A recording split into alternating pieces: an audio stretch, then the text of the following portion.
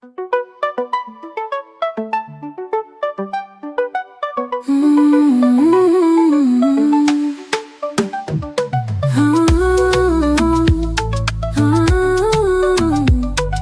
smooth and catchy. Oh na na, yeah. It done up in again now. Every man go get it on Natasha day for you.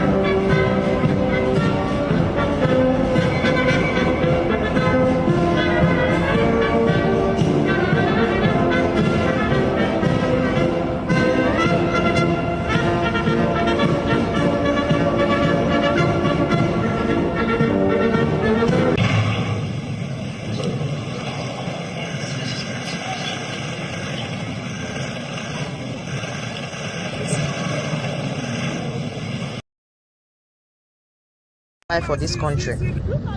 I came from Germany with my husband, a Ghanaian German, for the first time of him being in Nigeria. We went to village, we had some celebration. After everything, while going back to Lagos, we encountered some policemen. Those are policemen, right? Or are they army? No, they are policemen, right? Mopo men. Yeah. The car we are traveling back to Lagos with is a family car and filled with family members. These are not. This is not a passenger car. It's a family car filled. So they said they are doing search and stop and search rather. So when they stopped us, they asked us to open our luggages, of which we did. They searched everything. They searched our luggages thoroughly, and they did not find anything incriminating. Of course, we're not criminals. We're just normal human beings. While they were searching, they found his wallet. They opened it and found out that he's not from Nigeria. They saw this clothes I'm showing you here on the screen. They said it's an army uniform, but these are normal clothes we wear in Germany. And I did not know that he came back with this clothes. But when I found out that he came with the clothes, I told him that people are not allowed to wear this kind of clothes here in Nigeria, of which he did not also wear them. He obeyed what I told him. According to our standard here in Nigeria, ordinary civilians are not allowed to wear army uniforms, and he obeyed. He did not even wear them, not even once. And these policemen found this clothes in his luggages while they were searching, and then they found his wallet, opened it, found out that he's not a Nigerian. They asked him to follow them. They said he should be the only one that will follow them. Being that he's a foreigner, this is his first time to be in Nigeria, I declined. I said no, I must go with them. I don't want him to go with them alone. I said I will go with them. So they started making problem. It was a sunny day. The heat was too much, so he was sweating. He reached out to get a tissue to clean his sweat. My daughter gave him tissue to clean his sweat. While he was cleaning his sweat, a police officer came. 2 police officers came, held him by his neck, and one was forcing the tissue he was using to clean his sweat into his mouth. And he was shouting, he was swallowing drug, he's swallowing drug, he's swallowing drug. I was like, what is happening? Wait a minute, what is going on? What am I seeing? A man, they were interrogating him on a heat or on a sunny weather. He was sweating. He reached out for tissue to clean up his face. While cleaning up his face, 2 policemen held him by his neck, and one was forcing down the tissue he was using to clean his head, to clean his sweat, into his mouth by force, and he was shouting that he was trying to swallow a drug. Drug from where? They held him by his neck and was forcing down the tissue he was using to clean his sweat into his mouth by force, and shouting drug. He was swallowing drug. I mean, is this? And they inflicted a lot of injuries on him. Is this how Nigerian police behave? Why are they giving criminals gun to be guarding normal people who are not even criminals? How can criminals be guarding normal people? All the policemen on uniform here in Nigeria, they are all criminals. What is going on? What is happening in Nigeria? I don't get it. Yeah. Is this how these people behave? Yeah. I bet let me share this video. Very dark man, a Ghanaian who visited Nigeria for the first time. He was beaten up, interrogated. Look at his face. Look at his face. They held him by the neck. They nearly tied him. They nearly pied him. How can this man follow me to Nigeria again in his life? How can he be bold to be like, baby, I want to follow you to Nigeria to go and visit your people? Can he ever do it again? I bet no, I share this video. This is embarrassing. Work in South America for so many years, he will be looking out for the disenfranchised. He will be looking out for the poor. He will be looking out for those that don't have a voice. So I think he will follow in St. Francis. Pope Francis. I was going to say, how is he different from Pope Francis? Or will he be different? I don't know that you'll see a big difference. He met Pope Francis before he was Pope when he was in Argentina and my brother was in Peru. So that's how the connection began. I think they kind of believed in the same issues. So I don't know that there'll be much difference. He might prove me wrong, but I don't see there'll be much of a tradition breaking the tradition of Pope Francis. You attending and being part of the church community and that includes the south side of Chicago. How did that impact you guys? See, he wasn't around a whole lot because after 8th grade graduation, he went immediately to the seminary. So he was in Holland, Michigan at the Augustinian Seminary for 4 years. And then he went into Villanova University, which is an Augustinian university. So he wasn't home a lot. Summer vacations, he was home. Growing up as kids, I think we were just regular kids and didn't really think about that kind of stuff. The interesting thing, I don't know how many people find it interesting, but when he was in 1st grade, a woman across the street that we used to play with the kids and a woman down the street said he would be the first American Pope. In 1st grade, they said that. 1st grade? A random woman told him he would be the Pope? Well, they were neighbors. We knew them. But yes, he knew at that age he was going to be a priest.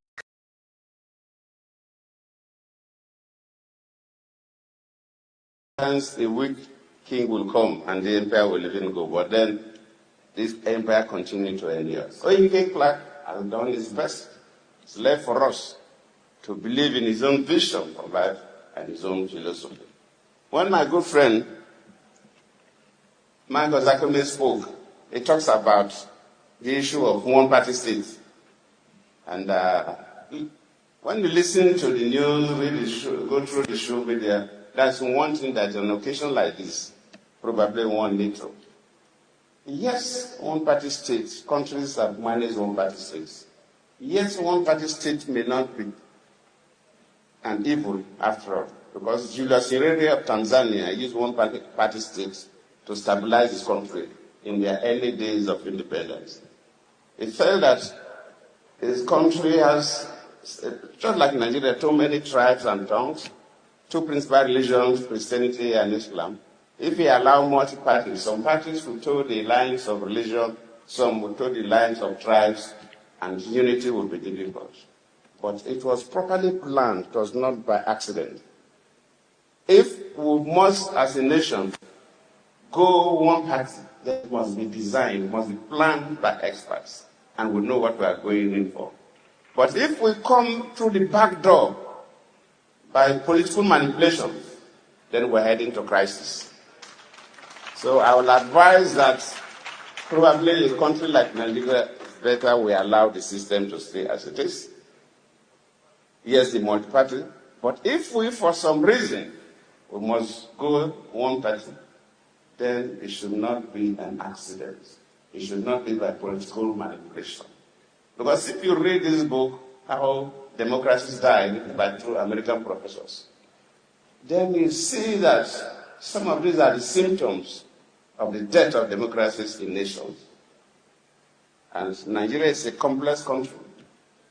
And I think it's better we manage the situation as it is, that manipulating the system in a way that would suffocate the country to death. I thank God.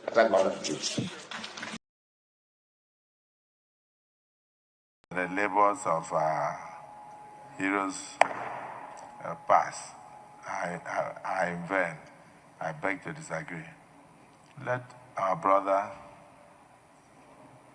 Peter Obi show leadership like Edwin Clark did by resolving first the crisis in the Labour Party. For a man who wants to run Nigeria, You have one of the smallest parties in Nigeria, and you cannot even resolve the crisis in that Labour Party. Is it the crisis of Boko Haram that you will come and resolve in Nigeria? I would like us to be known for what we did when we had the opportunities. As I speak now, I can tell you about the dualized thoroughfares in my state. I can tell about the flyovers in my state. I can tell about the best international hospital in my state. I can tell about the monuments of government houses that are built, both for the governor and deputy. I'm one of the best digitalized governor's office in Nigeria. I can tell you about the best international stadium in West Africa. I can tell you about the free and compulsory education that I did for all Nigerians. I can tell you about the unity I brought in religion by sponsoring over 5,800 Muslims to the Holy Land and over 12 to 15,000 Christians to Rome and to Jerusalem. But then, those who are aspiring as presidential candidates and trying to cause division with their mouths, using the social media, tell them to resolve the small crisis in the smallest party they have in Nigeria first, before they come to talk about the larger Nigeria. But for the social media, it is unregulated. I wish you luck as you have a field day. I'm saying this because this is what Edwin Clark would have advised if he were alive. So I've started to speak his voice. May his soul rest in perfect peace. And on that note, may we rise to observe 1 minute silence in honor of this icon.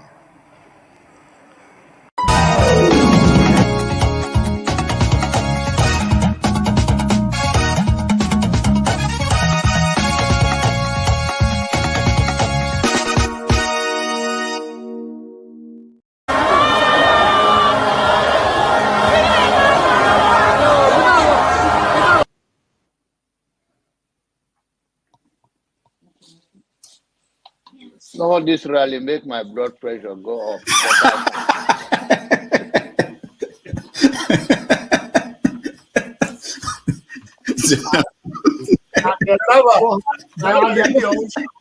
And the people who are asking a platform for him, who are supporting him. So you should get a filter sometimes, filter your thoughts before you say. I'll continue to take blood pressure medication. Why are you getting high blood pressure, Jonava? Now, I'm not taking medication for myself. I'm taking it for people like Paul and some of you guys that after the January, February something, and then people like Soludo, that is a good spoiler. I thank God for his life. He's working for my godfather. And I am ready to die defending Nigeria in whatever way. When it is God's time for us to go, it is and you not took my going time to God. You are ready to defend Nigeria. I gave you my time. No, I'm coming. Alexi, hold on. You already started. What I'm saying, defending Nigerians is this. I gave him my time and he's using it to defend me. No, sorry. I'm sorry. I have nothing new to say. People are hungry. Let them die. It's their fault. Yeah, I'm supporting Tinubu 100%. You're supporting Tinubu 100% to deal with Nigerians. Jeez. People like you. So that when next election comes, I will now see whether when people bring money, you will vote for them or you will do your conscience. This is not a joke. It's not a turn-by-turn thing here. I wouldn't be here.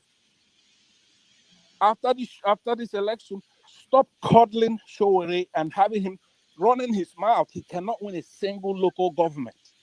So you are the one running your mouth. Like, stop, be respectful to Showore. Cast and be sorry to Showore. Are you mad? Are you alright? Mute that guy. Mute him. It's my turn. Are you mad? Mute that boy right now. Amore, hold on. Mute that son of a bitch. No. No. Pansa, no, you don't say. No, this is not good. You see, this what I think I've said, why do you people want me to be making commentary, editorial commentary on this? This is your chance to speak. but you guys are making me to make editorial commentary. Why do we think that, hold on, hold on. I'll call you when I'm done. Hold on, everybody, hold on. Why do all of us think that we are that important? Anybody, whoever you are. Why is this? Do you think this election will? I've seen the world. I don't know where you live. I don't know how you study history. I've seen the world. Nothing. This is not the end. This is not the end. We can't allow people to come here and talk this way. It's not good. You can make your point and quietly, and people will get your point. You understand? Nobody. No, not yet. I'm not finished. Maybe I'll start treating this as like a classroom. You know, I teach a class. Nobody can speak like this in my class. It's not possible. But I just know that I want to engage. I want people to have conversation. I want to make it free. I don't want to start putting people, banning people, stopping people from talking. I don't like that. You know. Don't forget, that state is now an oil producing state. So they now have derivation, if you are not aware. So if you want to speak for anybody, please do not defend a Kalata like a Yabelo. Please do not. Okay, let me respond to him 1 second. Do not defend a Kalata like a Yabelo. Do not. All right, thank you, Mohammed. The people of that state. Can I respond to him? No. Then go to hell. Rudolph, go to hell. All right.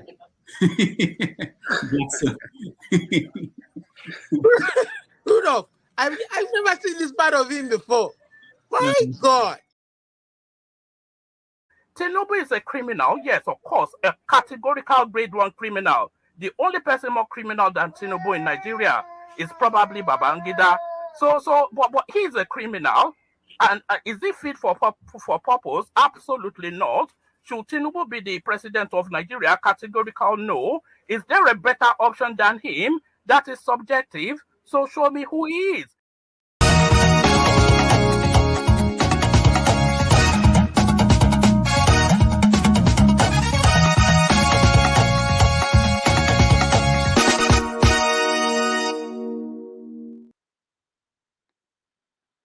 All right. Thank you so much for joining us today. Welcome to Have Your Say 247. My name is Rudolph Okonkwo. It's Saturday, May the 10th, 2025. As you all know, today is another Saturday. We want to give you the chance to be able to join us and discuss issues in the news. And there are so many. We have a new Pope in the Vatican. Tinubu just came back from a visit to Anambra State, and a lot of things happened there. Also, we heard from the Nigerian military that the people killing people in Benue and Plateau are foreigners. We're like, what? We didn't know that. So we're going to talk about all those things. And in America, of course, Trump is continuing his change of how things are done in America and beyond. So we're going to discuss that. When we discuss the issue of the new Pope, we're going to talk about what it meant for Africa, for the world, and what it also meant for Trump and Americans, since this is the first American Pope that we have. We are going to touch on the issue of the trial of Nnamdi Kanu still going on in Abuja. We're going to touch on the evidence presented in court this week. Also, we know that today the Russians are celebrating their victory in World War II. Amongst the leaders that were there, the Chinese leader and our guy from Burkina Faso, Captain Ibrahim Traore.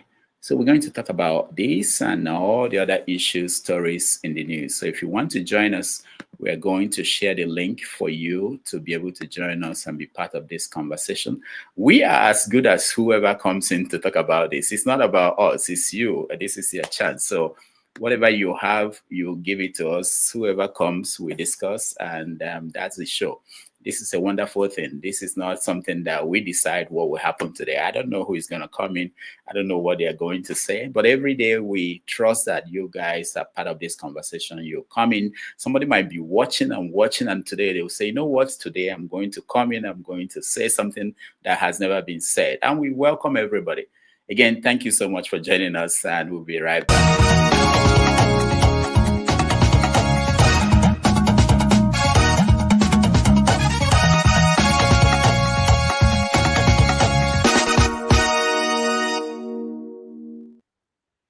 All right. Okay. So let me see people who are in the studio. If you want to join us, if you're in the studio and you want to join us, please turn on your camera. We don't typically bring in people whose cameras are off. So please turn on your camera. We will bring you in. I see a few people in the studio, but their cameras are not on or they are not in. All right. So how are you doing? The priest of peace. How are you? I can't hear you. Can you hear? Yeah, I'm doing very fine. Yes, yes. Okay, okay. Thank you so much for joining us. Yes. Today we're going to talk about the new Pope. I understand that you are a priest, but not of the Anglican Catholic faith. But maybe you can also weigh in on that. I see someone driving. We are not going to bring you in until you stop driving. So whenever you are ready, we can bring you in. All right. So let me. Is there any story? I mentioned a few things in the news. Is there anything you are watching that you think is important that we should consider? For me, I don't think there is anything new about the new Pope. The reason why I'm saying that I don't think there is anything new about it, we that are in this level, in the priesthood, both whether Anglican or Catholic, we have some historical informations. Maybe you can call it some prophecies that have been going on in the past. There is one that always stands out. It's called the man's name is called Corey. He's an American, and he predicted about this Pope that there was going to be an American Pope, and he is going to be the last Pope.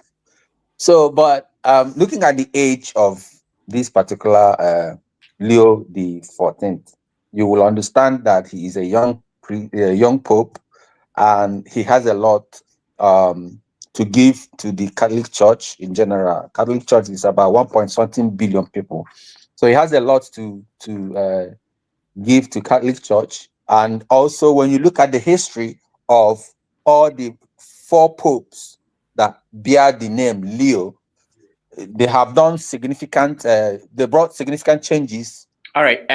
Sorry, the priest of peace. We have not started the conversation, so I want to reserve that. When we start the conversation, we can discuss it. All I wanted for now is if there is anything in the news that I did not mention that we needed to mention. One of them is National Assembly in Nigeria. They passed 4 tax reform bills. So if we have details of that, we can talk about it. Also, the presidential jet that Tinubu bought recently, it has been taken to South Africa for refitting and painting. Quite interesting to hear that. Labour Party is in crisis, is increasing with threats to expel, or they have already expelled Oti, the governor of Abia State, and other heavyweights in the party.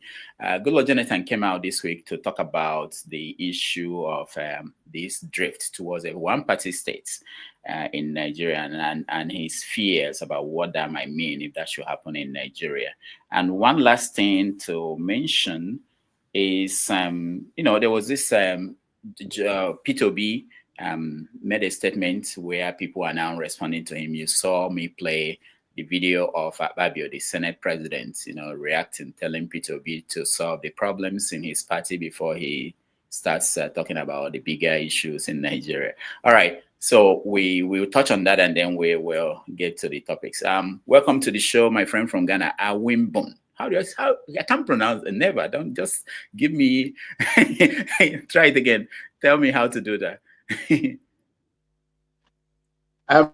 My name is Awin. You can call me Awin, or you call me Awimbun. Awimbun. Awin. Awimbun. Yes. Okay. Welcome to the show. Thank you so much, Doc. It's been a while. Yeah, the other day I was trying to come in. I was trying to come in, but the network didn't allow me to come in. Though. But all the same, I just, for most of the times we've been speaking about the issues of Nigeria, that if Nigeria get it right, the rest of the African country will follow suit. But it's like the big brother Nigeria is, failing in all ramifications. Is when you look at the politicians when they speak, when those that are benefiting from the corrupt system that is there will never tell you that Nigeria is not working. Nigeria is working for them, and you see they are grooming their children. If you what did Obi said that is not a fact of what is going on in Nigeria? What did he say there that is lies? You see, when people live in lies for a long time, people tend to believe that all lies are true. So that is exactly what is going on. These people doesn't even care to know what is really happening to an ordinary Nigerian. Obi came out, spoke the way he spoke.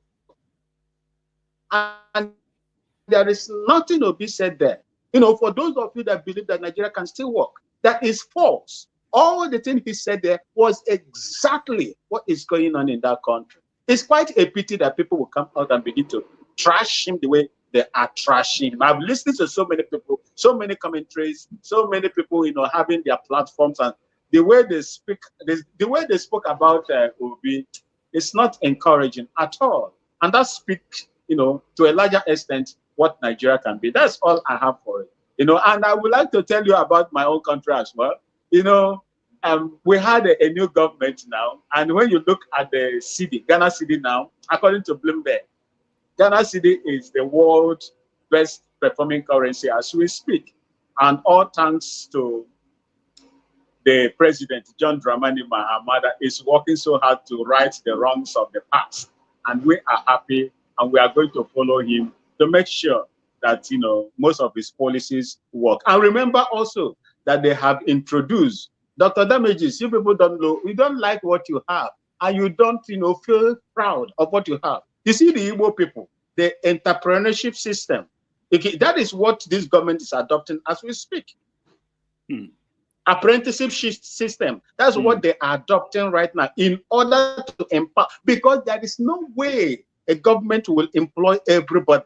Rather, they will put up an enabling environment, train them, and give them skills, and give them money. The same boy in Nigeria is what our government is adopting now in order to pull so many people out of poverty, line. So I'm so happy about it. So thank you so much for having me. That's all. Thank you. Hold on before you go, okay? Let me play this video from Ghana, and maybe you can give us a little more insight into what's going on here. You declare your assets or lose 3 months of salary or get sacked. Well, that's not a threat. It's exactly what's happening in Ghana right now. However, if by close of day Wednesday, 7th May 2025, any of you still fails to declare your assets, count yourself automatically dismissed. President John Mahama has started off his second coming with a hard reset on accountability, and it's already costing some of his own people 3 whole months of pay for failing to declare their assets on time. But it doesn't stop there. As of today, May 6, appointees who still haven't complied have less than 24 hours left, or they'll be dismissed completely. That's right, no declaration, no job. It's one of the boldest anti-corruption moves we've seen in recent years, and it's forcing a question the system isn't used to answering. Can political will actually change our governance culture? At the launch of this accountability directive, Mahama didn't just talk the talk. He gave back some of the cars he received as gifts, handing them over to the state. And now there's a strict rule. Any gift valued over 20,000 cedis must be declared. Let that sink in. That's not a lunch voucher. That's a sofa set, a trip abroad, even a new iPhone. So now every public official is being put on notice. The days of hiding behind gifts may be numbered. But here's the kicker. Should that threshold be even lower? Is this new policy bold enough? Or are there loopholes we're not seeing? Would this kind of accountability survive a full term? Drop your thoughts. All right. So how did this come about? You're muted. Dr. David, this is a very good thing, and we prayed for this for a long time, because if this did not come, most of the political groups, politicians that we have in Ghana will take us for a ride, and it has been happening before. So this man came out with a reset agenda, and he prepared a appoint. Remember, he is the appointer. He is the appointer. He has the power to disappoint as well.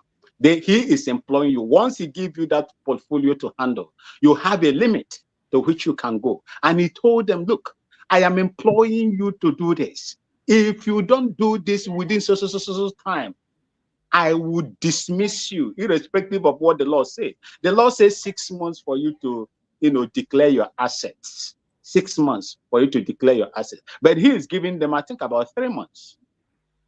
He said, I don't have time to waste. He giving them, and for those of them that did not fulfill it within that 3 months, he gave them, they lost their 3 or 4 months salary or so. And that 4 months or 3 or 4 months, 3 months salary will be, submitted. Yeah, 3 months will be submitted to what he called is Mahama Care. That is where the money is going to go to, Mahama Care. And if they refuse to submit, I think at the end of what he gave, they are forgotten the time he gave, he will automatically dismiss them. That is what he said. And he is going to, he just gave them some days of grace to prepare their, you see, these politicians, they have a way of trying to cover themselves and protect their selfish interests. Just imagine what could have happened. And someone, you are delaying, you want to acquire some other thing through illegal means or corrupt means to add it to this. He said, no, he cannot do that. And that is exactly how it is now. He came in the second time, just like Trump, in order to right the wrongs of the past. We've suffered so much. If you look at the inflation now, is dropping. The price of petrol is gone down. The CD now is appreciating, I think, about 5 point something or 7 point something% or thereabout. It's appreciating. You see, so even those that are exporting now are crying because we want it to fall. We want to, and that we hope that it is going to continue like that. Not, tomorrow we begin to see a different. That is where we are going to have problems. You know why these things are happening is that we hold our people accountable with our tongue. That is why we will tell you what to do. In fact, there are other cases that there are past, CEOs that are under prosecution, investigation, and prosecution as we speak. And we like that foundation because as they are doing it, any other government or party that takes up power tomorrow will subject them to what they are subjecting to these people. That is a very good precedent that this man is setting right now. It is going to right some of the wrong. It won't take out corruption completely, no, but it will definitely go a long way to reduce them. That is all I have to say on that side. Thank you. All right, thank you so much. We appreciate you. Mr. James, welcome to the show. Yeah, thank you. Can you please hear me? We can hear you. Good. So right now we are yet to start the conversation. I wanted to know if there's anything that you think there's is nothing. important. Just kindly allow me continue from where the last gentleman stopped. Okay. The Ghanaian president has taken very good, bold moves, but it is too early to start showering praises on him. If you consider what is happening in most African countries, they always start very well. I remember Babangida in Nigeria. They all started very, very well. And at the end of the day, it's always a different story. Now, if the law says that people are given 6 months to declare their assets, the president should not be a lawbreaker. He should give them 6 months. Those who made the law knew the reasons why they fixed 6 months. Reducing it to 3 months and seizing their salaries is high-handedness. This is how we pamper them. At the end of the day, They teach us lessons our children will here to remember. And the issue of taxing goods, gifts, is also very good. But he is not the originator. I remember during the days of Jerry Rawlings, there's what they call gift tax law. Anybody who gives you gifts, you have to declare the gift and pay some tax. There's a way they were doing it in those days. But however, it's an excellent move he has taken. But it is too early, just too early, to start showering praises on him. I'll be more interested in commenting on the Pope later on. All right, yeah, that will be our first topic when we get there. Pastor, welcome to the show. Yes, Dr. Rudolph, how are you? Good, good. Nice to see you. Good to see you too, and the rest of the panelists, Mr. James. So right now, what we're doing is, I mentioned a few topics. If there's anything that is big, important to you that you think we should be aware of, you can mention it now. Okay, what I think is big is that the country, like my brother from Ghana, / Abia stated, more eloquently than I will now, is that Nigeria is working for some people, and it's working very well for them. It's almost like they live in Switzerland. So we come here and we focus on the areas that are purposely made not to work, right? Our forebears have, those who were activists, they've been saying it from Fela all the way, coming all the way down to the present. So we have to refocus and try to take our country back, Rudolph. Every other thing you're going to talk about here today, trying to retell it. It's not working here. He's not doing this. He knows he's not doing that. What he's saying to you is, what are you going to do about it? Right? I don't think I have a very good connection. So I'm just going to make my statements and I'm going to be gone. What I'm saying is that what my brother from Ghana said is big. Nigeria's working for those who are in charge. Be it INEC, they deliberately stall everything, including Supreme Court rulings. They don't want to obey the Supreme Court rulings. They say on Labour Party or anything you see monetary or fiscal policy. Anything you think about, or let's even say security, electricity. They don't want it to work the way we are yapping about.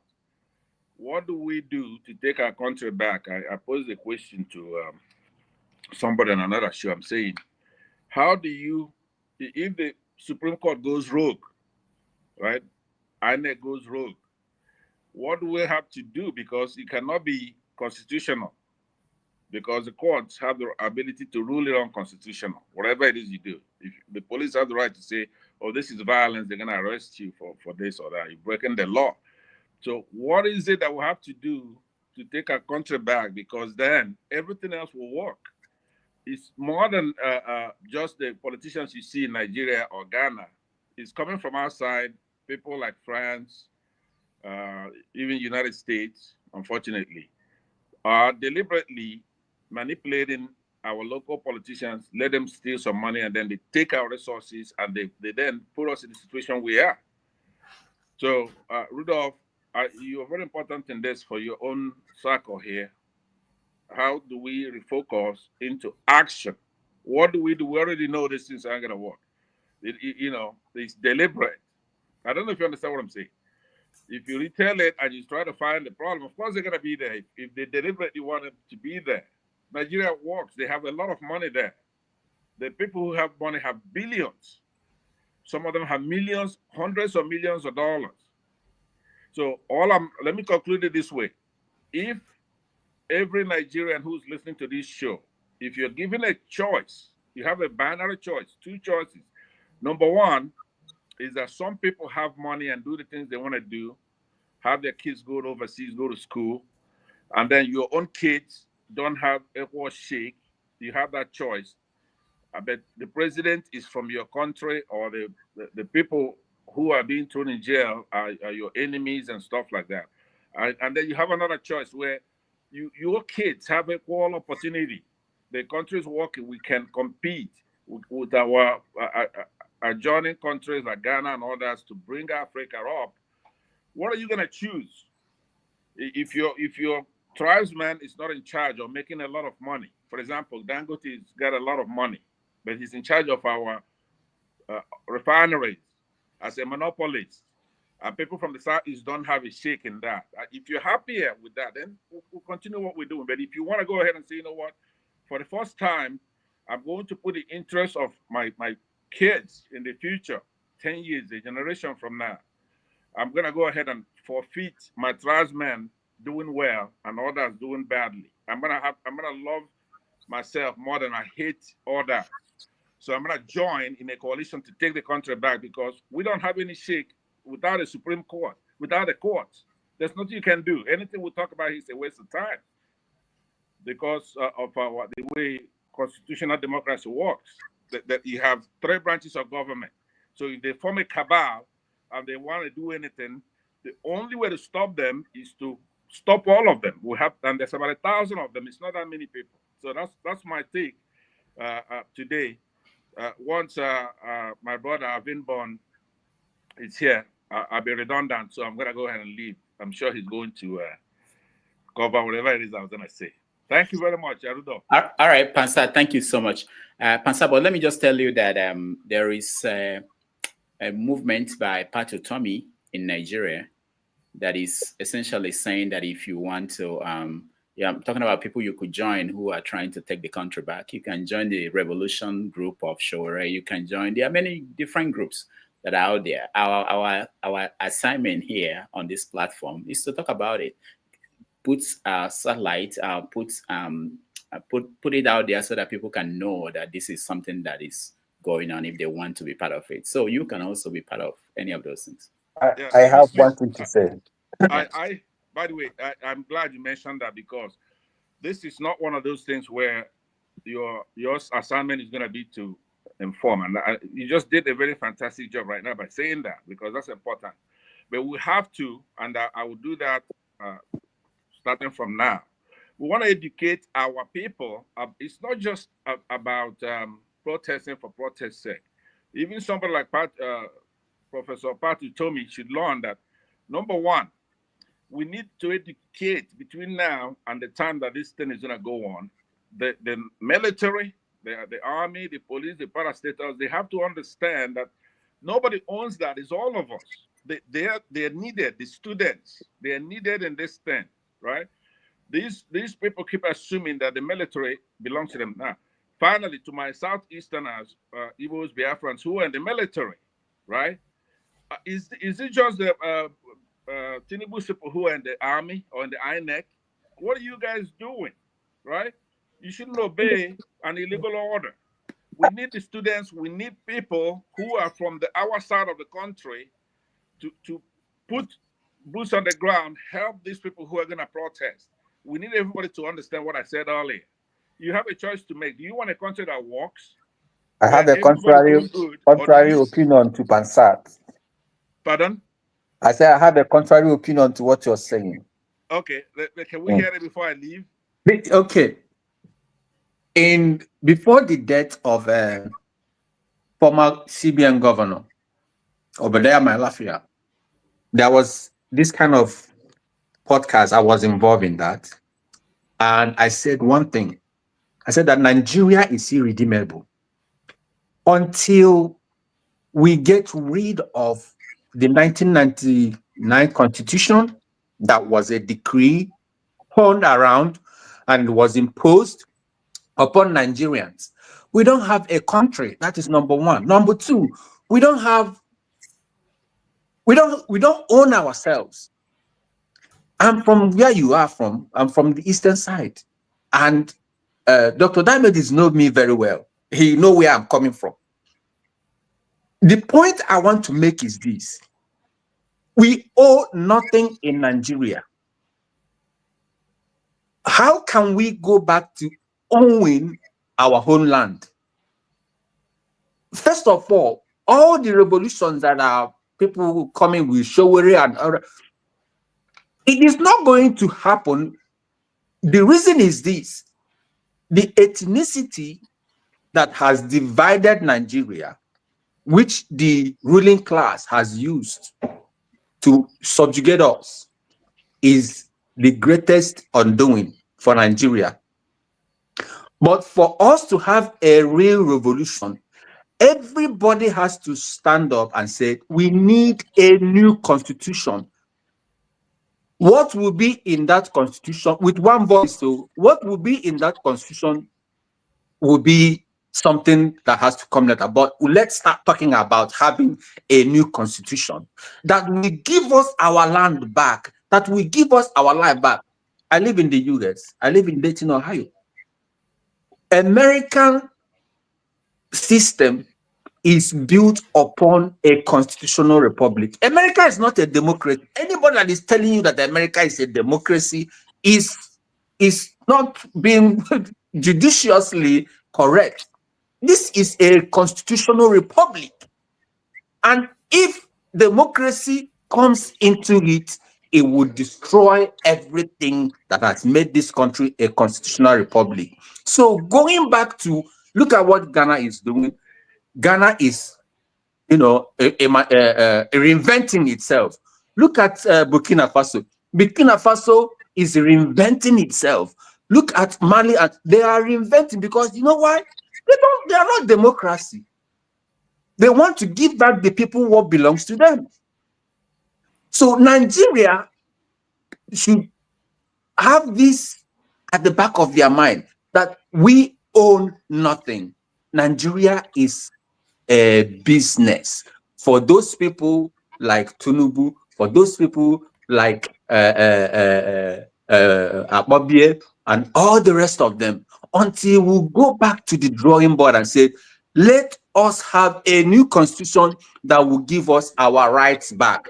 That is when we will begin to think about making Nigeria a Nigeria or doing something different. Apart from that, it is irredeemable. All right. Thank you, the priest of peace. Pansat, you want to respond? Yes, please. Now, okay. Rudolph, I really like what you did right there. That's the way it's supposed to be done.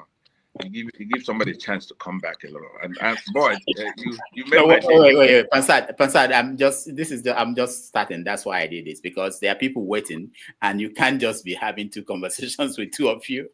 Okay, yeah. But we're covering a lot now. My brother, the priest, see, that is one misnomer I want to disabuse you of right now. We do have a country, right? Fantastic country, beautiful country, Nigeria, right? They want to make us believe that we don't have a country. We have a country, and we have a country that's easy to solve because already we're blessed with a lot of resources, both human and natural resources, right? So what we've let outsiders come and neo-colonize us again, where we have a bunch of idiots like Akpabio, for example. I mean, I'm looking at Akpabio, right? Wike, people like this. That's what our problem is? Wike, Akpabio. So we have a fantastic country. I want you to know that today. Be positive about it. We're gonna take our country back. It takes time. For every country, even the ones you love, like the United States, where I am here. Pansat. Yes, sir. Yes, Pansat, if you allow me to just come in here, just 2 seconds. See, there is something that is empowering these people that you are mentioning to do what they do. Something is empowering them.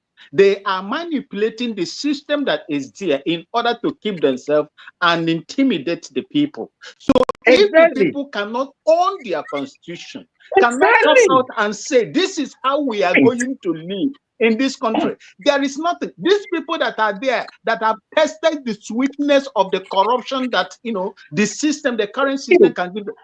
It was we, the army, that gave the 1999 constitution. It is not the people's constitution. And that is the foundation on which these people are standing upon to unleash this mayhem on the people of Nigeria. That's what my brother is saying there. Thank you so much. Exactly. Yeah, let me conclude. Please, those who are about to speak after me, I'm sorry that it went off a little bit. But let me say to you, who do you think is been in charge? It's always been the army. Still the army in charge today, right? Everything is authoritarian in Nigeria. You can't even have somebody speak. For example, VDM and all those. When they speak, they come and get arrested. Showing it. Who do you think is doing that? It's the army. That's what I'm saying. Tinubu is a geriatric. I mean, he's an old man, corrupt.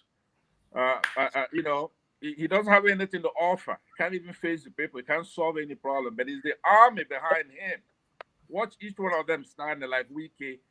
You're gonna see. You just take a gander behind one or two people. You're gonna see the army there, dressed up, and there's a bunch of them outside. A bunch of the army. It's the military that's been in charge. There's nothing the military can do. A lot of debates have been settled. Number one thing that is settled is between the military government and the democratic government. Which one is better? It's the democratic government, right? That's been settled. The civilians should be in charge. But what we've been practicing in Nigeria is quasi-democracy. We don't have where the branches of government have an adversarial relationship, whereby the National Assembly is checking the executive. You don't have where the courts are checking the National Assembly and the executive. You have to have that in a democracy. So what they've done is to form a cabal where the executive can go to the National Assembly and sing on your mandate, we shall stand, stuff like that. So what we need to do, like I keep saying, somebody like me, I made my position clear, but I don't think a lot of Nigerians agree with that. So I've abandoned it for about a year now. What I was thinking is that we should go to war, okay? But a lot of people disagree with me. Rudolph doesn't like that on his show. So now let's do it your way, okay? So these people want to go out there and protest. So now let's make a more formidable protest. Nobody should come out saying, let me conclude with this. This is going to be a non-violent protest. Let them say that, but we shouldn't say that. We don't know what's going to happen out there. Why should we foreclose? If it's not going to be a peaceful protest, then it's not going to be a peaceful protest. It's up to them. So it's a misnomer to say you're going to do a peaceful protest. Now, this is to my friend, Professor Utomi. Don't go say you're going to do a peaceful protest. It's up to the military and the Nigerian government, because the people who march, they're not armed. They can't determine if it's going to be peaceful or not. It's up to them if it's going to be a peaceful protest, right? So let them go there, right? If they're serious, let them go there with millions of people. Not show where everybody should put their heads together. Nobody has all the answers. Show where it doesn't have all the answers. Mr. Patrick told me doesn't have all the answers. But if they go in the numbers they're talking about, we should go there to chase people like Ababio away. Right? So talking about constitution. Do you know what it takes to get a constitution? We'll find a way from that. If they want us to live in a state of nature without a constitution, then let's start from there first. We don't have to have a constitution. But we cannot, like what my brother from Ghana said earlier, finally, this time is final, right? What you said is that Nigeria is working for some people, so we want to make sure it doesn't work for them either. Unless it works for all of us, the protest is to go and make sure Nigeria doesn't work for them, unless it's going to work for all of us. As far as a beautiful country, we have the best country in the world, Nigeria, and we're going to keep it. Make no mistake about it. We may not be able to do this year. Eventually, who's going to win? It's already been settled that the people are sovereign. The people will always win. It's just a time and space, right? So with that, I yield. Thank you very much. All right. Thank you, Pansat. I'm seeing a transformation of Pansat. Maybe something happened. We will find out when next you come back. Thank you so much. I give you all the credit. I'm amazed. I think we accomplished something. We can close the show today and come back next week. All right, KJ, welcome to the show. Thank you so much, Dr. Damages. And I must say your show is getting traction. I don't know whether for the positive or the negative, but we will see when you go to Nigeria and come back.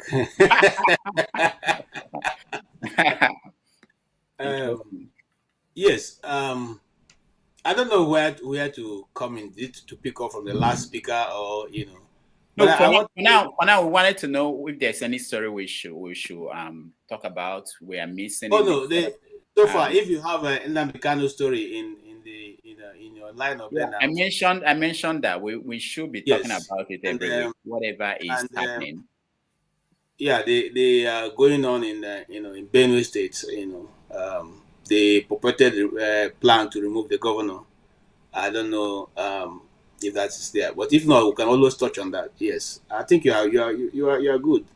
But if you allow me, just make 2 or 3 sentences from what Bansa has said. You see, sometimes when he says these things, it make it look as if the majority of Nigerians can do much. We forget the armed forces of Nigeria is an occupier government. It's an occupier force. It is not built to protect Nigerians. It is built to protect the people in power. Same with the police.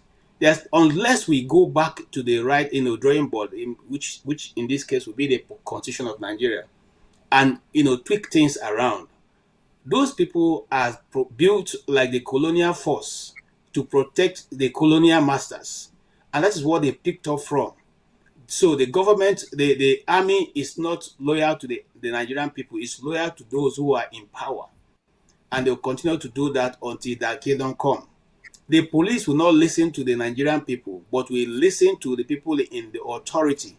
And the people in authority have now become masters. The Nigerian people have become the enslaved, the enclave that have been taken over by this ruling class. Until we realize that we don't have to go out to dance traditional dances for the people who are in government.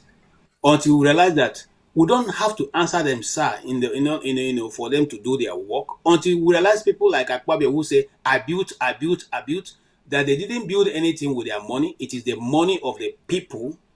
Until people come to that realization, my brother, the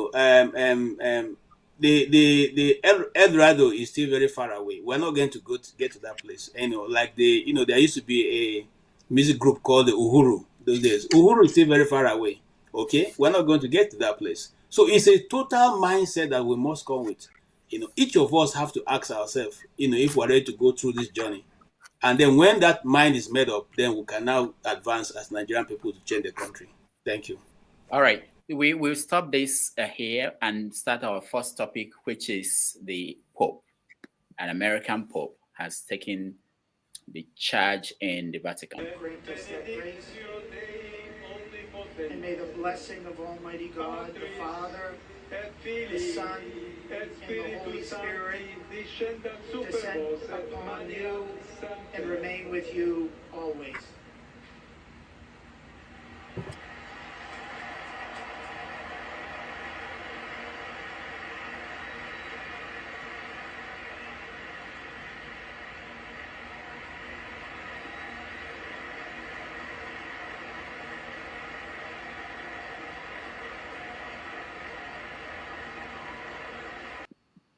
All right, so that's the man, Pope Leo XIV. A lot of things have been coming out since his announcement as the new Pope. He has roots in New Orleans, in Peru, in Haiti. He's actually not just an American. He hasn't lived in America for so long. And he decided to speak Latin and Spanish on the first day. On the second day, he had a service where he spoke in English. So it's been quite interesting. They've been interviewing the siblings. There was an interview of the brother. That's something that the brother said that was interesting. I want to play it again for those who just joined us. Let's see. In missionary work in South America for so many years, he will be looking out for the disenfranchised. He will be looking out for the poor. He will be looking out for those that don't have a voice. So I think he will follow in St. Francis. Pope Francis. I was going to say, how is he different from Pope Francis? Or will he be different? I don't know that you'll see a big difference. He met Pope Francis before he was Pope when he was in Argentina and my brother was in Peru. So that's how the connection began. I think they kind of believed in the same issues. So I don't know that there'll be much difference. He might prove me wrong, but I don't see there'll be much of a tradition breaking the tradition of Pope Francis. You attending and being part of the church community that includes the south side of Chicago. How did that impact you guys? See, he wasn't around a whole lot because after 8th grade graduation, he went immediately to the seminary. So he was in Holland, Michigan at the Augustinian Seminary for 4 years. And then he went into Villanova University, which is an Augustinian university. So he wasn't home a lot. summer vacations, he was home. Growing up as kids, I think we were just regular kids and didn't really think about that kind of stuff.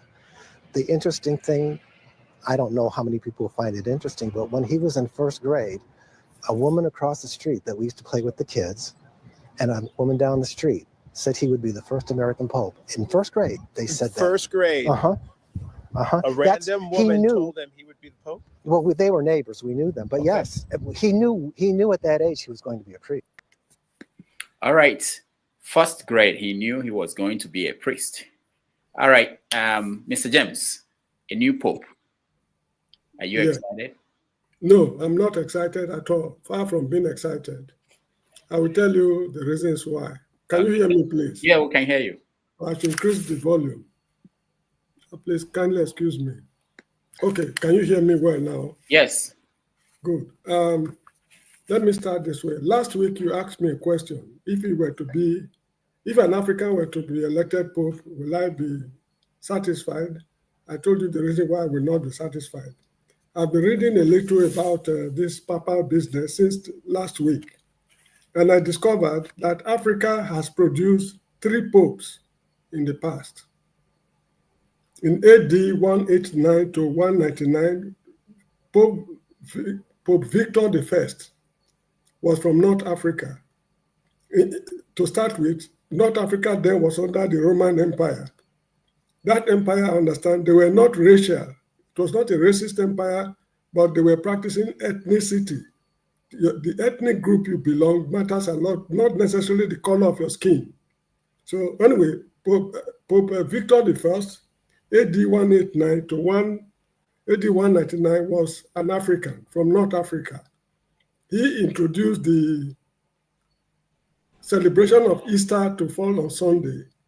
In the past, the Christians there were celebrating Easter with the feast of Passover of the Jews.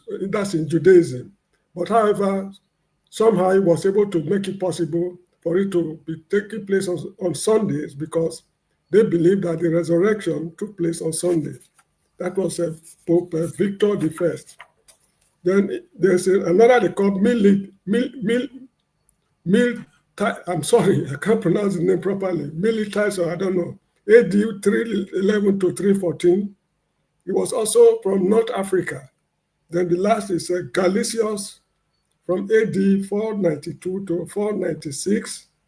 He introduced this Valentine's Day we celebrate today into the Christian ways of doing things. So Africa has produced 3 popes. South America has produced 1. North America produced 1. Asia has produced none. So we should be patient. We produce more popes than other regions with the exception of Europe. Anyway, that is that. I am not happy with the election of the new Pope because I remember I sent you a book. I said you should forward it to KJ. I do not know if you remember to do that. I don't remember. Maybe you just remind me. I will check. Yeah, it's been a while. Okay, KJ, please kindly let me have your number again. I will send it to you. Should you forget? Now, In God's Name is the title of the book. When Pope John Paul I was elected, he served for only a few days before he died. Let me say he died. For those few days he occupied the position, he had the intention of reforming the church because, frankly speaking, I don't mean to insult the Catholics. This is my personal opinion. Every man is entitled to his opinion, no matter how erroneous or true it is. The Catholic Church is a rotten church. It is rotten to the core. And I will not be wrong to say that it is beyond redemption. He discovered that there were a lot of Freemasons in the Catholic Church. So his intention was to wipe the whole of them out. And these Freemasons were so powerful that they had to, check his excesses as quickly as possible. One of them happened to be a cardinal called John Cody of Chicago. And the fact that this present Pope is from Chicago is something people should keep an eye on carefully.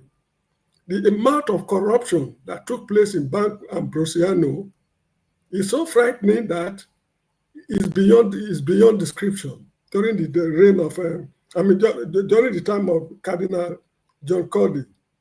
Now, they were also investing, that's the Roman Catholic Church. They're against what they call abortion. But it's laughable that they were investing in the production of condoms and oral contraceptives. While in the pulpit, they would discourage people from for practicing family control, whereas behind the scene, they are making millions, in fact, billions of dollars from the sale of contraceptives. To me, it is very contradictory. Now, in the book, I think page 104, the author asked some questions. Is it right for the Vatican to operate in markets like a speculator? Is it right for the Vatican to have a bank whose operation help the illegal transfer of capital from Italy to other countries? Is it right for the bank to assist Italians in evading tax? These were things happening during the days of Pope, what's it called? Pope John Paul I. Now, I remember when I was in the primary school, we were forced to recite certain Catholic slogans like Hail Mary, full of grace, the Lord is with thee. Blessed art thou among women, and blessed is the fruit of the womb, Jesus. Holy Mary, Mother of God, pray for us now. And on the hour of our death also, amen. Something like that. The modern Catholic Church is not run by Hail Mary. It is run by money. In fairness to them, they've been embarking on a lot of programs, helping people who are suffering from famine, building schools, and hospitals, and what have you. But the amount of money these people are getting behind the scene from their dirty deals and the amount of money they are spending on charity, they are worlds apart. So where do we stand? What is the purpose of the church? This church is a very special church because of all the religious organizations in the world. It is only the Roman Catholic whose headquarters is a sovereign state.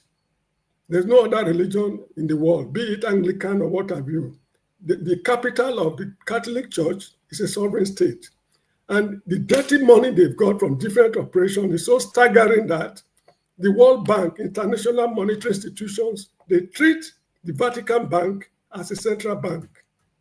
The Vatican Bank is the only bank that is not owing anybody anywhere in the world or any institution. They are bastardly rich to the extent that money is not their problem. And it will also interest you to know that when the war was going on in Argentina during the days of Margaret Thatcher, they procured weapons for the people of Argentina to fight Britain. These are people preaching peace to you and me, peace unto all men and what have you. Behind the scene, it was a very different matter. Now, in the book also, I think page 111, when the Italians invaded Abyssinia, that's Ethiopia, in 1935, the weapons were procured by the Catholic Church. And Abyssinia, that's Ethiopia, happened to be the only African country that was able to withstand colonialism. All the others fell. This same Catholic Church assisted the Italian government tremendously to fight innocent Africans in Abyssinia. Now, this issue of Freemasons, they have not repented because Pope John Paul I died because of the reforms he was introducing. On the 27th of November 1983, if I still remember, 1983, yes, it was revoked. Any Catholic priest cannot become a Freemason member. It has serious implications. So as far as I'm concerned, it's not yet to Huru.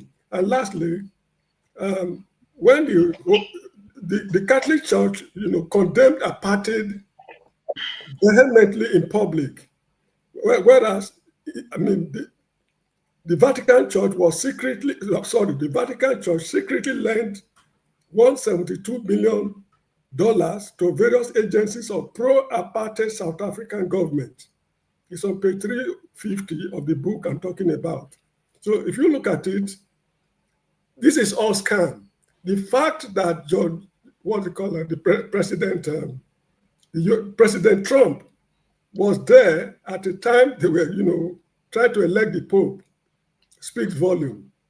And not only that, in fact, it's quite a lot. The most important thing is that I want people to read the book. Now, some people might argue that it is the opinion of an author, but that is not exactly the case, because all the cardinals, the bishops, and the priests they mentioned in the book, most of their photographs were in the appendix of the book. I went to Google to check the authenticity of what this man was talking about. The photographs I saw on Google tallied with the ones this man used in publishing his book. The man, said that should anybody fault what he's saying in the book and is able to prove it, he will donate the royalties from the book to cancer research. Up till now, nobody has been able to take David Yallop to task. So look, we are Africans. The white man's religion should belong to the white man. We have our own religion. If you wish not to worship the African way, you have the option to be neutral. This idea of saying I'm holier than the Pope, I'm more Catholic than, it doesn't make sense to me, because this is all scam. All right, thank you. So that anybody who needs the book, please should contact Dr. Damages. I will send him the book again. Even the listeners at home, if you have cause to be interested in reading the book, I will send it to him again to enable you read it from page to page, cover to cover, and you will learn quite a lot. It's an eye-opener. It's a very nasty book, but well-written, a well-written, nasty book. Thank you very much. All right. Thank you, Mr. James, resident historian. KJ, before I come to you, I think Wimbon wants to say something. All right, go ahead. You're frozen. All right, okay, he can't hear me. Let me bring back KJ. KJ, go ahead.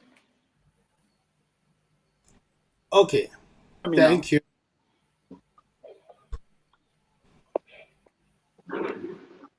What's up?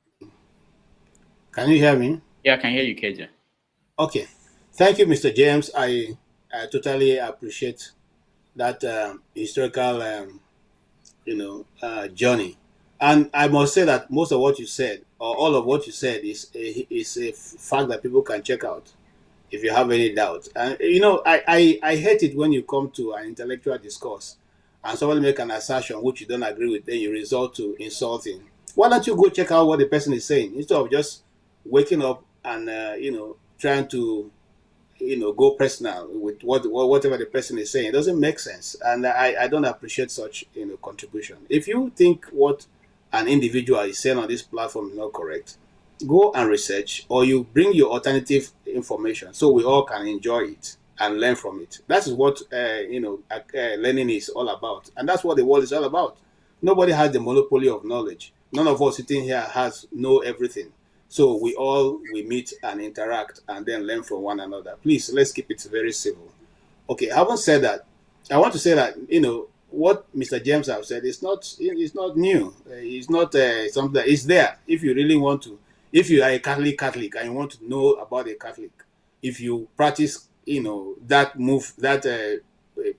religion like I did, you must have come across majority of what he has said. And I'm not going to use today to go down that road, but I would rather want to say congratulations to President Trump, our president, who was able to make it. In fact, he first showed us the hand that was coming by his, making fun of wearing the cap, the cap of the Pope, and so he saw maybe he knew that the Pope was coming, the papacy was coming to America, so he said to depict it in a very funny way. However, having said that, I think one of the things that I went to search for, when the Pope was pronounced, was what is his view on the current world issues. And I think, what he holds on the current world issues are a bit concerning.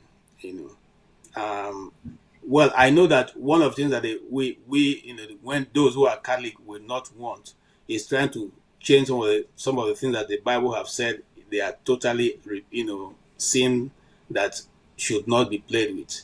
And what the world is trying to do now is, in fact, right now you can even get some Bibles that will edit some of those things.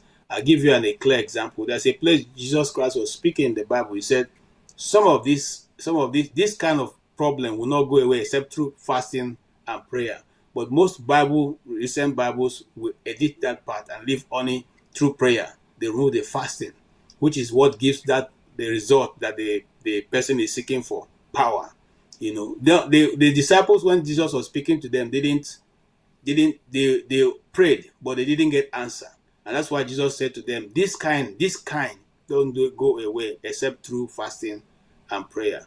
Majority of the Bibles we have now are Bibles that are trying to, told to the new world order, which is not what, the Bible is all about. And so this Pope has that tendency to resort to certain practice that the Catholics practice, and which is in line with the Bible. But also some of the things that are going on in certain countries, which he doesn't accept, which is like immigration and all that. Now, what do I have a problem with immigration? No. I have immigration when I have a problem with immigration when a practicing Muslim who is adamant, how do you say, a concrete Muslim who feels that he is being oppressed in his country, that is a Muslim country, runs to a Christian nation and wants to infuse Sharia into those governments of those nations, or want to take over those nations.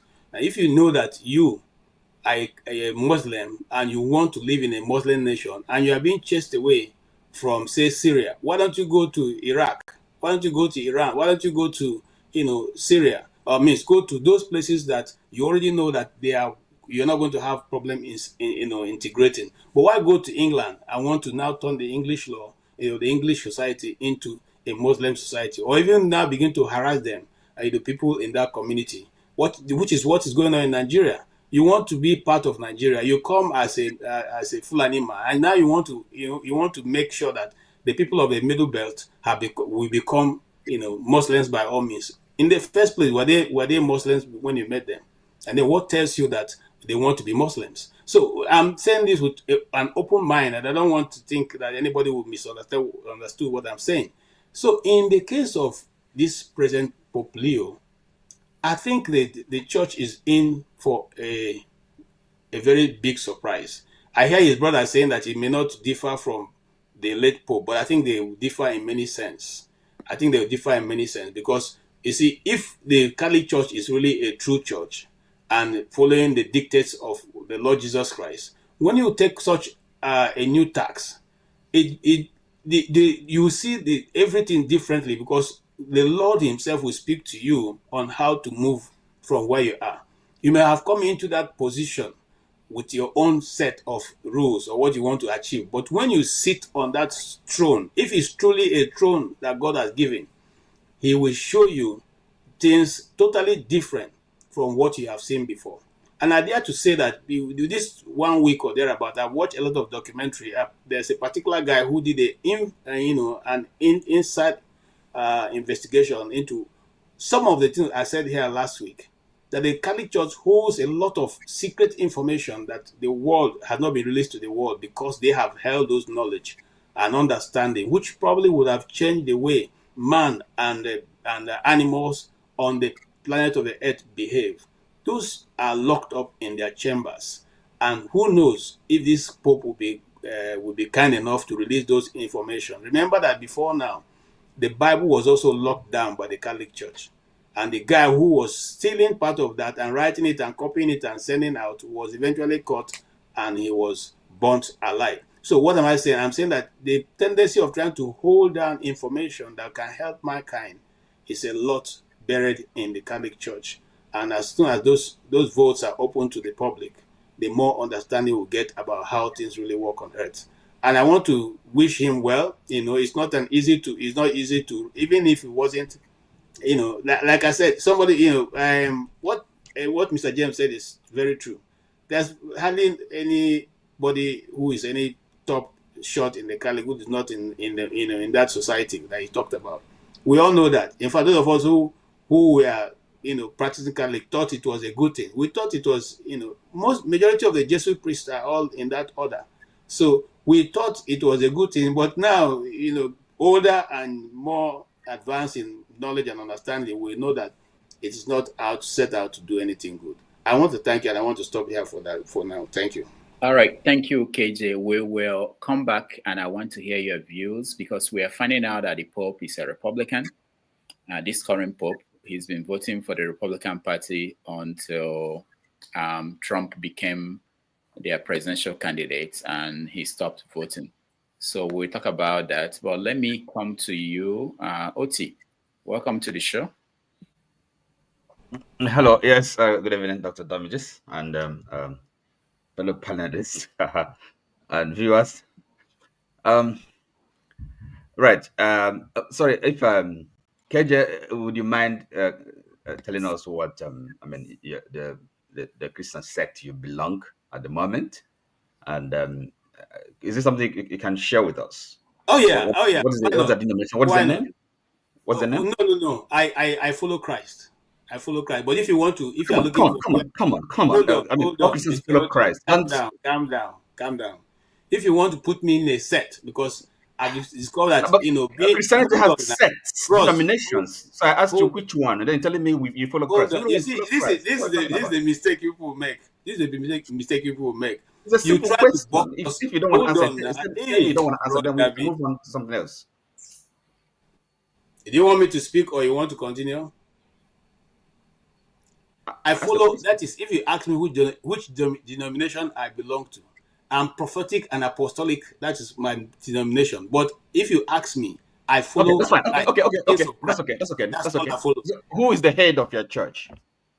The head of my church is Christ. Nobody else heads it. On earthly, somebody that is in charge. No. We don't have any particular head. Then forget it. Okay, it's okay. Yes. Then you're not. We don't have a particular head. It's okay. Then leave it. So, right. Mr. James says that there's scam. I don't know what is a scam. Is it the Vatican as an institution, or the papacy? The Vatican, of course, is a place. Papacy is like an institution. The church is also an institution. Have a global church all over the world. There's a Catholic church in my village. So when you say the whole thing is a scam, what is a scam? Really, it's now in God's name, David Yalop's. I read that book so many years ago. I don't even know where my copy is, because I just read it. One of those things. Yes, he talked about the main allegation there, because it's an allegation, right? So it's not as if anybody was brought before a court and the court found a person guilty. The allegation was that Pope John Paul I was murdered, because he was intent on bringing radical changes to the church. I don't know, and none of us, nobody cannot tell, So did you bother to investigate what he said? Did I bother to investigate? Yes. No, I'm not an investigator. So anyway, so I said somebody wrote a book, okay? And I whether what he was saying, whether everything factual or not, everything cannot be factual. I'm not to debunk it as all rubbish or founded and a scam. I don't see it as that way. No, but anyway, so he wrote a book, and Vatican Bank and all that, institutional corruption, financial dealings. Well, yes. So all that to you guys, is that what lead you to the conclusion that the whole thing is a scam? The church is a human institution. We have to understand that and appreciate that as well. And these are things, done by people, by human beings.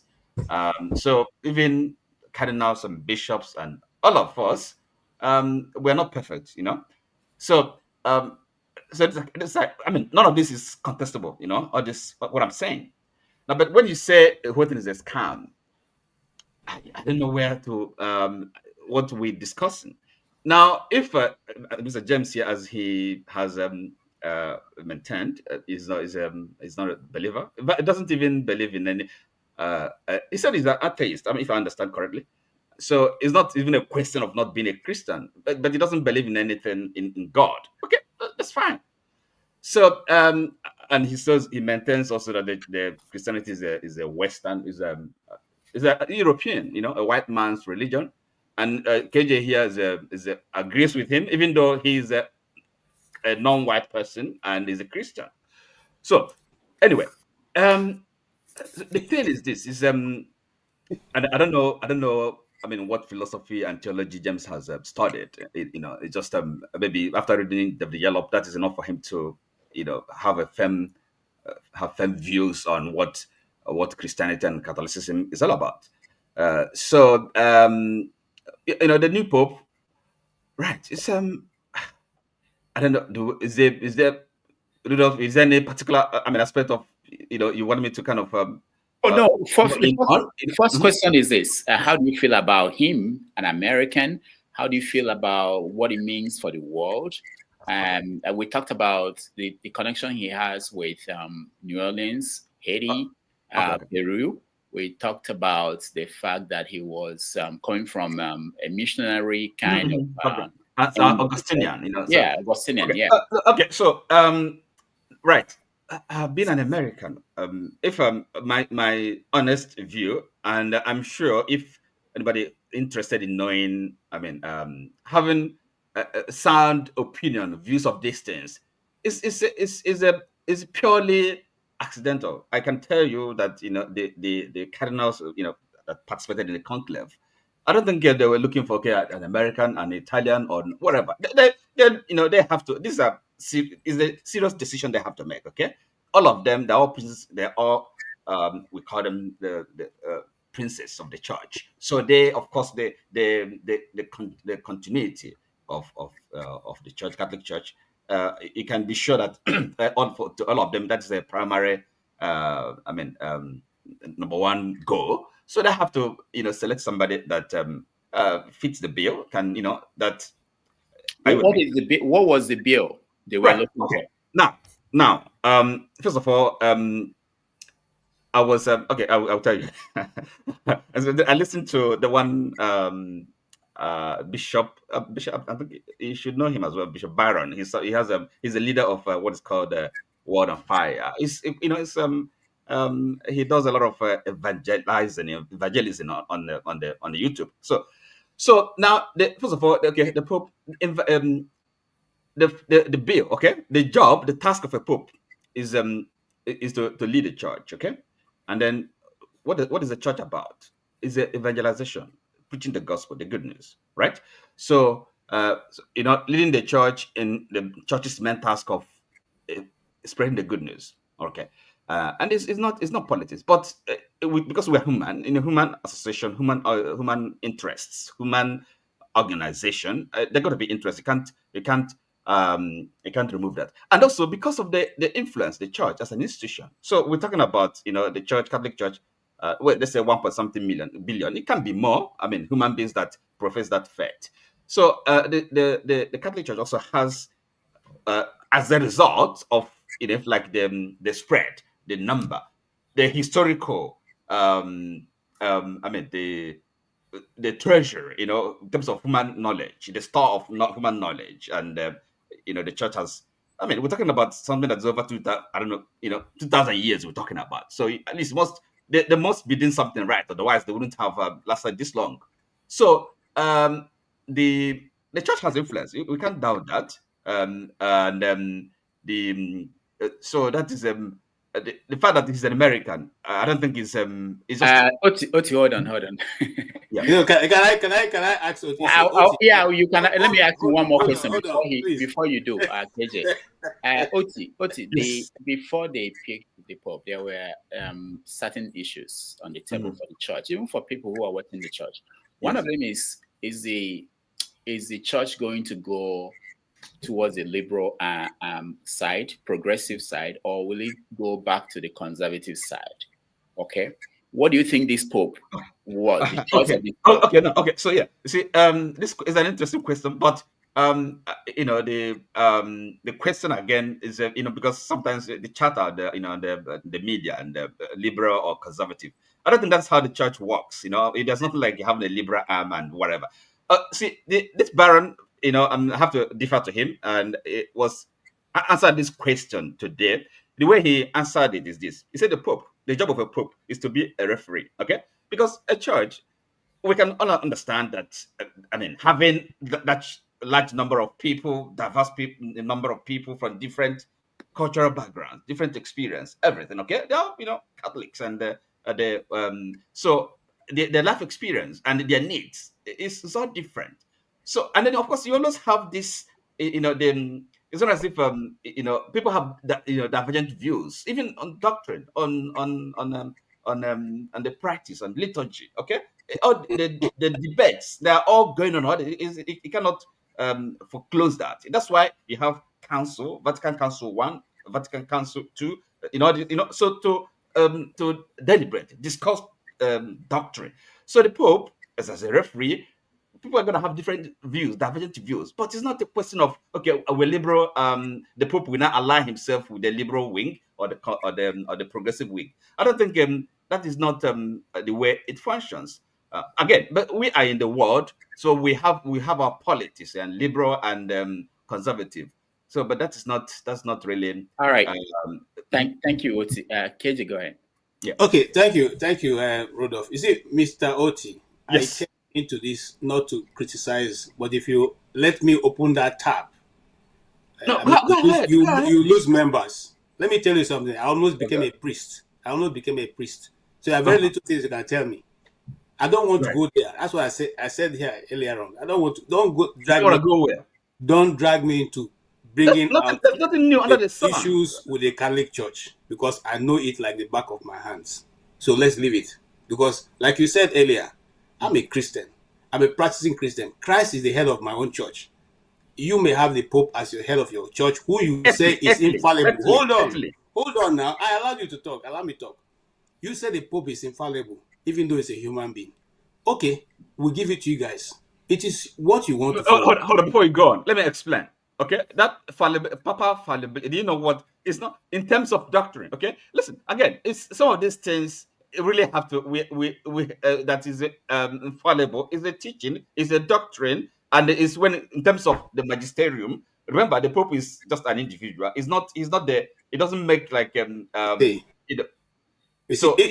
as you speak longer, you even make me begin to. Scriptures just jump into my head. Okay. The Bible says that because of your tradition, you have made the word of God what?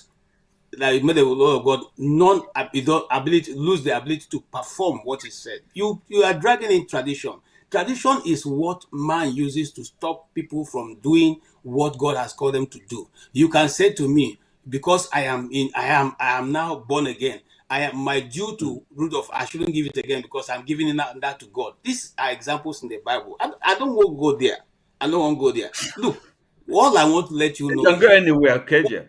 No. There's no need. You see, because the Bible says when they are not gathering together, you are scattering. So once you are scattering, it means you are not for Christ. I'm not here to scatter. I'm here to try as much as possible, put our thoughts together of what Rudolph have asked. The new Pope, is he going to be progressive? Is he going to go with the culture of now, or is he going to rely on what the Lord Jesus Christ gave us as a scriptural basis of doing things? That is what the question is. Okay. So ask him that question. Okay, now that's what he's asking you. Let me answer it this way. There's nothing like the Pope going progressive or being traditional. Okay, teachings can evolve, right? People debate, discuss, better understanding. Okay. But it's not okay because we want to be progressive. And sometimes what people say is globalist. Oh, this is a nonsense. Labels. It doesn't mean anything. Maybe global church. No. What progressive, for example, some of these teachings, say for example on abortion, these things, there's a theology behind it, sound theology. Are you with me? Which of course the theologians, they can defend, if even when challenged by, non-believing, if like, theologians or atheists, people that understand these things, So it's not being progressive. Read theology. Read them. For example, Ratzinger, the Pope Benedict XVI, he wrote about 3 volumes on Jesus Christ. So if you really want to understand, with the person of Jesus Christ, who is he, what, you can read that book, you spend time read it and understand it, the theology and everything about it, before you start having an opinion or say something is a scam or they don't know what they're doing. And that Africans, the bishops and cardinals that are part of this, they don't, somehow they have been scammed. They're foolish and they're stupid. I mean, there was some of us and the kind of opinions we express or say things or maintain positions we cannot defend. It's just it's mind-boggling. That's all right. That's all I can say. Thank you. I will give James an opportunity to respond if he has anything to say. James. Yeah, I think I stand by what I've said. It's a scam because they asked somebody in the book something about the role of women in the Catholic Church. His response was, during the Last Supper, the Virgin Mary, that's the Mother of God, was not invited to partake in the meal. That something like that is where discrimination started. Now, women have no role as such to play when it comes to key issues. During the conclave, I doubt if there was any woman there. Secondly, the conclave is a secret affair. Remember that the Vatican is a sovereign state. The conclave is an election. It's just like we electing Bola Tinubu as president of the Republic, and we cast our votes in deep secret. We don't want anybody to know anything about it. And inside the St. Peter's Basilica, there is a library there that is a warehouse of knowledge, which is under very tight lock and keys. For you to gain access to that library, it is easier for a camel to go through the eye of a needle than for you to even see, let alone using the materials in the library. If they have nothing to hide, there's no need for those secret things they are doing. I remember when I was in school, our chemistry teacher told us that if you mix oxygen with nitrogen, the substance you get is water. Yeah, oxygen and nitrogen. He said the substance you get is water. These are two different things producing one thing. When you look at the corruption, sexual immorality, production of firearms, sales of condom, world-class fraud in Banco do Ambrosiano and Vatican Bank, sponsoring wars in Argentina, supporting apartheid South Africa, playing double games in in Palestine, Italian invasion of Abyssinia in 1935. The weapons was procured by the Vatican. When you mix all these things together, what comes out of it? Just like mixing oxygen with hydrogen, what comes out of it is scam.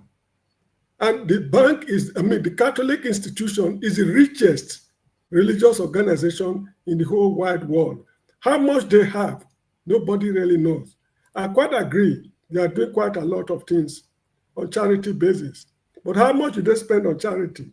And how much do they collect from their illegal, dirty deals? Nobody knows. And when among themselves, they want to expose what is going on, as a matter of principle, one or two of them might not agree. They subject them to horrendous conditions. They transfer them to obscure places to keep them out of the scheme of things. The Catholic Church is a scam.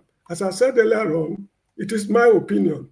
Every man is entitled to his opinion, no matter how erroneous or genuine the opinion is. That is my opinion. I'm not imposing it on anybody. The Catholic Church is a world-class scam that man invented. All right, thank you, Mr. James. Let me just point out before we move away from this topic, one of the closest advisors to Donald Trump, Laura, came out after they found out who the new Pope is to say that he is anti-Trump, anti-MAGA, pro-open borders, and a total Marxist like Pope Francis. So he's not getting good reviews within the Republican Party here. And they dug up his voting records because he was voting in America until Trump became the candidate. He voted in Republican primaries, but stopped voting when Trump won. All right.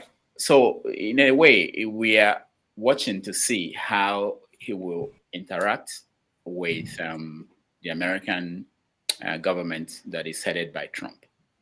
Okay, you want me to answer that Yeah, straight on? you can go ahead. Yeah. He's going to bring politics into it. He's going to just play along as the church will want it. He's not going to bring his personal feeling to it. Again, because he knows that Trump has only 4 years, and why the Catholic Church has, by his age, he has more than 20 years to put in before we start thinking of, any other new pope. So he's just going to play, wait out his time. Whether he agrees with Trump or not is not going to show. But maybe after Trump's 4 years, he's now going to come. Look, just like James have said, and we don't want to go back to reviewing what the Catholic Church stands for. The secular writers refer to the time the Catholics were running the world as the Dark Ages. The Dark Ages is in history. So, but going back to that with scattering. So what do? We say to the Catholics, now that you have a new pope, why don't you go back into your own books and clean up what you think is not the right thing that you guys have been passing around for a while? Okay, I'm not saying that other denominations of Christianity do not have their own problems or their own challenges, because we are human, just like he has said. Sometimes we come to those positions with our own personal idiosyncrasies. If you elect me Pope today, you're not going to think that I will change from who I am. The only thing is that the Spirit of the Lord may descend upon me and sometimes push me towards doing what God wants to do. Not because after that I'll become subhuman. I'm still a human being. I eat gari and okra soup, and pomo on top. It's not going to change. I don't eat angels' food, okay? That is how every person who comes to authority that is God-driven now, not man-driven, you look up to God to direct you. Sometimes you can even go to church and you are going to preach a message. That day, you have prayed through the night. You don't get anything. You pray till morning. God, what do you want me to say? God, what do you want me to say? He won't tell you anything. And if you're a person who is God-fearing, you go to the people the next day. And while you're about to speak, you may just want to open your mouth and say, today I have been praying since 2 a.m. till this 9 o'clock. I've not heard what to say to you people. So I'm just going to pray and bless you people. Then at that point, the Spirit of the Lord will drop the word for you. This is what I want you to say. So it depends on how God wants to talk to you and use you to work, and how you are willing to obey and follow his instruction. I look at him as, if you ask me to analyze him as a picture, I won't come as a picture expert, but as somebody who think he's a picture expert, his disposition tells him to have a good heart. His disposition, when I look at his picture, I look at this frame that's coming through the cameras of his picture. I don't see anything that tells me that this guy has something bad in his mind. So he'd probably be a nice guy out there trying to do his best. And that is what we want, because 1.6 billion people is not a joke. If 1.6 billion people can do what Christ has taught us to do, this world would have been far better. And Christ would have come and all of us will be free.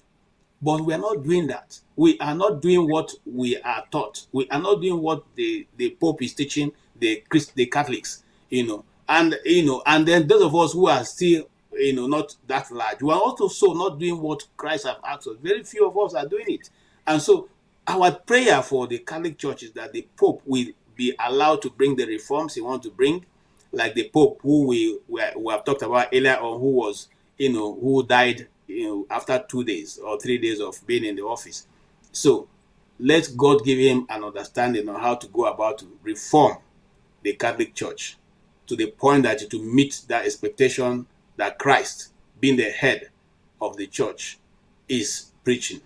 I also want to say, for those who think that the Pope is the first, the Church of the Catholic Church was founded by St. Peter. That is totally false. But let's not go into that. That's another day. If what you want, let him call me up and we'll discuss that. It's totally false. Peter never found anything and was never the first Pope. Thank you. All right. Thank you so much, KJ. Let's listen to. Sorry, the damages. So now I'm not, Right. Another thing James and KJ have said here that this thing about Freemasons. I don't. Where did they get that? And I mean, so it's some of these kind of wild allegations. They all belong to Freemasons. Now, for example, this new Pope Leo, people have traced his. I mean, right from childhood. Okay, the family. Are you serious? Are you serious? No. But sorry. Yes, you say most of them are Freemasons. How do you know that? No, sorry. How do you know that? You got me slightly wrong. Slightly. I said when Pope John Paul I came to office, he discovered that a lot of them were Freemasons. So yeah. And they're no longer Freemasons now? Excuse me. He was introducing reforms. That is one of the reasons why they did not like him. Then on 27th November 1983, they repealed that law because before that day, it was automatic. Once a priest is caught suspected to be a member of Freemasons, is excommunication. But from the 27th of November 1983, that law was repealed. Any priest in the Catholic Church can be a Freemason. That is the situation. All right, thank you. Let me hear from Ike and quickly Prince, and we move to Tinubu in Anambra State, which is on the stop. Good afternoon, good morning, good evening, everybody. Happy to be here today. I do not really have much to talk about the Pope. For me, I'm a Christian. I'm a member of the Pentecostal Church.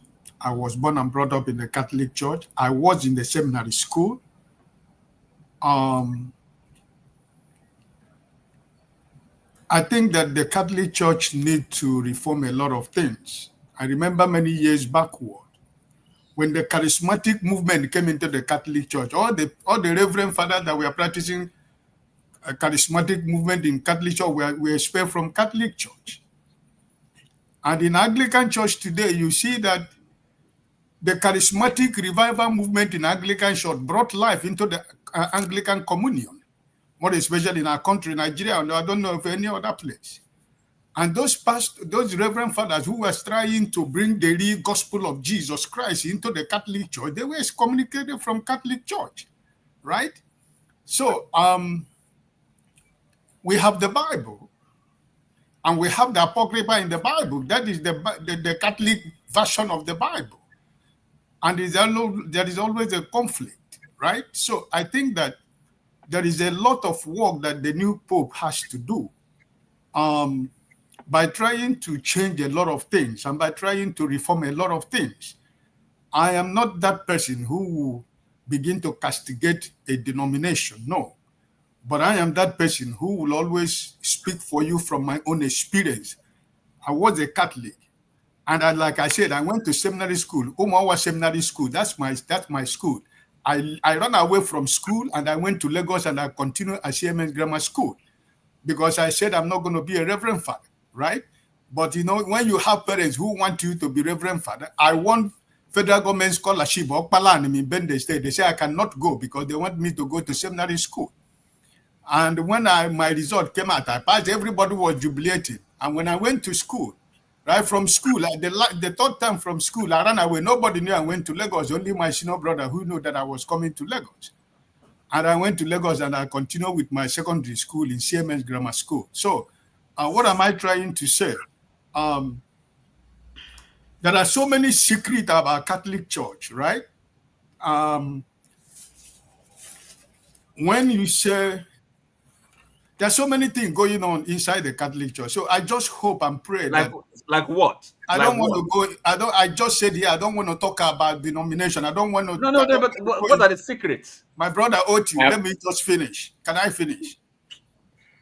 There are a lot of things that we are all adult. When you say you don't eat rat, but when you want to divide it for children, you use your tongue, you use your teeth and cut the rat. So you're automatically eating the rat. So you can use your tongue and count your teeth. I don't want to go into too detail. What my point of argument is that I hope that the new Pope, like KJ said, that the Holy Spirit give him a vision and a purpose for the Catholic Church. There are so many things they need to reform. We are not here to go to, so I just allow me to correct one thing he said. I just pray that God will give him direction. Like KJ said, there are times as a preacher of the gospel, I preach the gospel. I'm a pastor. There are times you prepare a message. I know in 1,000 times I prepare a message. When I go to the pulpit, the Holy Spirit keeps me completely out of my message. And that thing that he put in my mouth at that particular time, because that message is for somebody who is in that church, that particular time. That one you prepared from your heart there was nobody that is going to benefit anybody. And that's why when you are praying and preparing for your message, you are struggling. You are praying, preparing for Sunday service or whatever service. But the voice is not coming to you. The message is not coming to you. You continue to struggle to pray.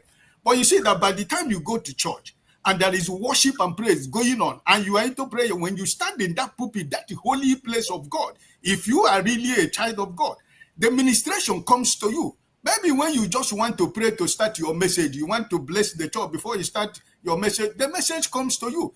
And if, like KJ said, if you are being led by the Holy Spirit, you grab the message and give it, because somebody is there to receive the message.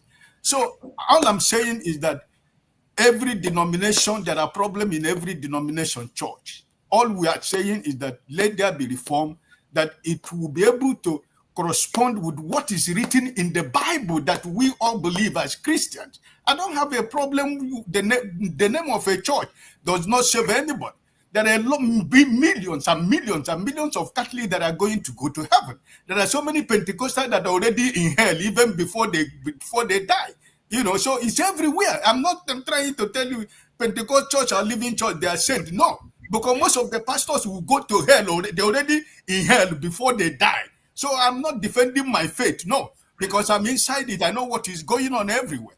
So all I'm trying to say is that, my brothers and sisters, congratulations. And now that the church has a head, I pray that the Holy Spirit will lead him, guide him, and show him the way that the world will be a better place for every one of us. Thank you. Sorry, Rudolph, I just want to correct point out something. 1 minute, because I have to move from this topic. Look, and so because our Pentecostal or evangelical brethren that talk about the Bible all the time, yes, we can all read the Bible, but really, for you to claim to be an authority, and you first of all have to maybe learn your Greek and your Hebrew and all that.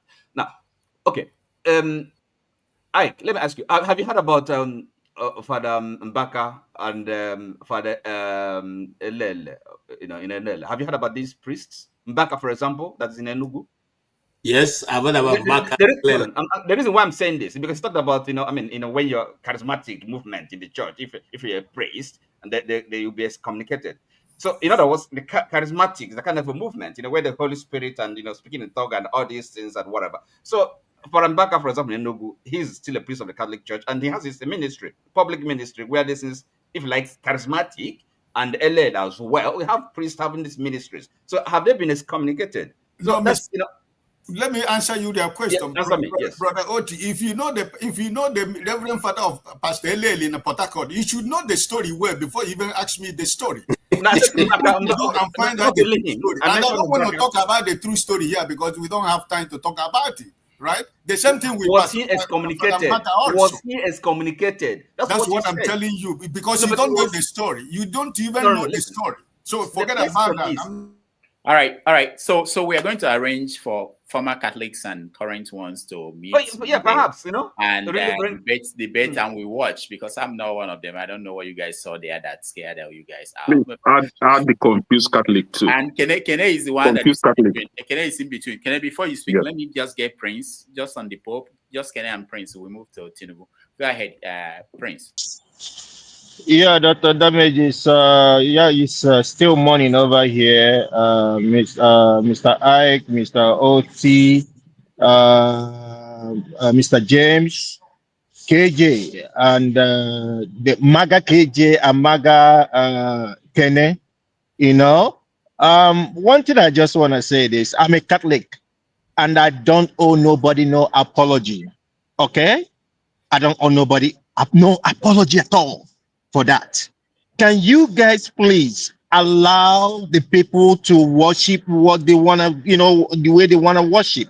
All I know is that in heaven, there is no Catholic, there is no, even those who attend choosing, that is telling people when you face an armed robber, tell them, oh, you're God of choosing, who are you? And they start challenging all those people. One of them was shot the other day in South Africa because he was challenging an armed robber and declaring that he has the God of chosen. And what happened? He's gone clean. He's testing the God that created him. Okay? So for me, let's allow the Pope to be. I don't go to church because of Pope. I don't go to church because of any Reverend Father or whatever it is. I go there just for the fact that I just want to listen. And what I make out of it, it's me. And not any other person.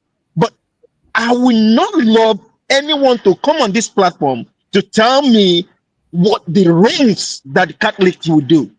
Because I will sit here and tell you the wrong the Protestants are doing. A lot of people, they are leading to hell right now. A lot of people that they snatch their wives. A lot of people that they're taking their money. All in the name of prosperity and preaching somewhat heaven that they've not even been at, to know what it is. All I implore everyone to do is read your Bible. You will understand what it is, and just follow your Bible. Forget about the liturgy or the practices or whatever it is. Forget about it. It's about you. When you go in front of God on that day, it's gonna be what you did. All right. So please, let's stop it. Thank you. Thank you, Prince. On behalf of this platform, let me say that we are not going to stop it. If you lead 1.4 billion people in the world, we have to discuss you. So we're discussing the Pope for today. All right, go ahead, Kenneth. Go ahead. Why can't we discuss the Pope? If we can discuss... Because he's my man. He's my man, so leave him alone, Kenneth. If we can discuss the President of the United States of America, His Royal Highness... Here you come again, you just shenanigans. Here you come again.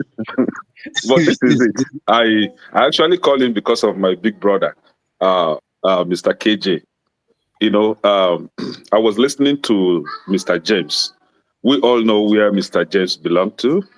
He doesn't align with all this religious stuff, so we know him. So whenever he's talking, I enjoy how he discusses religion, and my big brother, Oti, we know he's a Catholic, and I enjoy his own too, based on the fact that he's trying to defend his denomination. But my big brother, KJ, I don't know where you belong to, so I don't know which one. You were free discussing Catholic, but you don't want us to know where you belong to. Like myself, I've made my own very clear. I'm confused. I'm in between Catholic and Omena, right? But I said where I belong to, brother. I said where I belong to, right? Yeah, is this 7 days Adventist or Jehovah's Witness? No. The trust of my Christianity is based on apostolic and the prophetic. That's what that is what all Christians believe in, even Catholic. They all believe in all this. No, can he's at Depressions Brothers Church. That's where he is. No, yeah. Okay. Listen to me. Okay, is he the one that his pastor told him that he prayed for a dead person and the dead person woke up? That was my pastor when I was. That was my apostle when I was in Nigeria. Okay. Okay. You see, that is why some of us are still confused. My denomination is not something that is difficult. What is the name? Apostolic. Every apostolically led church is where I belong. We are led as apostolic and prophetic. That's the move. It's a total move, and it has been there for a while. But don't you know that Catholic Church also believe in apostolic faith? You don't know that? We have a creed. Mr. Oti, the creed. Yes, the Apostles' Yeah, Creed. you don't know about that? You see, that is why we need to No, hold on. educate ourselves a lot. You cannot come in. The Apostolic Creed, I believe who is is, the I founder believe of in his Lord church? Jesus. No, listen to Mr. Oti. Listen to Mr. Oti. That is recitation. That's recitation. I Okay. did that recitation for long for this Okay. Catholic church. So actually, You if you want me want to to put it, pray Mary for you and Apostolic Creed? I said all those prayers now, brother. okay. Now, see, you see, that's the reason why some of us were kind of confused, because Christianity in its entirety that claims to be followers of Christ, if you are following me because you think I'm a Christian or my teachings are Christ-like, but in actual sense, I was never a Christian. As far as we know, Jesus Christ himself lived according to Jewish law. He lived, practiced, and died as a Jewish man. So he practiced Judaism. So why are all these people, all these denominations, be it Catholic, Episcopal, Anglican, Seventh-day, Apostolic, whatever, why are they all claiming this man that does not even belong to them? He doesn't even align with you. He doesn't even know what you're doing. For you guys to even convince me that you know what you're doing and I'm not being demeaning here, as Christians, I'm not even talking as a Catholic now, as Christians, right? You guys need to follow the teachings and the practice that Jesus Christ followed when he was alive. He was a Jewish man. He practiced Judaism. So can you guys do what he did? Not coming to tell us that he believed in Trinity, God the Father, God the Son, and God the Holy Spirit, and all that, right? Can I help you there? But I don't want to go there. No, Mr. Oti, I will land. My own will be very short today. My big brother, Oga Ike, I will greet you specially for coming out from that place that they were trying to push you into. Thank God you came out. Thank God you follow the light and the truth instead of deceiving yourself. Yeah, as a man, you live and die without a woman. What kind of a man do you think you are? But I don't want to go there, like I said, and I'm not being demeaning here. But the problem is, I have a problem with this new pope. The new pope, is against. Hold on, he's against our president to even start with, and secondly, is for open borders. Leave the border open. Let the criminals come in. Let the armed robbers come in. Let molesters. Let them all come in. But the Vatican, a city in a country inside a country, is fenced completely. Like the border is fenced completely. Matter of fact, I think, as they said, allegedly, that is up to 10 feet or 15 feet height. Right, the Vatican itself. So you gated Vatican. You live in Vatican City as a government official. See, all these Christians are being deceived. These are government officials. Did you see them whenever they are passing by the security officials? They get saluted. All of them, they salute them as military personnel. So these are politicians in the white garments deceiving you guys that they are representing whatever they want to represent. But they could gather themselves in a secluded room, cast a vote, just like the way you guys voted for Tinubu right now. Voted for somebody that will lead the entire, is it 1 billion Catholic people? And then you get somebody will now come and tell us we should not discuss it. If we can discuss Tinubu, if we can discuss Trump, we can discuss Pope, we can discuss Benson Idahosa, which is the memory. We can discuss everybody. All right, thank you. They are all men, just like you and I. Can I quickly kind of enlighten or clarify? No, hold on. We're spending too much time on this. I have a few announcements to make. Right. Odumeje is coming to America. For those who are interested, it's going to Michigan on June 13th. I will show you guys a flyer. I'm not being paid for that, but unfortunately, I don't think I will be here. I wanted to meet him, so we talk about that. And we see it. I see Chaplet in your car. Maybe you have something to tell us about the Pope. We need to hear that before we move on to other topics.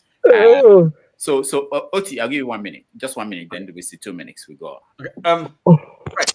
So first of all, it's like being a Christian. Look, the Christianity, Christ. Well, if you can say he never founded a church, okay, you'll be correct.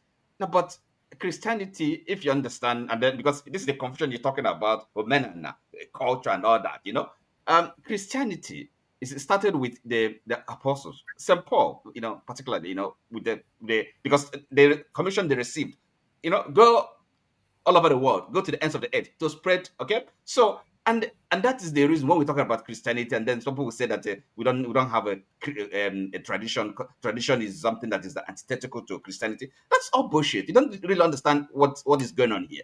I mean, Christ never founded the church, so you have to have that organization, that establishment, that that we maintain the tradition. Okay, otherwise it will be everyone will be saying, as we have it in Protestantism, everybody. How many churches can we have?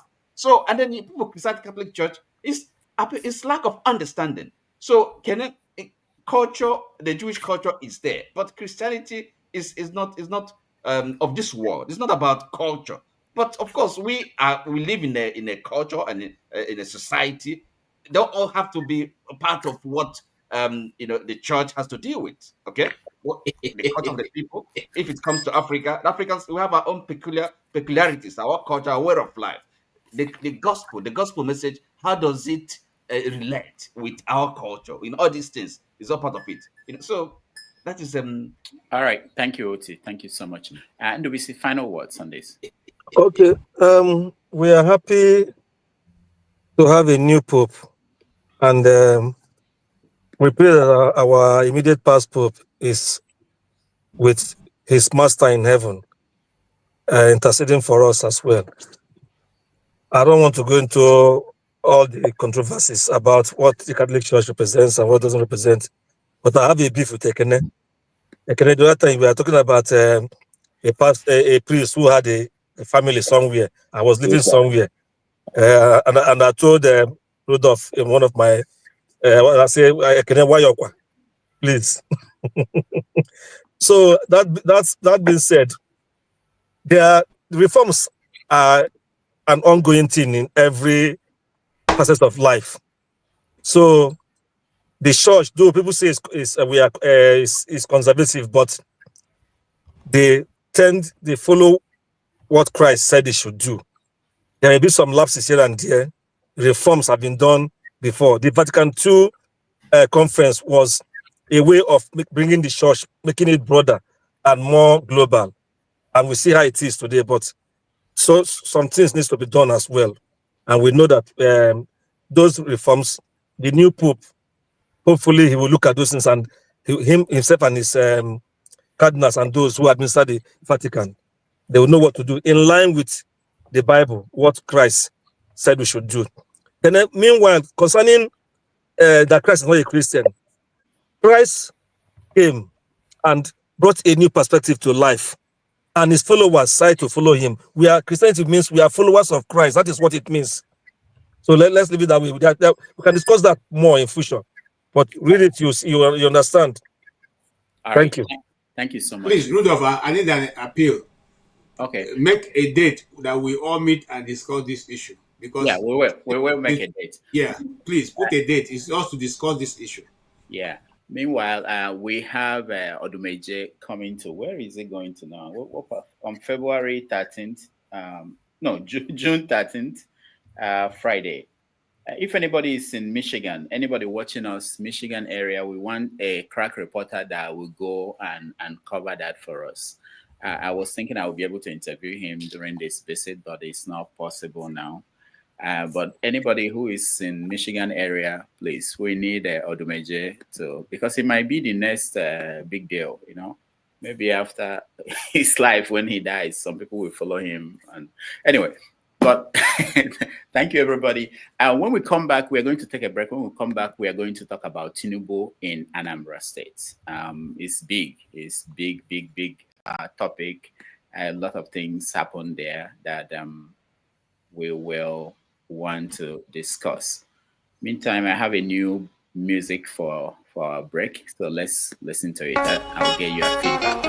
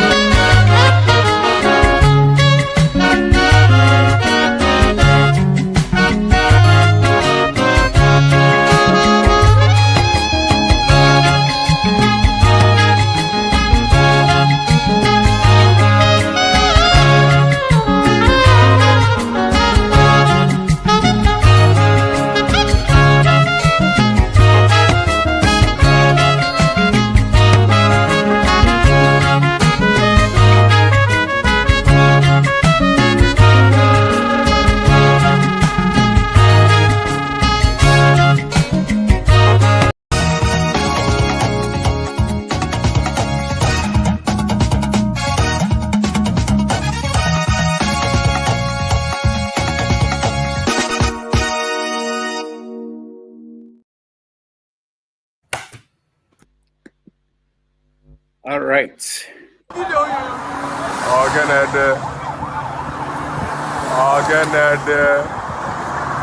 No, this security to nobody. I need kidnap mad every day.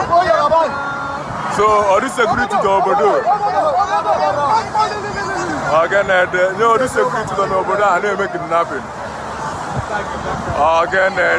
Mota will go in Navia. We don't pass. Can you go to Tinubu?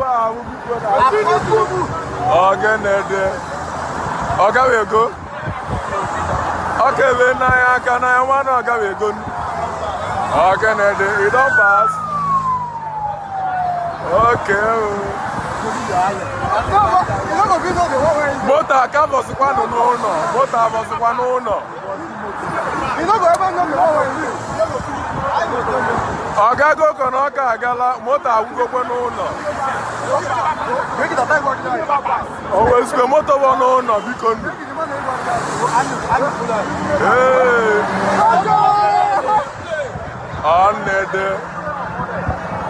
Now, all this security do nobody and they make it happen. A machine and security are run. Security on a game to go over. Again, Mandem Molepa. When we go,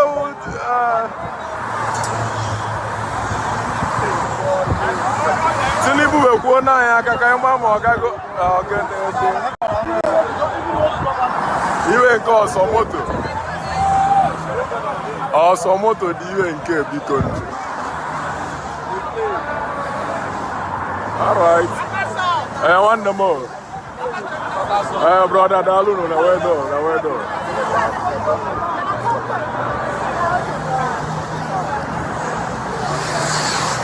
Again, the big one.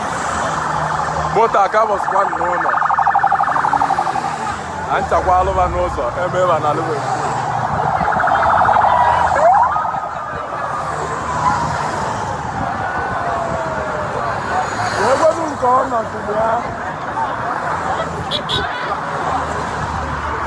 Always when there me one a barrack, you can do.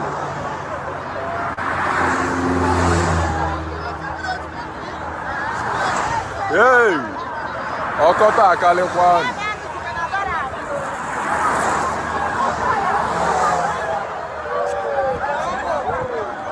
Oh, so Tinubu agawe ga yamala nke over abu.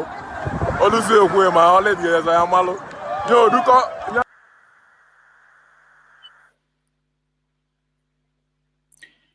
Mr. President, is historic and consequential. The last state visit by a president was in 2012, ostensibly to commission a brewery and another private enterprise. This visit is not just to commission projects. We have over 500 kilometers of roads, flyovers, bridges completed and waiting completion. I'm waiting for commissioning. We have about 5 brand new general hospitals and world-class trauma center completed, equipped and waiting for commissioning. We have new smart schools and water projects waiting for commissioning. New markets and bus terminal, etc., waiting for commissioning. Previously, we had insisted that only the users of our roads and projects should be the ones to commission them, and we have commissioned. All right, so welcome back, everybody, and we are going to switch gears and talk about Tinubu's visit to Anambra State. Very important because at the end of the visit, a lot of things have changed in Nigerian political space. One of them is that Tinubu is now the DK Simba one of Anambra State. I know you're from Anambra State. Let me start with you. So it's really unfortunate to have such a person as Bola Tinubu in Anambra State. And why I say that is very unfortunate is because This is the state that Bola Tinubu did not even get up to 1% votes. And I don't know the desperation of Charles Soludo, the talkative of Igbo land, the Ku Fio Onion Koyeri of Igbo land, the only professor that talk more than a market woman. You see, during the 2022 electoral campaign in Anambra State, all the contestants, including this very Soludo, applauded Peter Obi for having performed very well. I don't know what the very well means. Maybe it's just a subjective, but he said it. He said that Peter Obi performed well. But, you know, as we all know, we have some cabals in Anambra State, and I will call them the bad boys in Anambra State. And some of them are actually the God, G-O-D, that do prophesy to some reverend fathers, especially one in Anambra State, that is popular reverend father in Anambra State. So the likes of Ato Ezenubu is the God that prophesied to that reverend father that will always jump on his pulpit and begin to prophesy that this person is going to become a president or not, right? So these cabals were the one that actually made or forced Soludo on Anambra State. As we all know, if you want to become the governor of Anambra State, you must come through ABGA. So they found their way to fix Soludo in ABGA, and Soludo won the election. Now, I don't know what is wrong with Anambra people for their, I don't know, insistence in voting for any candidate that comes out through ABGA. So Soludo is the governor, but Soludo cannot compete with Peter Obi in any level. He claimed from the video you played that Peter Obi commissioned Prevost. No, Soludo, I think something is wrong with you. The desperation is just too much. These people are pushing you to run your brother down. The gangsters, the Artoezes, are pushing you to run your brother down. And you are doing that to the detriment of your people and in favor of a Yoruba man. Let me put it that way. And I'm not being tribalistic here. Our people say that charity begins at home. And we have a qualified candidate in Anambra State from Igbo land. So if I must vote for somebody, it must be my brother that is qualified. But if my brother is not qualified, if it is a Yoruba person that is qualified, I will vote for and support the Yoruba man or Hausa man.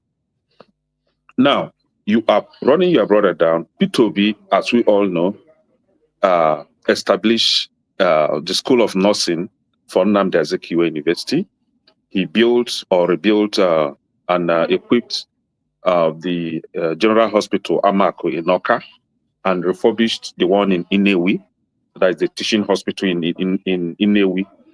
Peter Obi, when it comes to economic development, his policies attracted a lot of investors, both local and foreign investors in Anambra State then. And he promoted local businesses, as we all know. I was in Anambra State then. And he also created greater opportunities for even non-indigenous of Anambra. And that was when you will come to Anambra, you find Ghanaians, you find Yoruba people establishing business left, right, and center. There was one program that he ran that time called ANIT. I don't know if any of us remember that. So that's created a lot of opportunities for indigenous of Anambra and non-indigenous. And then for the very first time, this sovereign wealth fund, whatever, Anambra State is the first state to have that in Nigeria, and it came through Peter Obi. Then we have where Peter Obi modernized poultry and agricultural farming in Anambra State, the one that is actually giving our people money as we talk today. Now, but of course, Soludo wouldn't see that because of his hatred and because of his greed. He wants to come out for the second time and is very desperate to commission a project. What exactly did he commission? Did this man, Tinubu, commission in Anambra State? What exactly? Is that a need or just aesthetics for to lure the gullible ones to vote for him. See, I don't want to say Soludo is trying to destroy ABGA, right?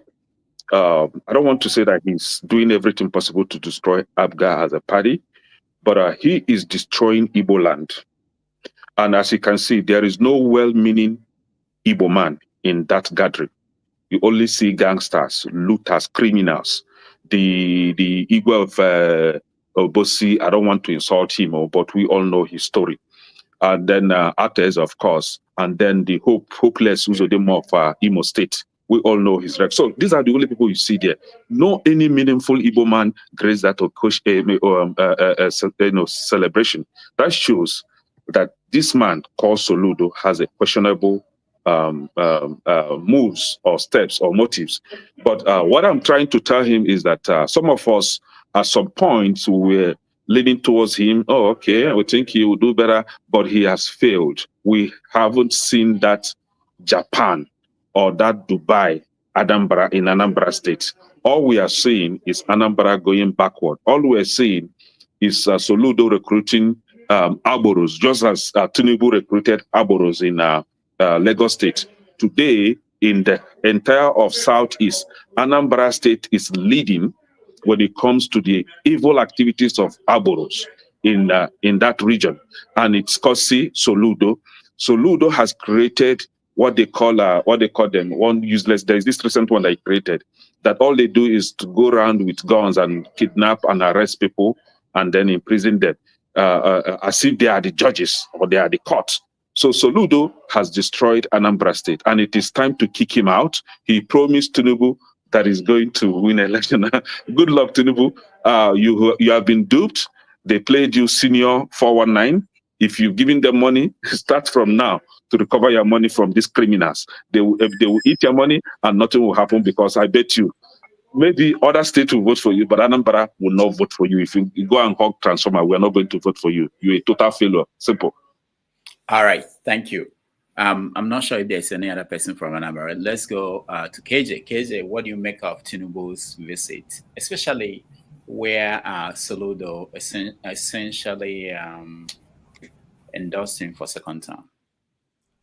Okay, thank you so much. I watched that process with a lot of pain. Just some few minutes ago when Kenneth was speaking, I was searching to see if I can find the achievements of Peter Obi, which I found, a lot of them. He commissioned a lot, including, very prominent, I can get it later on and post it to you, more than 25 commissioning of, projects in Anambra State. How be it that he found out to say it's only two things that Peter Obi built is, you all know me. I mean, portion of Peter Obi. I'm not one of Peter Obi's people, but the man had done work. You see, I used to say something to people, whether you like somebody or not, if he had done well, say yes, this man had done well. You may not agree with the person's policies, but speak the truth where when you have the opportunity, So he didn't even need to bring Peter Obi into that conversation, except that anybody when want to say anything, when want to make it get news, you go call Peter Obi. APC chairman they speak, Peter Obi. PDP they speak, Peter Obi. Tinubu, Peter Obi. Even Akpabio.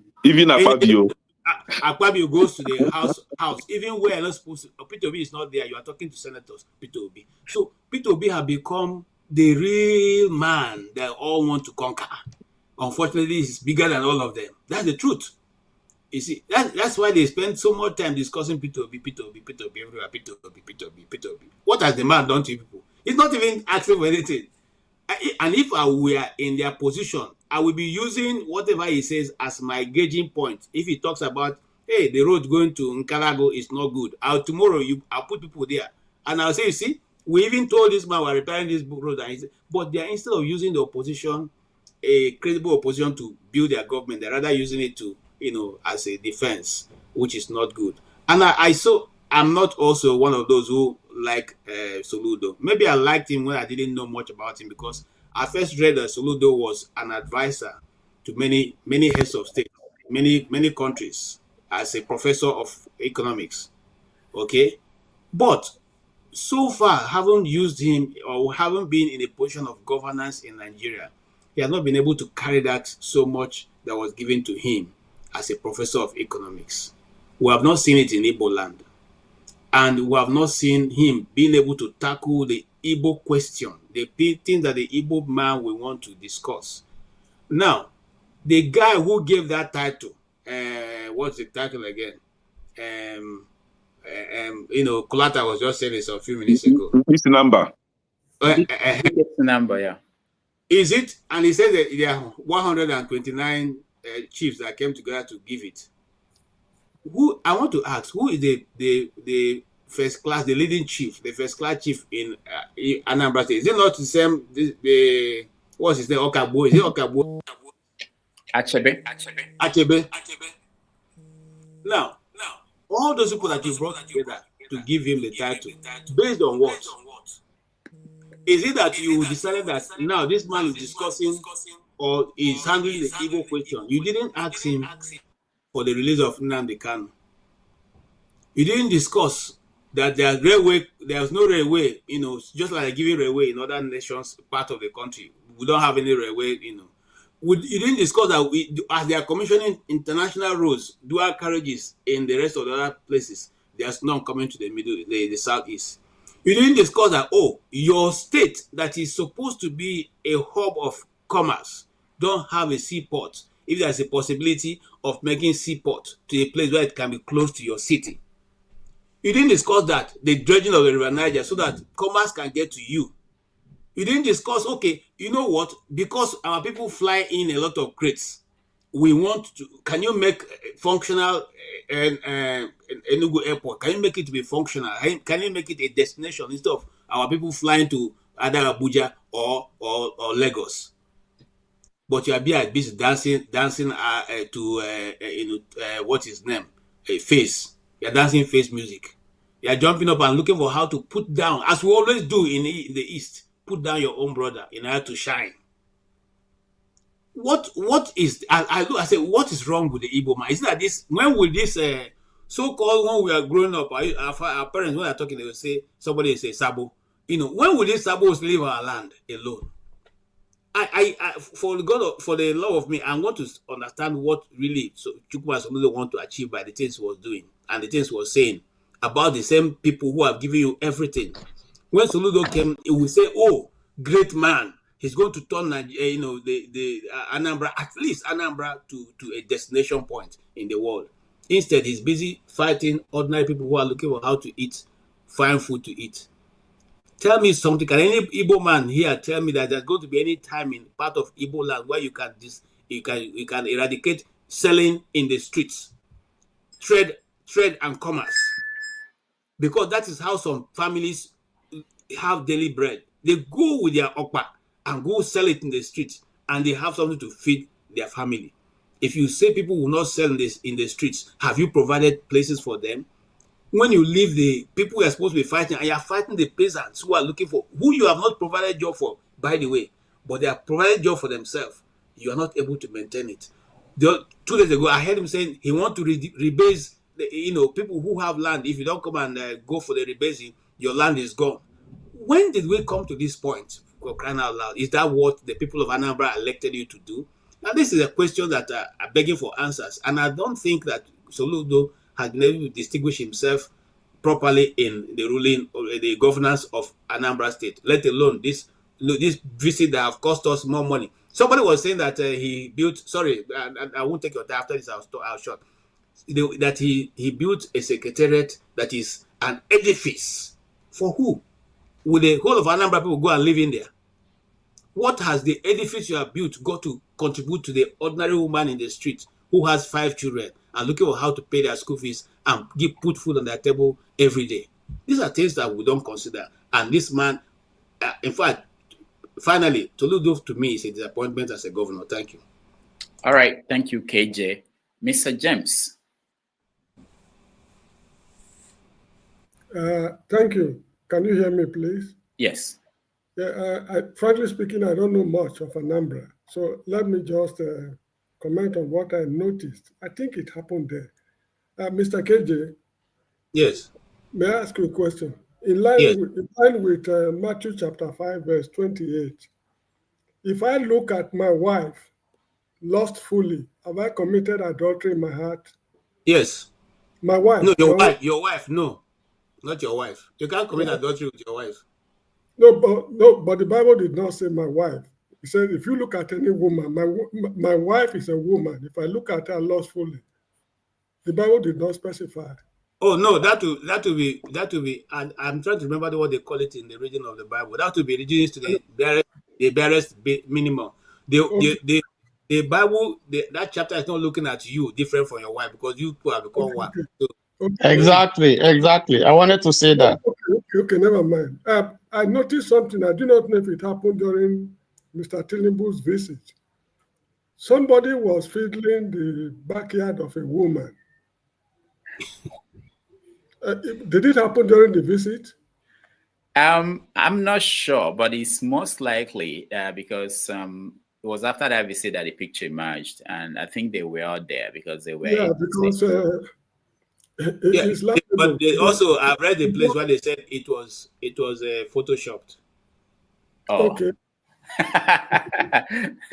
Everything is photoshopped. Anyway, the issue now is that they were, if it had not, if somebody had not snapped the photo, they will ask the woman to provide evidence, like the case of Natasha Akpoti, which we are all forgetting. This is the chronic moral bankruptcy that is rocking the entire country. If it is actually true for a man of his status to do what he did, while Natasha's case is still fresh in our memory, it means we've got very many rivers to cross if we will ever see the promised land, let alone enter it. Anyway, that is all I have to say because I don't know much of Anambra, frankly speaking. All right. Thank you so much. Let me. I think I got what you were trying to. So let me play this before I go to the next person. Which. KJ, please let me have your number. Okay, I'm sending it to you on your phone now. All right. So the next person we bring, I'm not sure who is from Anambra, but let me start from.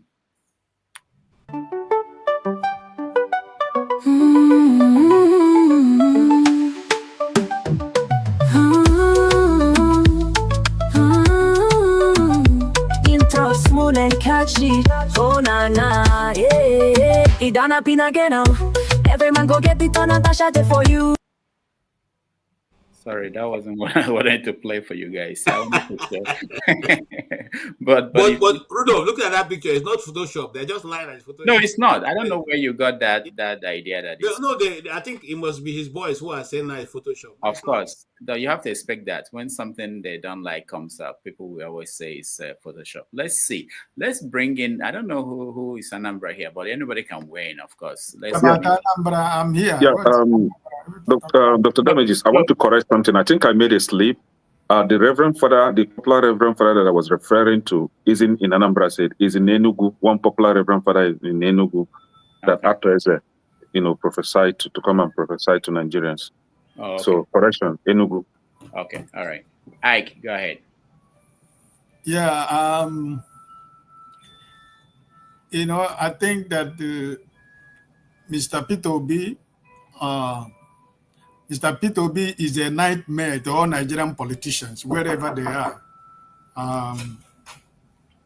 So I think that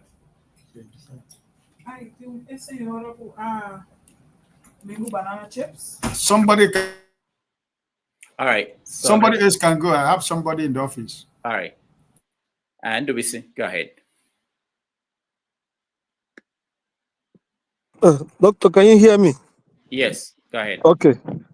I don't know much about what our professor brother is doing in Anambra, his development stripe, but I have friends there who say he's doing well. All the roads, he's working on some roads, and that Ekulobia, if you know Ekulobia area very well, he did some work around there as well. And then I saw when Tinubu went there, and I saw the new government house. They say it's like a 3-arm zone. It has a section for the House of Assembly, the executive, I think the judiciary, I don't know, but that is about that. But I want to concentrate on his comment. My only problem with the prof is that probably because he thinks he's so enlightened, first class economics, UNN, of the years of you. So, and maybe, and I think he's a little bit older than P2B in age. So every time he has the opportunity to set the record straight and to toe the line that people will say, yes, you are not doing well, he will want to spoil it by attacking P2B, sometimes subtly, but we all know, we all see these things. I don't know why he will say P2B that the last time the president was in Anambra is to come and commission a brewery. That brewery today is giving Anambra State one of their biggest revenues, and he knows it. So I don't know why he should be doing that. Just like KJ said, we have this nag of trying to undo ourselves. That is why some other people from other parts of the country say Igbos don't like themselves. But I know it's not true. We love ourselves very well. They have shown it. But some of these politicians who are misguided, besides, Soludo is not a clear-cut politician. He has been an academia for a very long time before he went into government and an administrator. So he shouldn't be doing this. And I know he too not sees the ambition of becoming president one day or the shining light in Igbo land. But the way he's going about his stuff is not good. Somebody who did very well as governor for 8 years, whose record is impeccable, who has said, if you go to the records and see anywhere I stole money, I did any any illegal thing, bring it out. Many years since he left office, no one has traced anything to him, not even people who worked with him. But his immediate predecessor is Obiano has a case with EFCC. So I don't know what people want. It's like everybody wants everybody to have that stain. But this man has always maintained himself. He has been accountable. He has been forthright. Soludo is making a mistake. These things will not make him popular. He may still win the election because there's no major candidate that can face him. But it will not give him any clout. I wonder where he got that notion that, oh, ABGA is now, ABGA has ceded their candidacy for 2027 election to Tinubu. Where 2027 is 2 years ahead. We don't even know what will happen between now and then, why there will even be an election. The country is in turmoil. So, just like the man who came to commission the project, both of them have this ambition of trying to lord it over everybody. And Soludo is playing gentle because he doesn't want probably what happened in other states like Edo to happen in Anambra. So he wants to still remain there. So he must do everything to sing his praises, praising to the high heavens and all that. I saw when he was saying that, oh, the federal government is supporting us and all that. They are giving us money as it should be. Everything is going very well. I'm not there. I don't know what happens behind closed door. But I don't like the way he's always looking for a way to pull down P2B, which he knows he cannot. He only attracts further enemies for himself. Obi will not even say anything to him like in his usual way. Obi will just ignore him. It's like the man has studied them very well. He knows them very well. So he will just ignore them.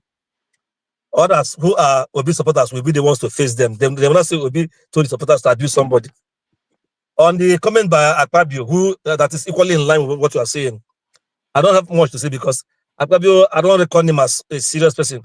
So that a character like that should not be a political leader in the country. It's because our country is so messed up that people who are not supposed to lead are the people in power. That's why the whole system should come down. The country needs a total reset for things to get better. I wish Soludo well because I like development, but he should refrain from attacking an innocent man who has not abused him one day, who has not criticized him one day. He shouldn't be doing that. He's a Christian, or if he says he fears God, he should not be doing that. But part of our 10 commandments is not bearing false witness against your neighbor. It's not. That is what he's doing. He's doing the wrong thing. He shouldn't be doing that. If he's saying it's for political exigency, he shouldn't be doing that. I thought what he would have told Tinubu, like KJ said, although some of those comments like about Nnamdi Kanu, maybe he may say it behind closed door. But there's some things you have pointed at. we need a seaport in the east, and probably near that Onitsha, which is one of our biggest commercial centers in the east. We should hammer on that, and expansion of our road network in the east, or in Anambra for and better security.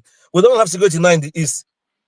Some some boys are running riot in many communities in the name of freedom fighters, which they are not.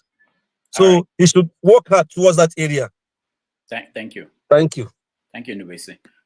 Tony, weighing on Tinubu and Soludo. Okay. Good afternoon, Dr. Damages. Good afternoon, good evening, those who are on the platform and those who are listening. I'm not from Anambra, but my state shares a boundary with Anambra. In fact, my town shares a boundary with Onitsha, just the River Niger, separating us. So we have a lot of interaction on a daily basis with Anambra and so on. Some people even live in my town, Saba, and then go over to Onitsha to do business. So we're always in touch with them. I think I feel sorry for Soludo because Anambra, according to Obi, is a very complex state. Obi did say that it's difficult to govern. It's easy. Okay, I'll come and see if I can do anything about it. Sorry, so there must be. I don't know who is this. Okay, let me see who. Okay, go ahead. Yeah, so there must be something that he knows or that he has seen in the governance of the state that presents a lot of problems for him. How has Soludo been able to grapple with all those things?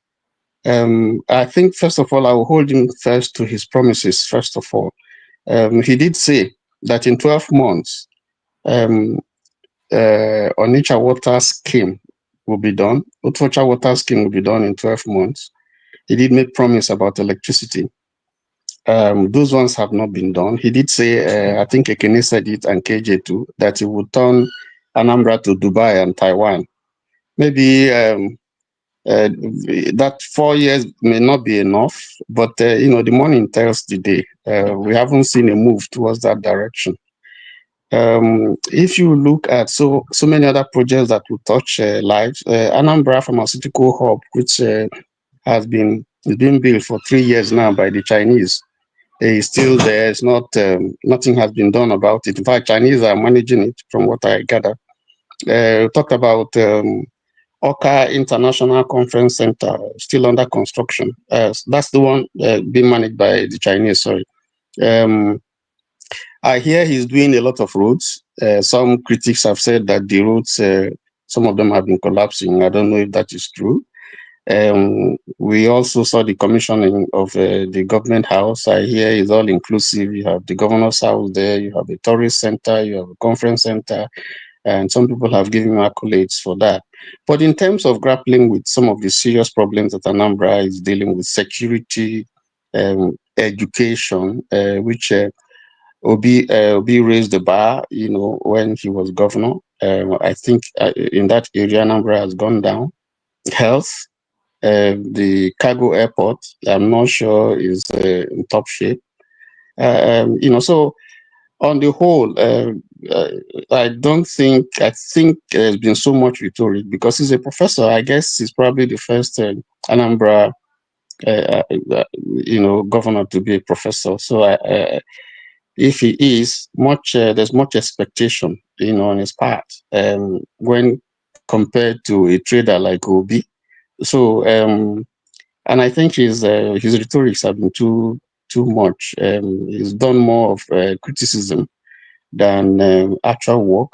He did say that he's going to run a government that is transparent, and so I've been searching to see a website or government website where we can look at the things that he has done, and then question or add or subtract from what he has done, but we don't see it apart from the minister Mefo, who is always on the media, trying to let us know, update us with what he's doing. So, and his recent utterance with the visit of the president, it's for me, I expect it because that's a man who wants a second term. It's usually in their character. Obiano did say the same kind of thing. All of them are just trying to survive. Going by, what we see in Nigeria today, if you are against the president, then you probably would have the kind of thing we see in Edo or in Rivers State. So everybody is trying to make the president look good so that their tenure will be guaranteed. But Anambra is a little bit more sophisticated than that. I want to believe that the reason why he won was because he was Abga. And so there's an emotional and sentimental attachment to Abga. I think he has run before and he failed. So he should watch his utterance. He should leave Obi alone. Obi is not an issue. Obi is not a candidate. He's not a governorship candidate. He should just leave Obi alone. Obi has called him his senior brother. Obi has called him a prof. Obi has done his own and he's left. And I think he should just move on. On the whole, I think that in terms of the demands, Kene said so and KJ and the NDBC, there are quite a lot of things that I expected that he would ask for, he would request for from the new installed chief, the River Niger dredging, the airport, completion of the airport, some even table the issue of state creation for Anambra State, which has and for Southeast, which has in short change in terms of the number of states that you have in that region. So there are quite a lot of things that I expected that she would table before the president. But all said and done, I just think that's the Nigerian politics. Is unfortunate. That's who he is. Just one waffle. That's what he is. Thank you. All right, thank you, Tony. Tony, you talked about being from Delta, from Yes. Asaba. This kicking out of native doctors from Anambra State, how is that impacting people in Asaba? Yes, that is in fact that the implication of that is what happened was that when he started this whole thing about chasing native doctors because he felt that they had a hand, they were complicit in part of the thing that was happening because they were either giving trading with all these bad boys and so on and so forth. What happened was that a lot of them moved down to Asaba. In fact, Asaba had a problem with people who are driven away from Anambra, the bad boys, they come and hide in Asaba. They go and operate in, say, Onitsha or something and then run to Asaba. And it's impacting negatively on Asaba because my traditional ruler at a point, had to take steps to say, listen, if you're a native doctor, you must register. If you are performing certain kinds of trade, you must register because some of the alleged culprits who were committing crimes in Anambra, were caught in Asaba, and so Asaba is bearing quite a lot of the brunt, because when you chase them out, it's not just with Soludo, it's happened before. It's more comfortable for them to come and hide in Asaba and then go in just 5 minutes across the Niger, go over there and do stuff and then run back and melt away. So the impact has not been a positive one for Asaba. As you know, is a state capital and it's becoming even more cosmopolitan than it used to be, and the crime has become one of the issues now. All right, thank you. Let's go to Paul. Paul, welcome to the show. No, Dr. Damages, can I speak before Brother Paul? I've been waiting. I was supposed to speak. Oh, okay. I'm sorry. I thought you did. Okay. All right. Go ahead, Ike. Yeah. Ike, hold on. Bob, you have to come before we bring you in. I'm about packing now. All right. Go ahead, Ike. Yeah. If there was anybody who was expecting anything from Soludo outside what he did yesterday, you must be deceiving yourself.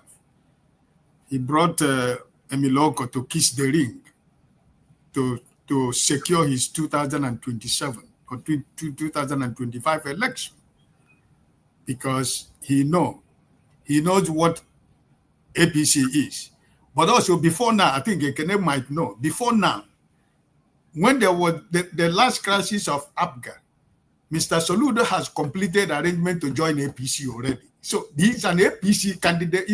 This is a branch of APGA in Anambra State. Is a branch of APC working in Anambra State. So if anybody who is a member of APGA is thinking that Soludo is with them, you are making a very great mistake, because he's a member of APC, right? So if you were expecting anything more than what he did yesterday, you should be deceiving yourself, right? Because I believe that the people of Anambra State know already. No matter how anybody went to denigrate Mr. Peter Obi in Nigeria, politicians in Nigeria, the only person who is their nightmare is Mr. Peter Obi, whether you want to accept it or not. But it's better they continue to talk, because the more they continue to talk about Mr. Peter Obi, they continue to put it in the minds of people, and people continue to ask questions. Why is it only this man? Why is it that only this man is the only politician in Nigeria that is being attacked by everybody from front and center, left and right? So I am present as an obedient, right? I want them to continue to talk about Mr. Peter Obi in any way they want. Let them continue to say it. But Mr. Soludo is lucky because of the infighting in Labour Party, right? That made Valentine Ozigbo to destroy his own political career in APC. If not, he knew already before the problem in Labour Party that he's not coming back in 2025. If Valentine Ozigbo has waited for all this, if he has been patient enough to wait. So, but now that he's no more there, so Okachukwu, who is the gubernatorial candidate of APC, all of them are working together. So it doesn't matter whatever happened. But all I'm trying to say is that there is no amount of slighting of Mr. Peter Obi, his administration, or whatever you want to say, that Soludo will be able to achieve what Mr. Peter Obi achieved in Anambra State. And Mr. Peter Obi have always said, I did not go there to promise you I'm going to build new government house when the ones you have that is falling. I didn't promise you I'm going to go build school. Why the old school that they have is falling? So all those political, jargons that they're talking in Anambra State, it doesn't really bother me.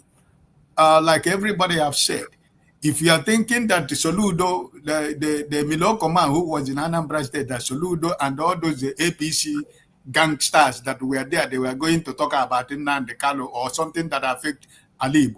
You are wasting your time, because their only objective is 2027. So they're not talking about you. They're not talking about what is affecting the Igbo man. That's not what they're after.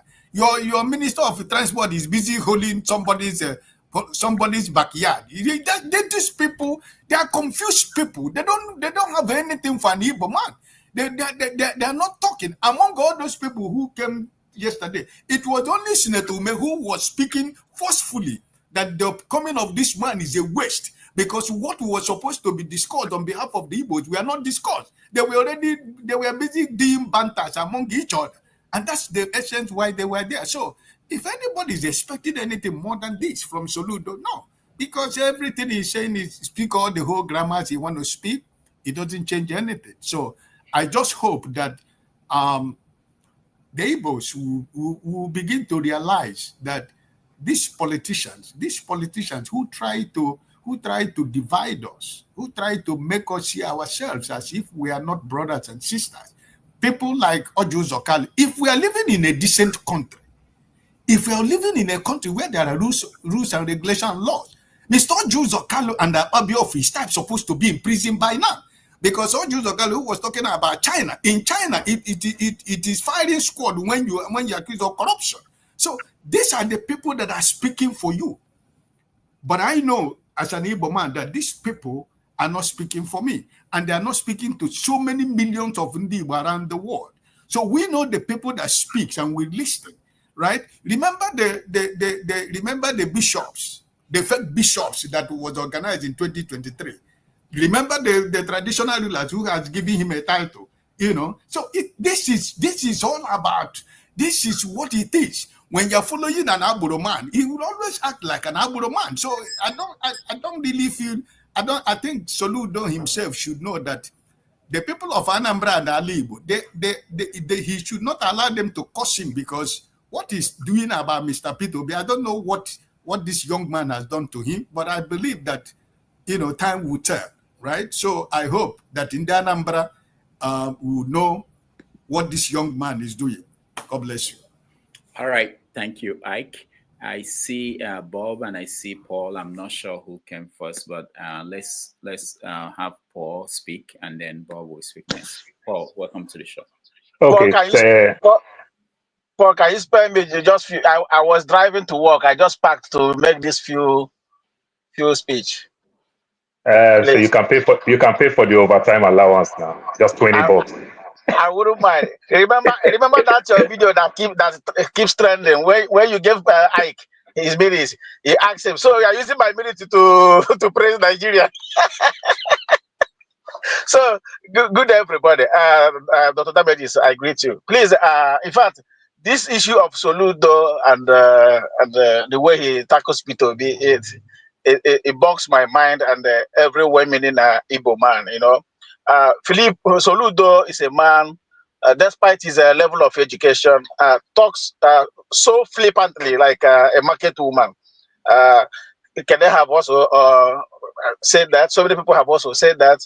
Soludo, starting from the time of his campaign with Andy Oba, you know, he saw how he was on the stage, rattling Andy Oba, telling Andy Oba he didn't go to school, he can't speak good English, all this type of it, you know.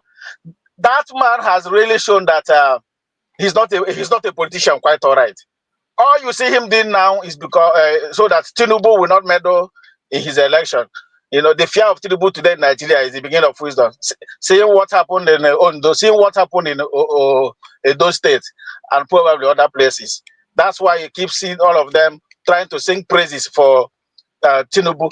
But the one thing I'm telling Soludo is that if he wants to claim he's more popular than P2B, let him try to do what Oboroweri and Okowa did in the Delta State. They claim they move with the whole structure. Let him try to move ABGA into APC, so that he will know. Only when he succeeds in doing that, he will know that he's truly a politician and he's more than P2B. All we can see about Soludo is we can see all written over him: envy and jealousy. We also saw how he tackled P2B 2023, that he should step down. He's not worried. What kind of a man is that? Instead of supporting your own, you are busy every time tackling him. And P2B, to prove to you that P2B, you are not worried to unstrap the straps of his standards. P2B has not opened his mouth to criticize you. The last time you told him he did nothing, he did not do as a governor. What did P2B? P2B just gave him a philosophical answer. Sir, you are a professor. You are more than me. You wear red more than me. I'm a common trader. What I did not do well, I so believe that you as a professor, you are going to do it better than myself. And everybody got talking against Soludo. So this thing Soludo is doing, he just beating about the bush, wasting his time. He has one vote. He cannot move an Umbrellians to vote for APC. Whatever he wants to do, telling people to vote for Tinubu 2027. After we vote for you, we are giving our structure for you. He's wasting his time. That when that time comes, Anambra people will tell him that they are wiser than him, that he cannot move an inch, telling people who to vote. We already know where we stand. Thank you very much. As I keep listening while I drive. Thank you, Mr. Paul. Yeah, thank you, Bob. Yeah. Paul, welcome to the show. Okay, Doctor, on the soft side, Mr. Ike accused those people that pray for Tinubu that they are fake pope, fake bishop. That's not fair. Maybe among one of them should have been the pope today. We lost it because we criticized our own. We should have made a pope from them. But Doctor, you see the problem we are having. Some people don't have the skills to be leaders. Some people are good managers in terms of you learn your craft very well. So you know how to manage your department. Yeah, some people are just very good as departmental manager. there is a man called Professor Charles Chukwuma Soludo. He's a good departmental manager. 2004, we saw how Soludo was part of the team, economic advisor to former President Obasanjo, advising in certain ways the way they pay off our debt and everything, the recapitalization that also helped the Nigerian banks today, makes Nigerian banks one of the biggest banks in Africa. It really, really helped from 89 bank to 20 or 19 bank. You understand? And these things really help. And this is the work of Soludo. And we can write those things off. They really, really help. We understand how so many banks fail, like Savannah Bank, though we know there's politics with it too, and other things. So these things really help. So the man called Soludo is that man who is a good manager. You understand? Who challenge people who work under his department. You know those managers that knows their work, but they are very rude and arrogant. All they are after is efficiency. You understand that? But it is different now when you become leaders. You understand? The man Warren Buffett, the man Bill Gates. You understand? They employ the best brains all around. It is not their brain. You understand? But they know how to manage people. So these are the things that I think Soludo is really, really lacking. And then for that thing, it's really, so it's carrying this mentality of a corporate world, a manager who has a target. I need to meet my target. But when it comes to leadership, how to manage people, it is different. It is different. The way I would take care of my goat is different from the way I would take care of human being. Because if the goat misbehave, I flog the goat, I do all type of thing. But that's not how you manage human being and everything. So Soludo is making big mistake. Then also the part of politics is also not a good politician. How to micromanage some of these things that he's just talking here and there. I think Abga was part of the party who also formed that APC then. You understand, and everything. So maybe he's just trying to go back. Things that Tinubu never did, and he worked for Tinubu, but didn't work for some other people. So Soludo should understand these things very well. Like as Chisco said, if you think he's so strong, let him move like Oborowori and see if the people will follow him. That's not how you manage. Then, Doctor, my biggest concern, I've been a transport person all my life. So this thing that when I see people talk about this seaport or no seaport, there's something called floating barge. There's something called dry port. Anambra, the demographic of Anambra, places like Edo State, ocean surge and the likes. You don't need to dredge that River Niger too well. It can affect so many land in places like that. But the good thing is that there is a River Niger. You don't need to spend money. All you just need to do, you get a ship.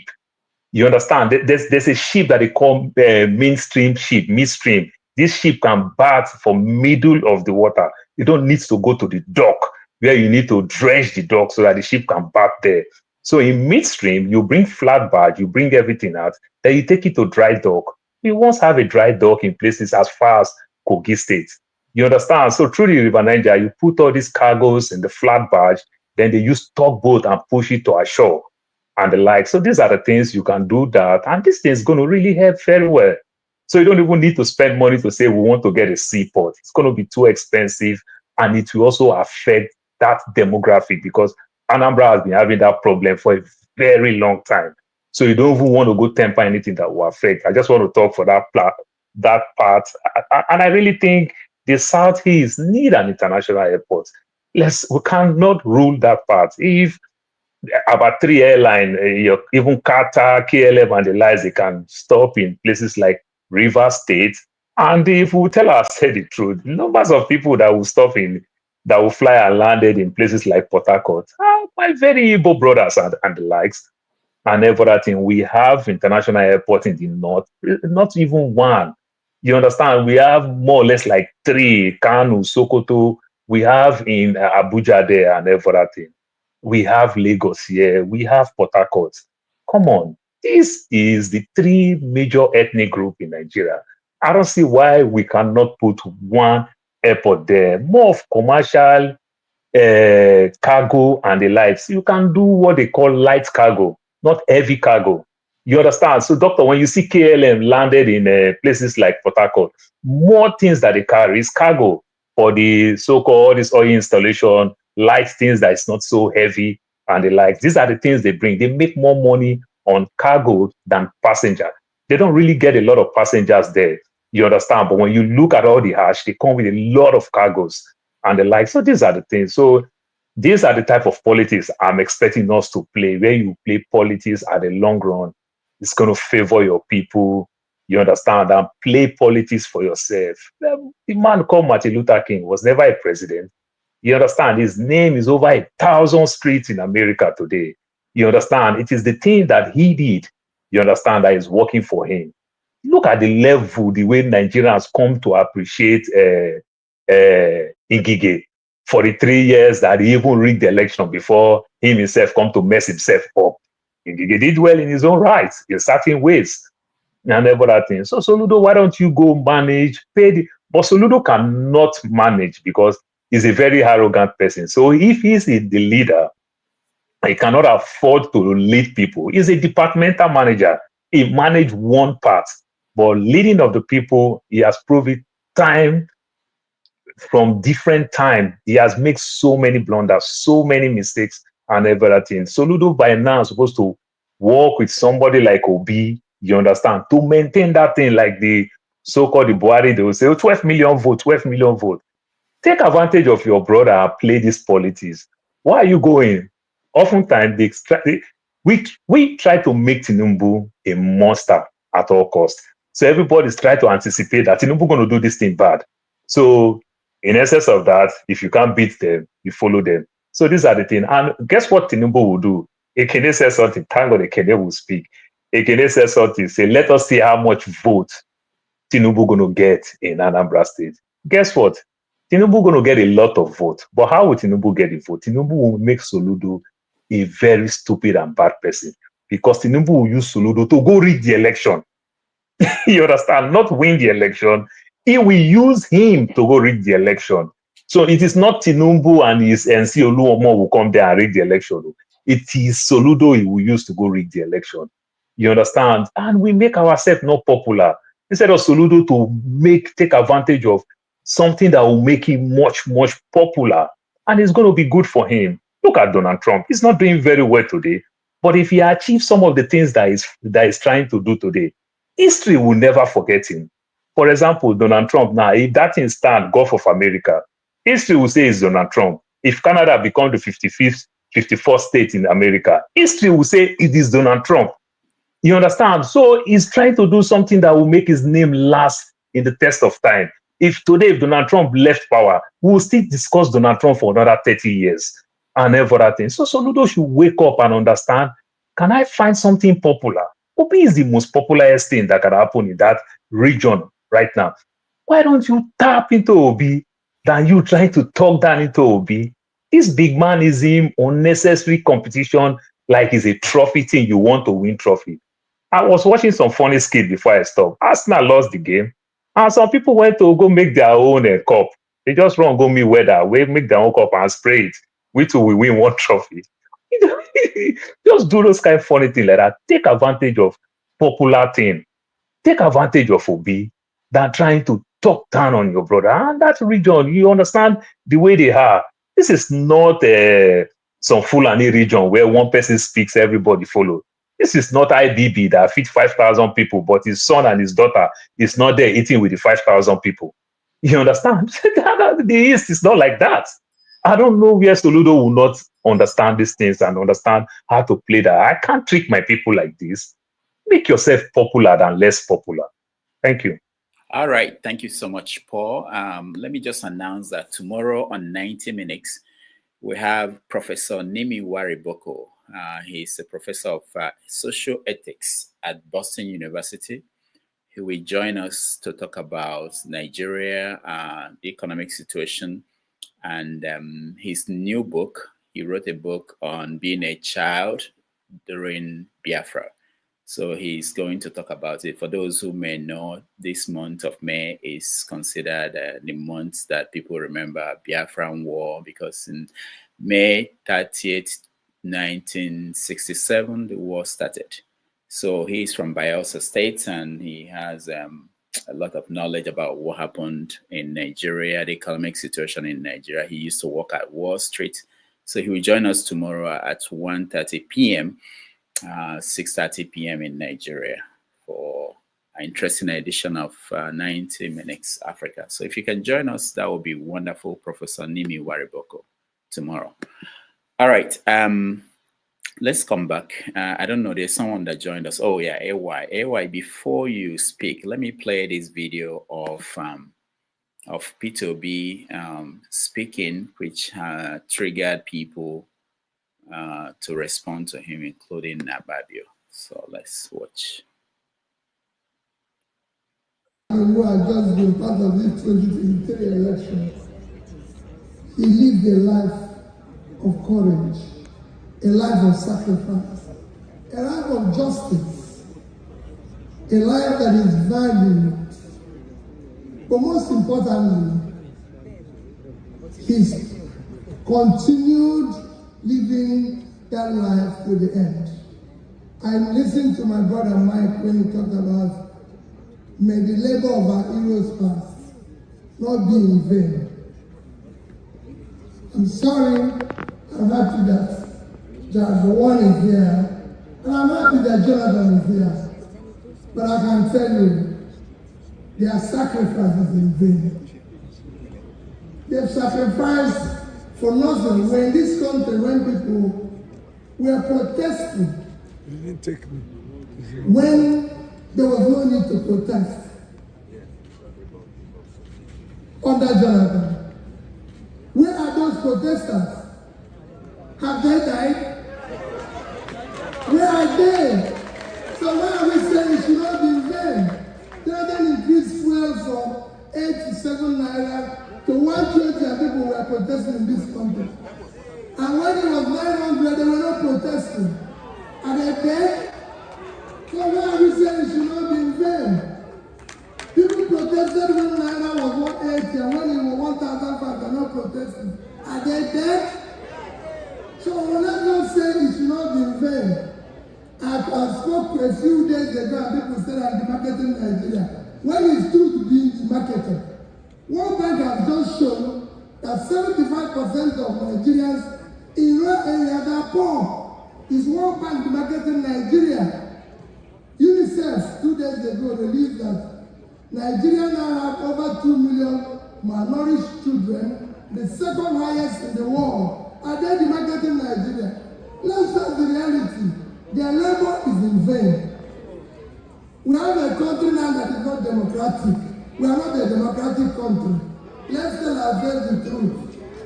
Is the election that happened in Edo, is it democratic? Just the last election in Edo is the most democratic election. Everybody knows who won that election. So why are we keeping it and saying, let their work not be in vain? It is in vain. So we can start picking the pieces now, because they've destroyed everything people have sacrificed for. Look at what is happening in Nigeria today. Above all, Jarabawan, you sacrificed everything. The country people sacrifice has turned into a crime scene. All we do today is stealing. You know, and we have to do something. All we need to do, he lived a courageous life. May God Almighty that called him home grant him eternal rest and grant us the courage to look into what our Father lived for and start picking our pieces. May God bless all of you.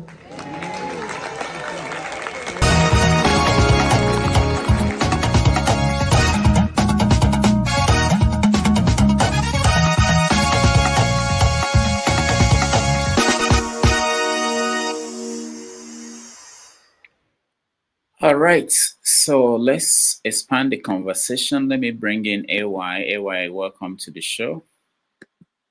Hey, Rudolph, good afternoon, sir. Yeah, how are you, man? Good. Good afternoon, everyone. Yeah, I heard you looking for people from Anambra. I said, I thought Rudolph's from Anambra. Are you renouncing your Nigerian citizenship? No, I'm moderating. Yeah. So on a more serious note, this issue of the politics of Anambra, right? First of all, Anambra get us confused right now, because sometimes Some of them will say, oh, Soludo is doing a good job. I've listened to CM analyze some of the projects Soludo is doing. Some of them, I don't know if because they are dissatisfied with the way he attacked Peter Obi, they don't want to see anything good in Soludo.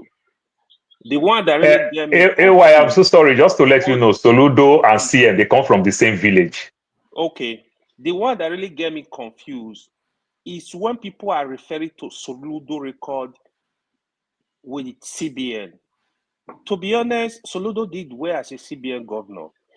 You see, one thing I want us to, we should learn to stay on fact. Even if we dislike somebody, you got to call out if the person is doing something good, give credit to them. It's just like, that's why I dislike Wike. I've heard Wike is doing some very nice projects in Abuja. I don't know why we are not like that, unfortunately.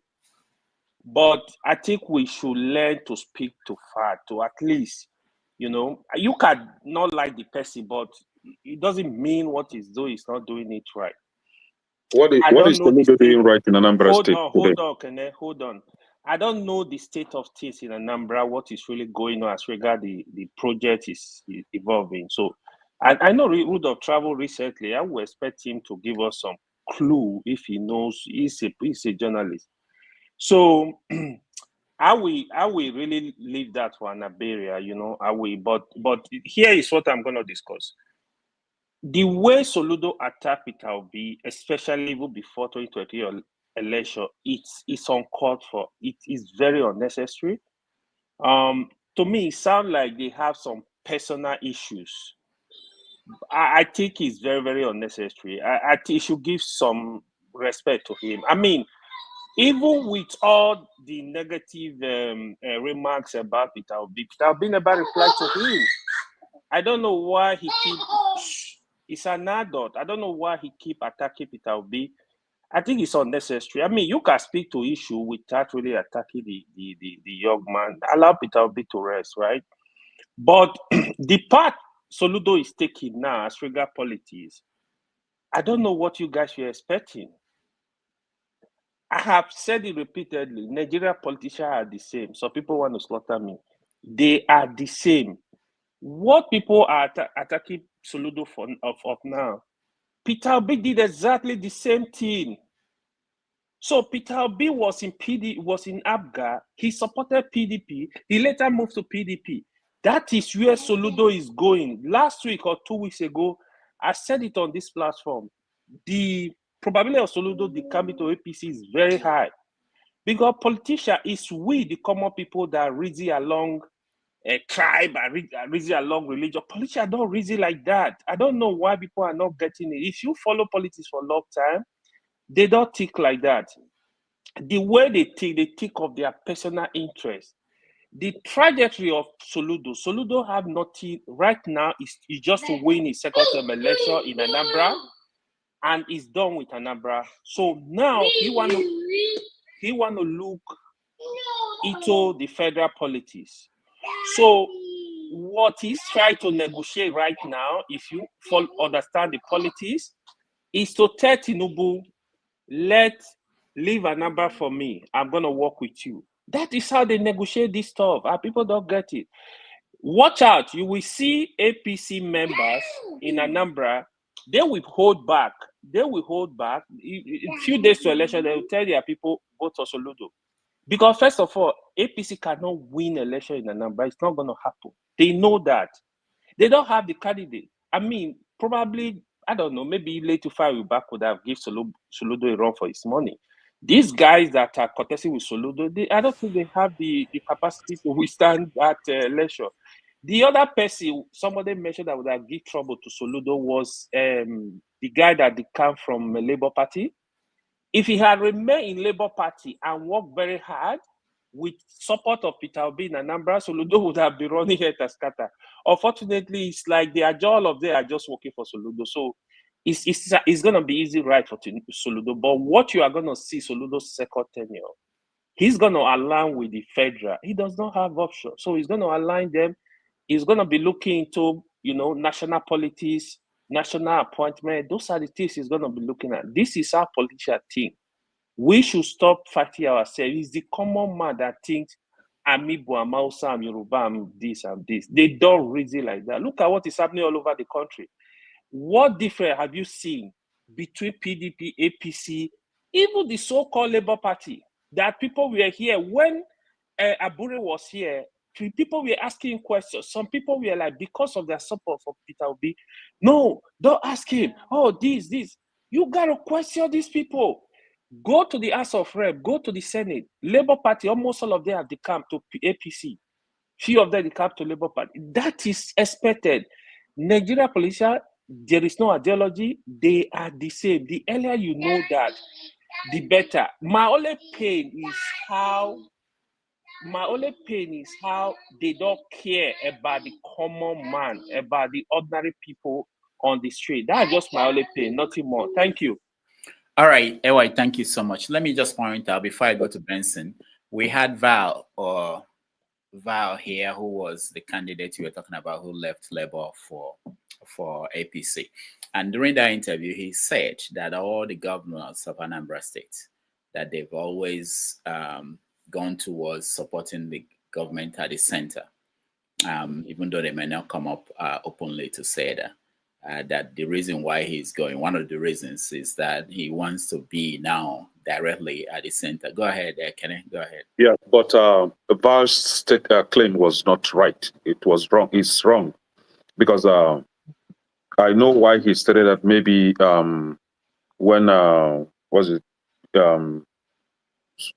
Obasanjo was the president, and I think PDP in Anambra State, PDP was in the lead then. I think Mbadnuju, right? Yeah. Mm-hmm. And then during this guy, this man from Nnobi, from Alo.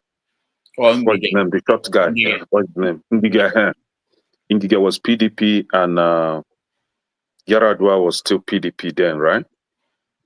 So, and then when this guy Obiano came in, when Obiano came in, it was Peter Obi was the first APGA. Peter Obi was the first governor. Yes, so Peter Obi was the first APGA, right? So when Peter Obi was the governor, it's very understandable that APGA doesn't really didn't have a strong candidate in the federal. So it's, we tilted towards federal. And bearing in mind that Goodluck was a good president and he's our brother, so we had to embrace him, right? Now, when this guy came in, Obiano, right? So we have Buhari. Buhari is APC. Anambra did not vote for Buhari. Throughout his terms, the first and second time, we did not vote for Buhari. And the most recent one being Tinubu, we did not vote for Tinubu. So I don't know where he got that claim from. But this is why I actually wanted to contribute to this moving forward. Somebody made mention that he saw what Soludo built in Ekulobia. And I want to ask, what is the economic benefit of a flyover in Ekulobia, right? We have a lot of flyovers in Port Harcourt that as we talk today, currently, they are not functional. The flyover is just occupying space and causing unnecessary traffic in Port Harcourt, right? So we have a similar one in Ekulobia. I don't want to really know the traffic, the severity of the traffic in Ekulobia that necessitated that flyover. No economic benefit. So that is a zero project. A project for aesthetics only, just for the eyes to feed on. Now we have Soludo. Somebody is saying that I think AY was saying that he thinks that Soludo is having personal issue with Obi. No, not personal issue. Soludo is a boy, like a errand boy for those gangsters in Anambra State. So he is just doing what his masters instructed him to do. And I'm calling names. Ateze, he's his master. And Ateze doesn't like P2B. Ateze is against anything that has to do with honor, anything that has to do with due process. He's just a backyard kind of a man. So he's against P2B because P2B stands for transparency, and that is not how they live their lives. So there he is now using his boy, which is Soludo, to attack P2B. We know them now. You know what happened recently? With Innocent Motors, he went and destroyed Innocent's property without prior notice, or even if they gave them notice, just I don't know, but they claim that there was no prior notice, right? He destroyed that because he knew that Innocent is standing with P2B. So anybody that is standing against with P2B, Soludo will be against the person. And that is what is happening in Anambra State. Have you also forgotten that Anambra State used to lead in the WAEC, but today Soludo is bringing Anambra State down in WAEC exams. And again, somebody was saying that instead of P2B, I think it's KJ, instead of Soludo to ask for projects for the people of Anambra State, I think Paul, virtually everybody, asked for that. Instead of Soludo to seek for project in the east, southeast, he was just busy saying other things that really, really is heartbroken. Now we have the ongoing concessioning of federal airports in the country, about 5 airports in the country. Only Anambra State has 80 years concessioning deal. Are you sure And that? yes, let us tell us, because they told us that Lagos State, the Murtala Mohammed Airport, and then the Kano Airport in Abuja, they both has 20 years concessioning deal. But why is that of Anambra State still hidden when there is already a rumor going on that it's 80 years? Then the federal government came out and said, no, it's a false claim. What is the real claim? We want to know the truth. But we know that Lagos and Abuja is 20 years. What is Anambra State's stand? Is it 80 years or 20 years? That is, and we know how these people operate. They will come out and, say that, oh, it's a false claim, and then at the end of the day, they will still implement what they have already. And mind you, 70% of the deal has been completed already. 70% of the concessioning has completed. So your concession, 70% has completed, but still, the people are still demanding to know the terms of the deal. Is it 80 years or 20 years? So these people, they know how to lie, they know how to manipulate things, but the truth is, we already know that it's 80 years. So Soludo, instead of asking his guests to bring it down to that 20 that every other person has, why is Enugu State going for 80 years? Is it not that same subjugation that we're talking about against the people of Southeast? Now, are we talking about the what they call it, the useless seaport that they use during election campaign, that very soon a ship will be batting in Onitsha seaport? They even shared a tracking number, I think dock receipt of one useless or non-existing ship that is coming from China. I told them these are all lies. Today, no ship has battered in that Onitsha port. So now, in Anambra State, like I rightly said earlier, we have our brain intact. We are not Lagos. For anybody saying that Anambra State will be Lagos, my brother Akulata, I will prove to you that Anambra is not Lagos, that even Soludo will be begging to come back the second time. For rigging, they can rig in every other state, but not Anambra. They know, and I'm not making mouth. We are going to show them that Anambra is not Lagos. Neither is Anambra State, Edo, where they elected an illiterate. Anambra State will go for the best. Thank you. All right. Thank you, Kene. You are the only person from Anambra here, so we'll let you speak. Welcome to the show, Benson. Benson, welcome. Good day, Dr. Damages, and good day, Kene, Mr. Paul, Tony, and all the rest. AY or AZ, I don't know. So it's unfortunate, in Nigeria, the kind of they practice in Nigeria is very unfortunate. And I don't think Nigerians are so educated the way people say about Nigeria. Nigerians are not so educated. Because when you look at professors, other places and professors in Nigeria, these days, even when I see professors in Nigeria, I start running away. Because honestly, they're not what they're supposed to be. Is it not these professors that rig elections, the professors that are ladies didn't take an exam, but they give them pass mark.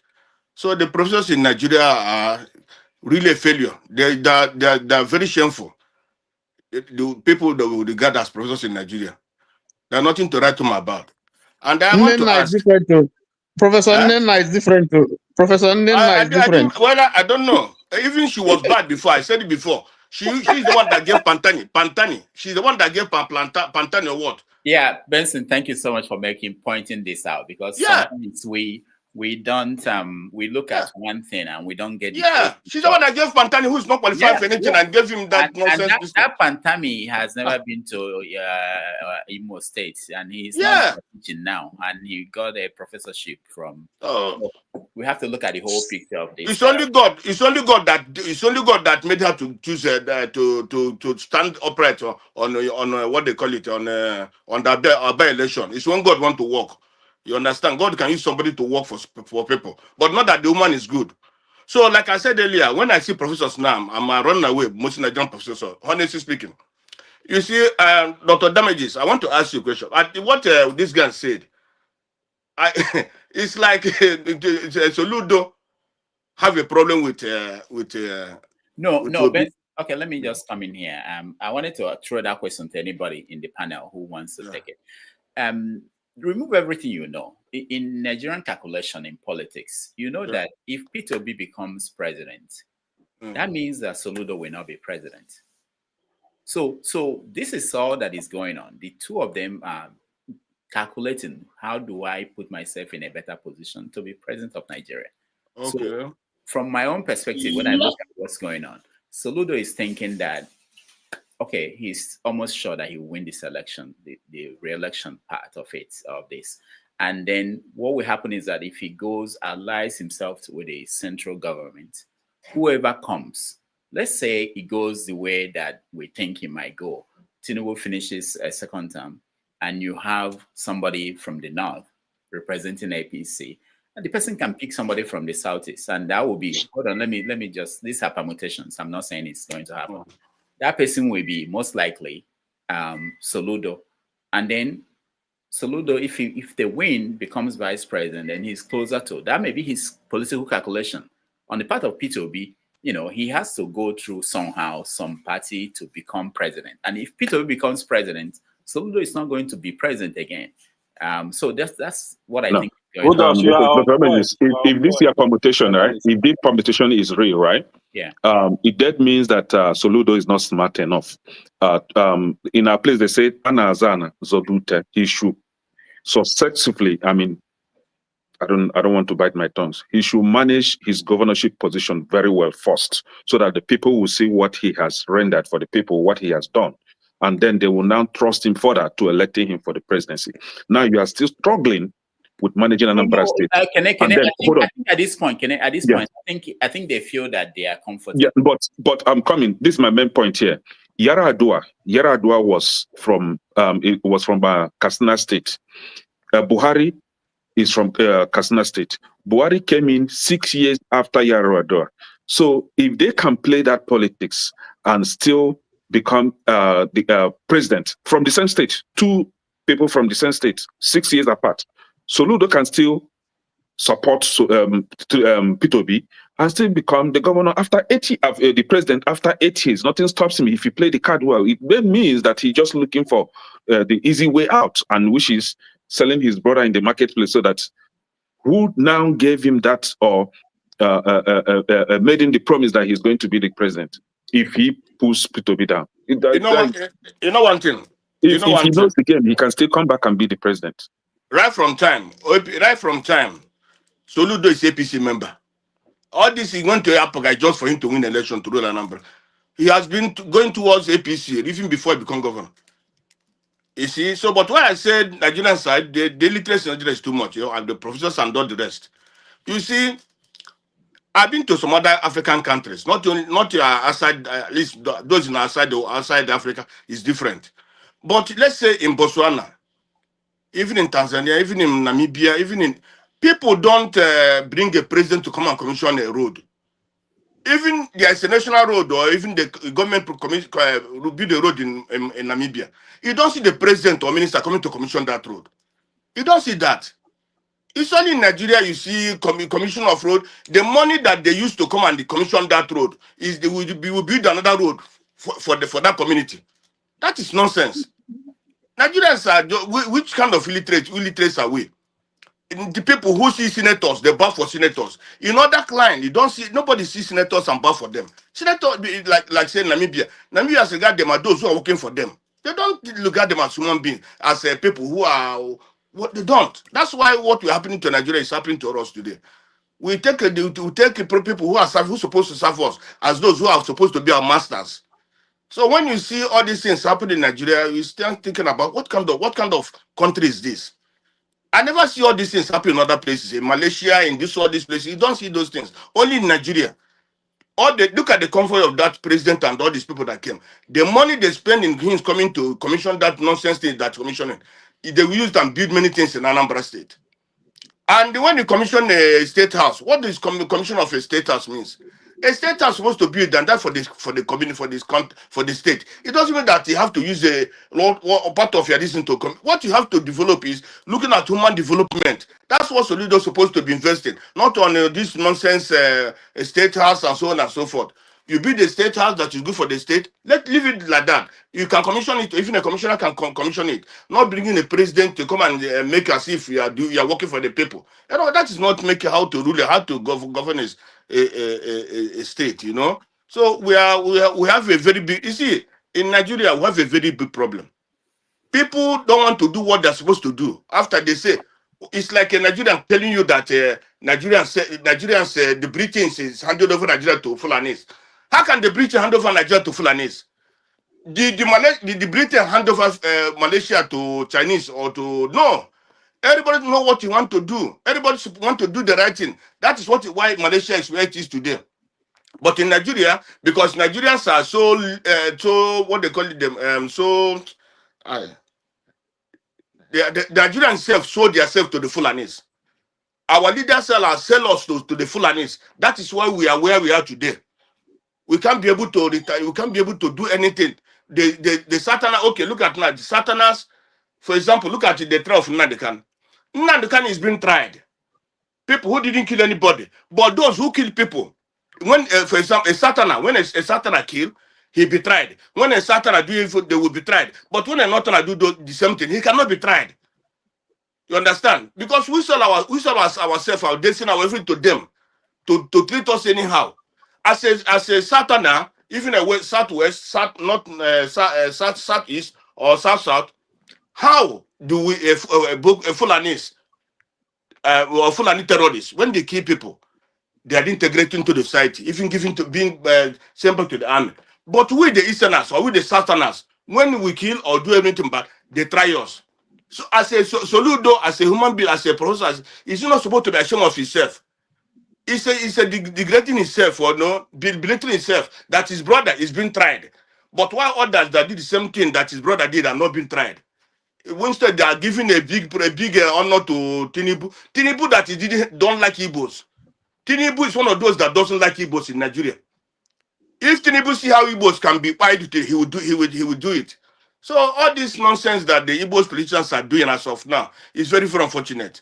Because when we grew up under what Samu Bakwe and Ojimobo, they never did this. Even though that time, even what they call the former president Alhaji Seru Shagari, they comes, but still we give them all these 30 titles. I think they didn't do anything for us. Igbos are wasting, those political leaders, for me, they're doing for themselves. But for the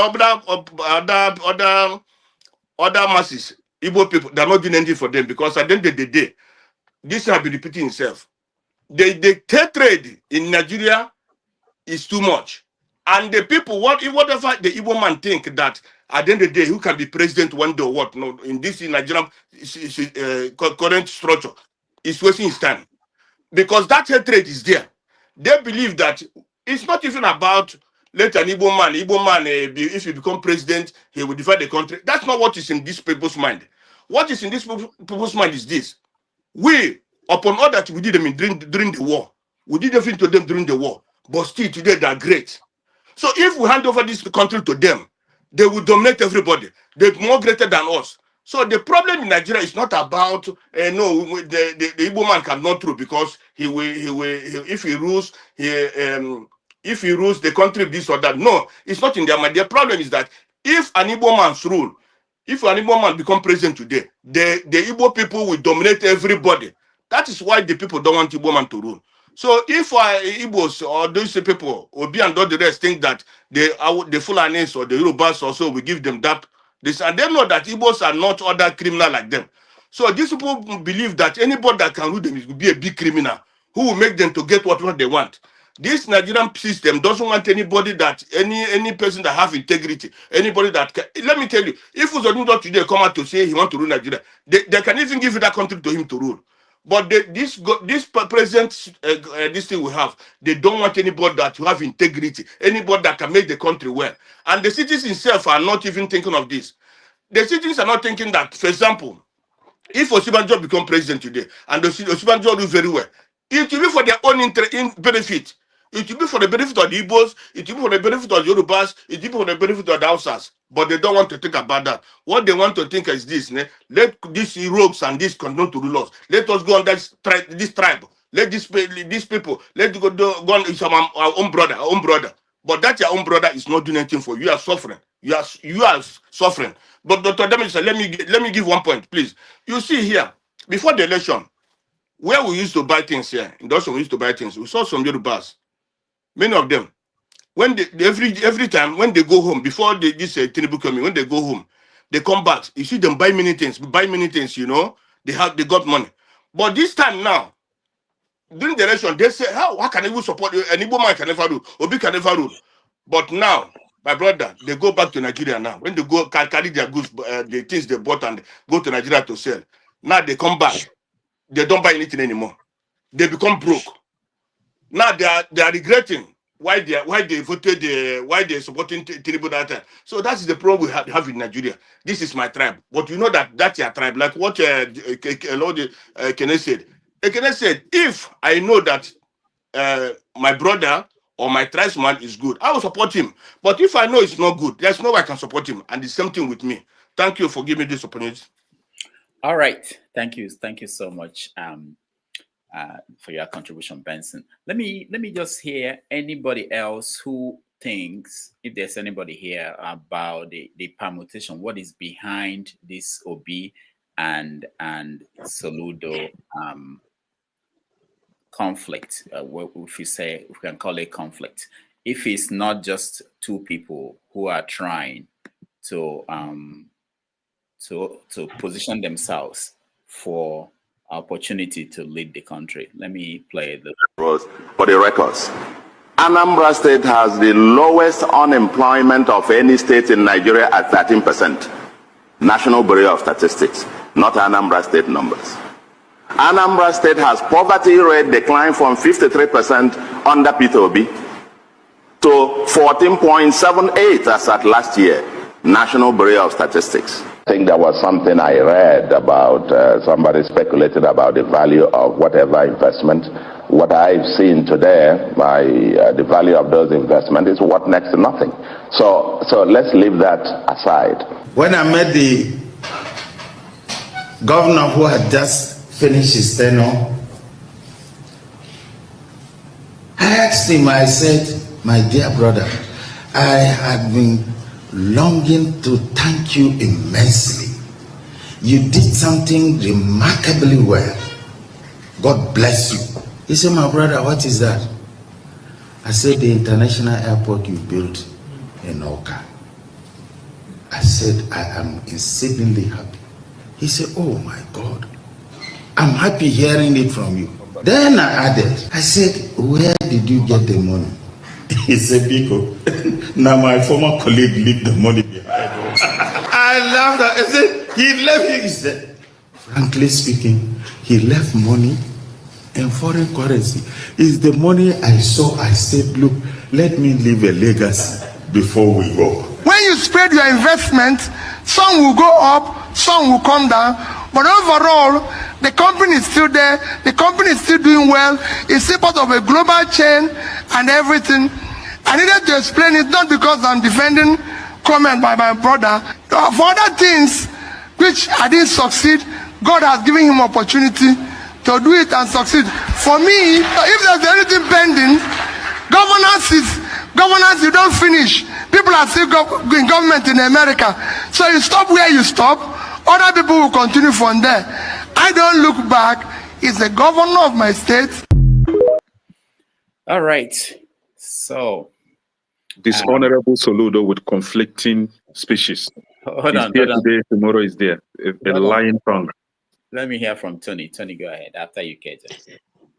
Doctor, I was in Nigeria when Obi was governor, and like I told you, it's just a stone throw from my town. We have to be honest when we are analyzing some of these things. Obi did well. I mean, yes, Obi, I am Obi's fan. Obi did well. Because we go to Onitsha to go and buy things, buy food, buy, 5 minutes, you are there. We knew the challenge that Obi met when he became governor. And by the time he finished his first term, I mean, you could stay in Upper Iweka, by 6, you won't fear anything. So, I mean, the problem we have in Nigeria is, because we play dirty politics, we don't give credit to whom credit is due. Obi he was not a perfect person, but Obi did well as a governor. And in my own personal assessment, I can tell you, nobody, maybe the only person who came close to him, and again, because he didn't spend out his time, would probably be Ngige. But Nuju was bad, and he left a lot of problems for Obi. So let us give credit to whom credit is due. Now, as for your analysis, I concur, because I listened to Atiku when he was talking about the choice of the vice president, and when he was speaking with OBJ. And OBJ said, first choice was my sister, from my state, Ngozi Okonjo-Iweala. And if you listen to the video, Atiku said, no, it's going to be a problem because she's not a member of PDP. And then he said, okay, Soludo. Again, Atiku said, a problem. And then now said P2B. So you can see, from there, you can see clearly that there's a rivalry. Unfortunately, Obi has established a reputation, whether you like him or not, where, and we see it today, everything somebody would cause a problem is Obi, anything Obi, and you want to wonder, this man is not in power, he's not a governor, I mean, he's not in one of these big political parties. Why are they all fidgeting every time? They don't talk about Atiku, they don't talk about Kwankwaso. It's Obi. So there must be something about this Obi. And of course, we know he's the only one who beat the Asiwaju in his own constituency, beat him hands down, beat him in Lagos, beat him in Aso Rock, beat Atiku, took states away from Atiku. This is someone from a relatively small party, doing his own thing by himself, able to mobilize Nigerians in such a way that people were ready to sell, use their school fees and do things. People who don't even know Obi, who are not likely to benefit one-on-one from Obi. So Obi is a threat. And there's a reason why he's a threat. We know he won that election. We know that he won that election. So if you can do anything to denigrate Obi, then that's what Asiwaju would like. That's what people would like. So what is happening now is, if you can cause so much problem in Anambra and divide Obi votes, that's if Obi is going to run in 2027, then you probably will give Asiwaju enough leverage to get maybe 25%. Not that he's going to win, except they do this thing that they are doing, go to court and stuff and so on. So I think I agree that there's a subtle struggle Soludo, yes, first class, undergrad, I mean, his first degree, master's, he was the best in his class, PhD, and so on and so forth. And you can say all those good things about about Soludo, but he even as a CBN governor, people have said that by the time you begin to unearth some of the skeleton in his cupboard, at a point they wanted to do that. By the time you begin to unearth, some of the skeleton in his cupboard, we will see nobody has ventured to do that. But when you bring yourself to that height where you want to run, some of these things will unfold. So I think I agree with you that Soludo sees Obi as a challenge. And then if he can demystify Obi, if he can bring Obi down, because if you put Soludo and Obi and say vote for two of them, there's no way Soludo is going to. He probably will just come out with 10%. Obi will beat him hands down, professor or no professor. So that's very, very clear. So Obi is the most popular politician from the East that we know today. That is the truth. And so he's standing on Soludo's way and Soludo's ambition. So if there is anything that Soludo can do to take Obi out of it, but that's a dirty politics. That's not how to play it. It ought to be smarter than that as a professor. But like someone said, he's good, he's intelligent, but he doesn't know how to play politics, because that politics is not the kind of politics that will win you anything. Let me just stop there, just so that someone else. All right, thank you. Let me hear from KJ and then Jide. I see Jide. I know there are other people who may want to weigh in, but KJ, go ahead. Okay, thank you. I totally agree with you. I'm one of those who believe that not necessarily because Soludo, Peter Obi do something wrong, but because Soludo is looking for political relevance in order to, he's looking at the most prominent people standing out in the Southeast. And as he is, just like we have always seen, always playing for a second fiddle, he's more concerned and satisfied with being called a vice president. And that has always been the bane of the problem of people of the Southeast. Unfortunately, we have not learned from history. And if we learn from history, we will not be parading ourselves in that, in that direction. Because people like Jim Obodo was used to destroy, the rising of Alex Ekweme. But neither he nor Alex Ekweme got beyond to become president. People like Rotas Okorocha was used to distort again the same Alex Ekweme. But today, even Rochas Okorocha have been they finished using him, and he has been dumped by the wayside. The other people who have been used in the same manner is people like David Omahi, who was promised president under the APC, and he did everything he was supposed to do in order to, not only buy youths from his state and beyond, he also stood against totally and absolutely, even to this moment, against Nnamdi Kanu. But today, he's not given that position. He has lost out again. And I don't think he has learned his lesson, because he's the only Igbo man that I know that's going about in dashiki and dressing like a small Hausa, sorry, not Hausa, but now Fulani, man. But he's leading a tribe of Igbos.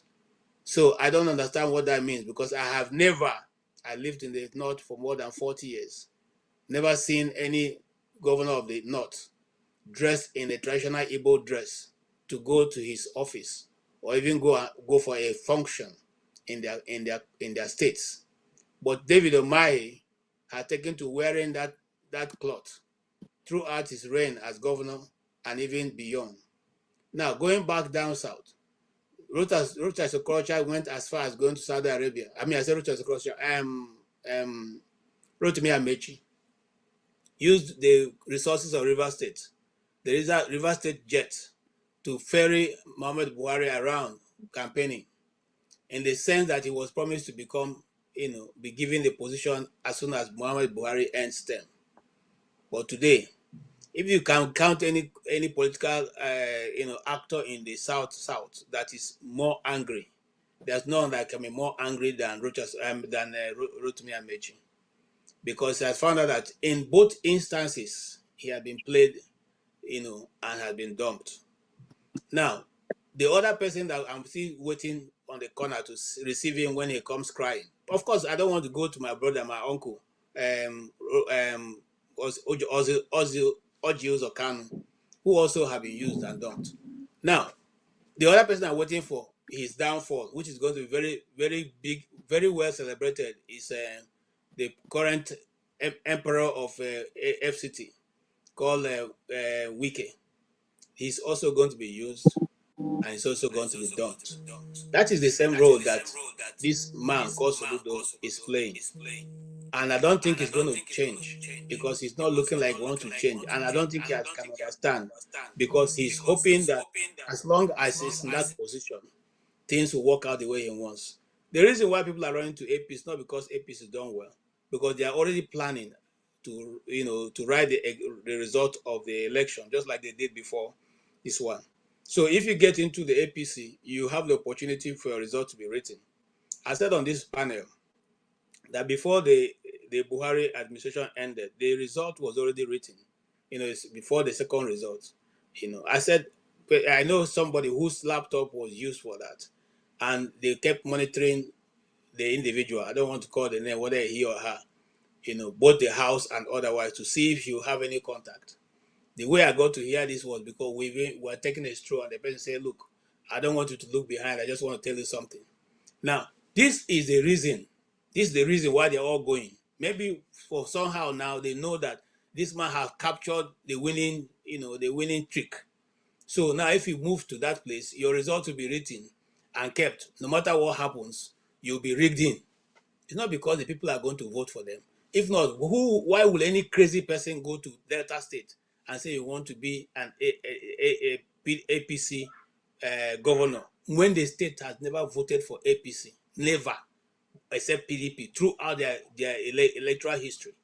So you see that it's not because they see anything good coming, but because they think that they can use that opportunity, to become people who are assured of their position.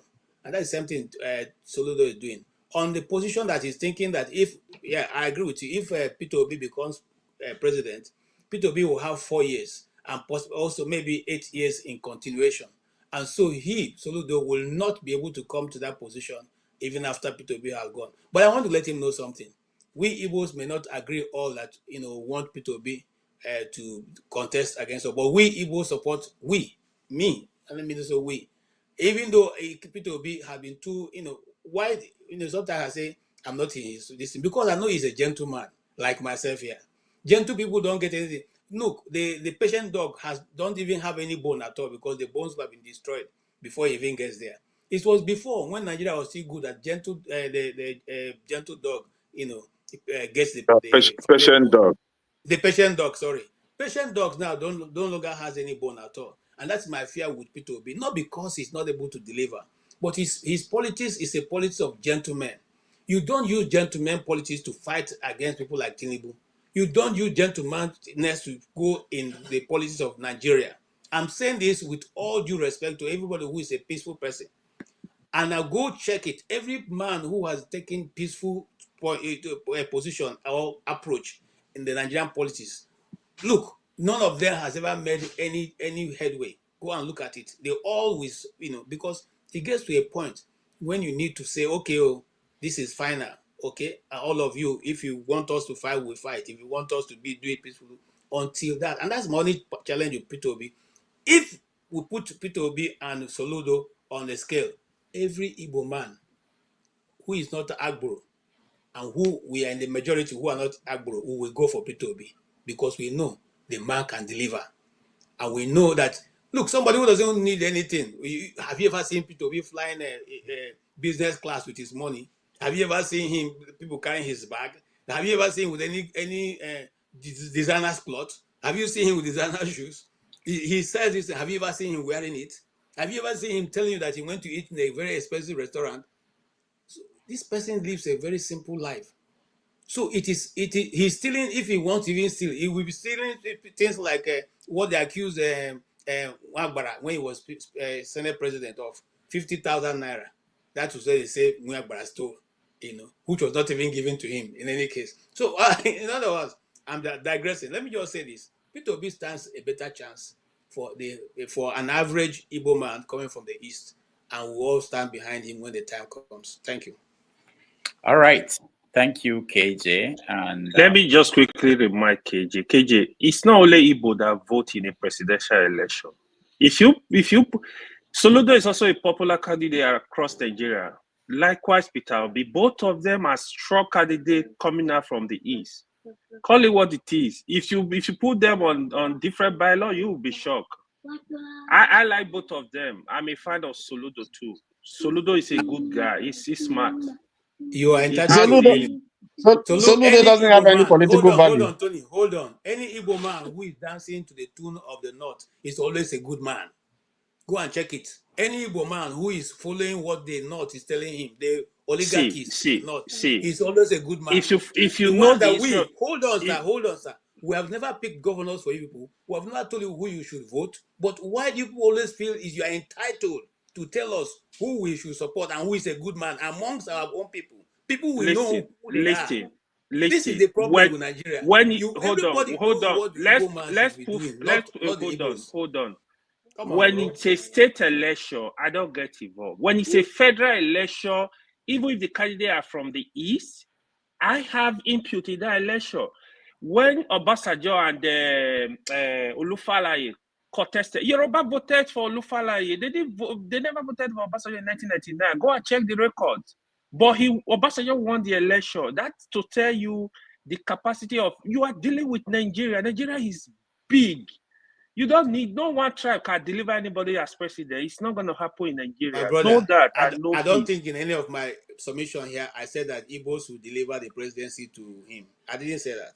I said when it comes to the choice of the Igbos, I didn't say you people. I respect that. But it doesn't mean the person will win the election. That's what me I'm saying.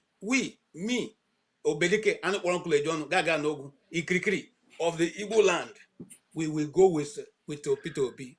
My brother, let's see my face. I hit my hand for chest because I know say we'll put there and no go steal I understand that, but it doesn't mean he will win the election nationally with Soludo on the bylaw. Thank you. Thank you. All right. So let's see. You guys are too much. Jide, welcome to the show. Thank you so much, Dr. Damages. Good to see you. Nice good to see everyone on the panel and everyone listening and on the comment section as well. Good to see everyone again. So this is my position on this. Peter Obi, if he's elected as the president of the Federal Republic of Nigeria, nothing is going to change. In fact, things will get worse. And these are my major points. First of all, I've listened to Peter Obi so many times. In fact, before Peter Obi became as popular as he is now, before I became more politically educated and I understand the geopolitics and political ideologies and the politics of Nigeria, I used to like Peter Obi. That was like 7 years ago. But I'm glad that I've moved away from that part. I have better understanding now. But let me go to my major points. The first thing is, I've listened to him so many times, his interviews, his campaign. The truth is, there is no socialist or element of socialist ideology in any of his plans. That's why nothing is going to change. Because what socialism does, or what socialist policies does, is it improves the quality of life of the people. It improves social infrastructure and social development of the people. That's number one. If you look at many examples of great African leaders, they have tried to make impact or that have made impact. They embrace socialist ideology or Pan-Africanist ideology. One example is Ibrahim Traore that is currently in Burkina Faso. Another example is what's going on in Namibia and Malawi. You guys should go and see those women and the incredible things they are doing. I don't have a lot of time. So that's number one. Number two, you cannot expect someone that is a product of this oppressive elitist system in Nigeria, that is a product of it, to now be the one that will get elected and change things. It has never happened in any of these third world countries. If you are a product of the system, you are a product, you collaborated with the system in the past, you know, unless if there's an idea that as an individual, you are a product, you have repented. I mean, Buhari was president of Nigeria for 8 years. He didn't do anything. I don't want to digress. He is part of the elites. He's a product of the system. You cannot expect someone like this to win the election and go against the elites and the oppressors and the neo-colonial structures in place in Nigeria to make things work. It's not going to happen. That's number two. Number three, you see, comparing our elites and oppressors and saying who will win the election, who will win the political party as they move from one political conduit, I don't call them political parties, they are political conduits, from one political conduit to another, which of them is a lesser evil. Nothing, we'll keep having this conversation for the next 100 years. Nothing is going to change. So that's my third point. My fourth point, someone said something that Peter Obi is currently the most popular or one of the most popular politicians in Nigeria. Well, maybe that's the case. But if you look at the issue, when we talk, the problem is that a lot of us, when we talk, we don't look at issue in a deeper context. We've had MPO Abiola, was probably more popular than him. But in reality, MPO Abiola was a product of his system. He played a role into why Nigeria is what it is today.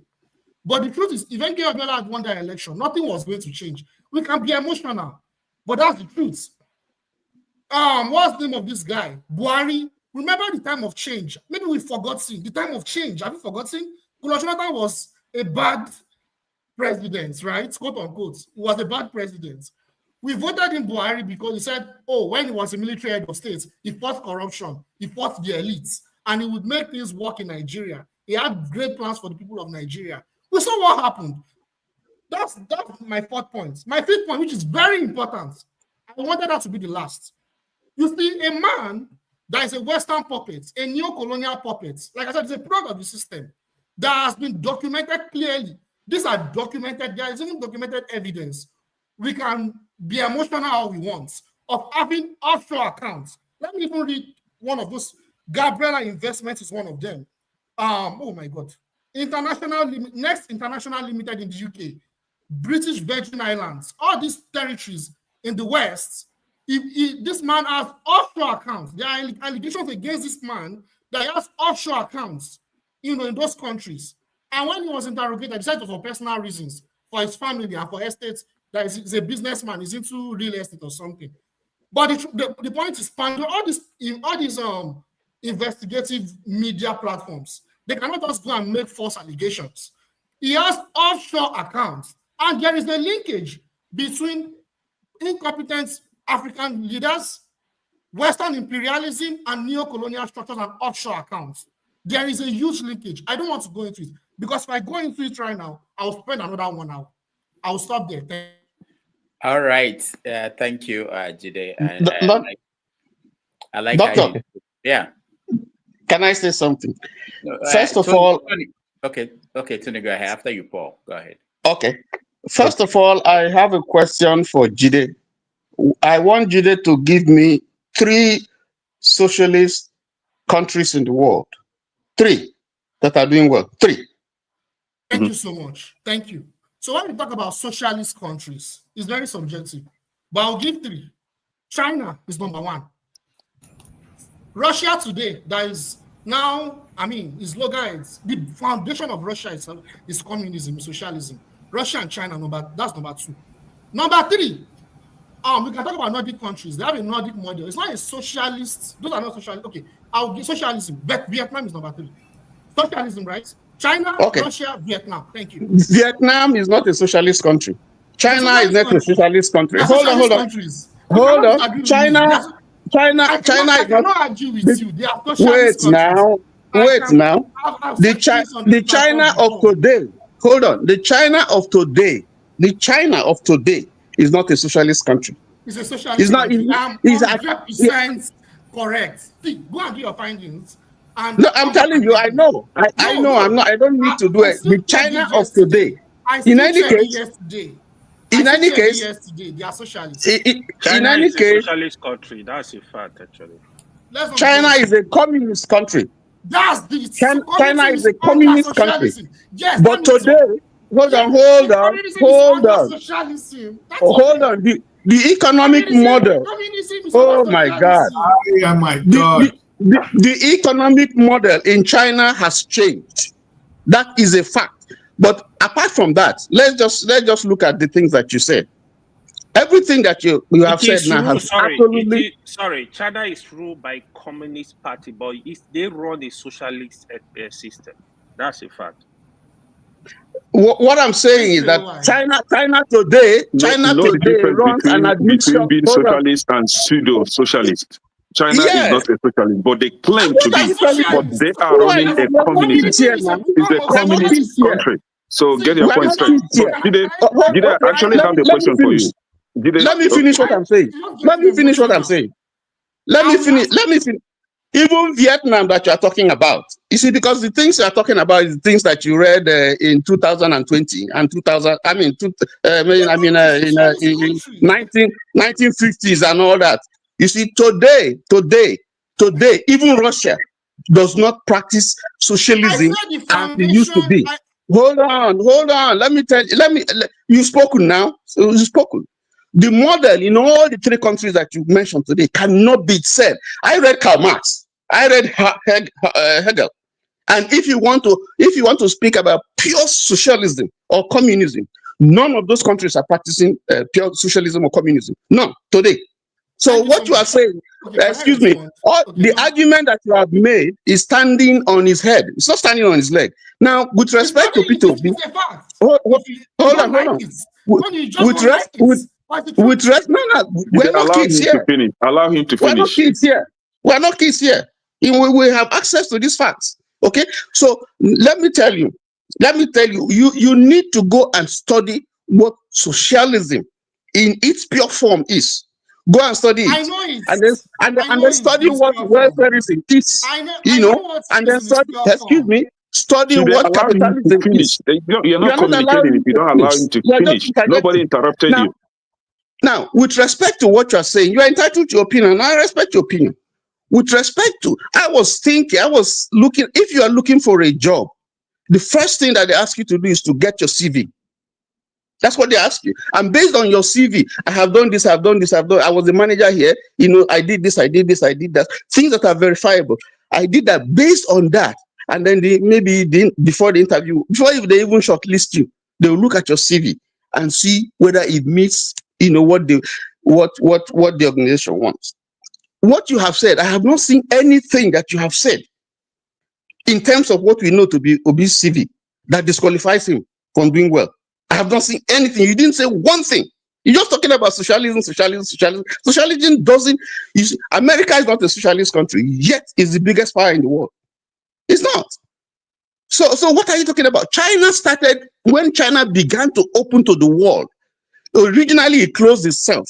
And when it started opening itself to the world and began to embrace other ideas that are not strictly speaking communist or socialist, that was when it started. That was when today they can send their students, send their people out to everywhere in the world, capitalist, socialist, unlike North Korea. So when you are saying this thing that you are saying, and you're talking about capitalist and all that, I just laugh because we talked about this thing before. We talked about neo-colonialism, and you were arguing and all that. You may not like capitalism. You may not. None of them, even Karl Marx, in his theory of conflict school, in his conflict school theory, today, if you follow strictly what Karl Marx has said, it's failed totally. There's no country followed strictly Karl Marx theory of thesis, antithesis, and synthesis. None of them followed it, and they succeeded. All of them collapsed. Soviet Union collapsed. Cuba is going through problems. Vietnam was operating socialism. Today, Vietnam has opened itself to the world and is doing well. So don't come here and be telling us things that are historically not true. Tony, thank you for educating this, our brother. Thank you for the education. You see, that is okay, please let me come in. That's why it's always important for people like you to be on this show, because whenever Jide reads this is AI stuff, you always want to jump up and begin to spew things that don't make sense. You said China is not a socialist country. So there is a difference. There is Marxist socialism and there's market socialism. Socialism does not have to be under the underpinning of Marxism. That's number one. Number two, I didn't say Russia. I said the Soviet Union. I said the foundation of Russia today. The foundation of what has made what Russia is today is communism. It was the Soviet Union. That was what I said. I didn't say Russia. But you guys are getting emotional. That's number two. Number three, my final point. Vietnam, it's not a matter of this. It's not a matter of it's opening itself to the world. They were under over 30 years of war by France, US, and their proxies. After that, after they defeated the US, the French, they decided to withdraw their containment away from Vietnam. They did not open themselves, they did not close themselves away from the world. It was the US and the West that contained them to prevent them from developing. Thank you so much. Brother Jide, you are spilling fake news. I have a question for my Jide. I have a question for Jide. You're just spilling false and fake news. You don't like what I'm saying. So it's fake news. Thank you. Okay. We are going to go to Paul. We have to round up on this. Doctor, okay. Let me just we have to round up on this topic of Obi and Soludo and Tinubu's. And then I just want to let people know that Forefathers is not able to join today, or at least for now. But I will round up my segment and hand over to KJ, who will continue until the ladies are ready to come on with their show.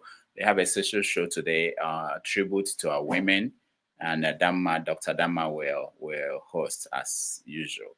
There's a chance that Forefathers may join later. If he's able to, he will take it to the ladies' show. So that's why I'm still here at this point. But KJ has agreed to help me to continue, and then the ladies' show will come at the normal time.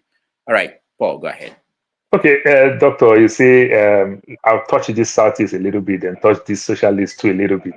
So the Peter Obi and Professor Chukwuma Soludo issues, it is simple. Originally, the way Nigeria understand these geopolitical zones and everything, it's not the 6 geopolitical zones like we always call it. It starts with just 2, say North and South, before it becomes the 6 geopolitical zones. But every time when the rotating itself is coming up, it comes with only 2, North and South. And coincidentally, there's 3 major ethnic groups, the Igbos, the Yoruba, and the Hausas, as the case may be. So if an Igbo person is coming, must first of all take care of the South-South and the Southeast. Sorry, the South-South and the Southwest. If a Southwest person is coming, must do everything within their reach to first of all do that thing that they say charity begins at home. How do I take care of my Southeast and my South-South people? That's the card Tinubu is trying to play today. And every other thing, because you want to take care of your home, then you know how you're going to get a popular candidate from the North so that you can take some votes there. That's how you strategize. And then Buhari even tried it in different times. Pick some fantastic people from the South too, when he was contesting as his running mate and everything. So today, if you pick a Peter Obi and a Soludo today to first of all start what I call charity begins at home, Obi will easily take South-South. Obi will take Southwest much, much better than the Soludo. Because election at the end of the day, if we come out this rig, this funny nonsense thing that Tinubu is playing, that strategies of rigging and everything, it's about popularity. Obi is more popular than all those people. We can see what happened with JAM. How many people get up to 200 cutoff mark and everything? When they put the right system in place, people can beat the system. Everything show itself. Obi is more popular than this guy, you understand? Then when you go to the North, Obi is patiently and is doing tremendously, selling himself very well in the North. So I think Obi is way, way better than Soludo. So if there's anything Soludo will do is to bring down the man called Obi. That's what he's doing. Then when we talk about this socialists and everything, socialists at the same time, when you call socialists, there's no way you cannot call welfare system and everything. So when you talk about GD, when you talk about Vietnam, you talk about China and Russia, these things makes me laugh. You understand? When I went to the UK, I saw my friend wife. She worked only 2 times a week. You know, she said if she work more than 20 hours a week, her rent's going to go up to like £800. So she work only 20 hours a week and she's paying £87. Benefiting from the system. The government nearly own nearly all the properties in UK there and other things. They benefit from the system. The same people who trick us not to benefit from our own system, they give back to their people tremendously. You understand? People go. The food bank that we benefit here, people collect food everywhere, the poor states and everything. They live on food bank like the vice president today in America. Who do you think fund those food banks? This fund is coming from the government. These are socialist program. America, we are crying today because government is not investing heavily when it comes to our healthcare and everything. Other maybe they give to senior citizens and young kids who are anyway a good percentage of them may be healthy at the day they were born and to age 22 as the case may be. And everything. These are socialist program. You understand? But when they want to deceive us, they just make you understand, oh, you don't get anything from government. Like Tinubu says, this one gone, this one gone, this one gone. People benefit of these things. The government funds schools. The government funds so many things that people benefit in this part of the world. These are socialist program. They might tell you that they are doing capitalism, but the thing that can affect people tremendously. I don't think people get those socialist programs that Jide is talking in places like Vietnam. I don't see those people who want to run and do everything to get a visa to come to the US. And then, but I think, yeah, you might say certain things, maybe government owns certain things like Russia, government hold, but we are talking about benefit, not only own some of those things like it is in Cuba and the likes. And we all know why Cuba is doing what they're doing because of the America and the Russia proxy war that affects Cuba, and Cuba stand their ground. You understand? So the socialist program, they benefited in Canada, where you hear healthcare, you hear all these things. You see the same thing in Germany. These are socialist programs. These are popular programs. Like I said, in politics, the people directly benefit tremendously. You get all the Section 8, like they'll call it in America here, when poor people get all this benefit from government. The UK will call it council house and everything. Sometimes when you started growing above the ladder, we started nagging. You understand? How come am I paying all these taxes? People who don't pay taxes who get all these benefits. Their kids tend to go to school. You understand? Will benefit certain things. My kids go to school, primary school. I pay for food because they say I make too much money. You understand? And the man who have 9 kids and everything, their kids go to school. They don't pay nothing. You understand? At the end of the day, they go look mountain. They carry their buggy with a lot of EBT card, food stamps. They carry a lot of food. These are socialist program. My brother, let us grow up and use common sense. Let's leave technicality for people like Soludo. Common sense, the government take care of their people. That is the same common sense. That is socialist program. These are popular programs coming from the government. Health, food, schools, road. You understand? When they ask, sometimes we mock ourselves as an American when we talk about the rail system in America. When they asked Eric Adams, the mayor of New York at the time, the guy said, the train that you see in New York is highly. You understand? They subsidize it. So all you need to benefit from that train is to move it from one point to the other. It is not luxury. Which to some extent I agree. If the train is working and they move it from one place to the other, I know how many cars have changed here in Arizona. But in New York, people who have one car, they use it for many years. Do you know why? Because they use the city bus. They use the train. They use everything. You understand? And it's highly discounted. You understand? That is called subsidy. These are socialist programs. But when they deceive us, they tell we to take everything that people benefit. My father, they literally went to school. They so much enjoy it. When you find that many of our parents, in their own time, all of them want to be a teacher because they so enjoy it. Who want to be a teacher now?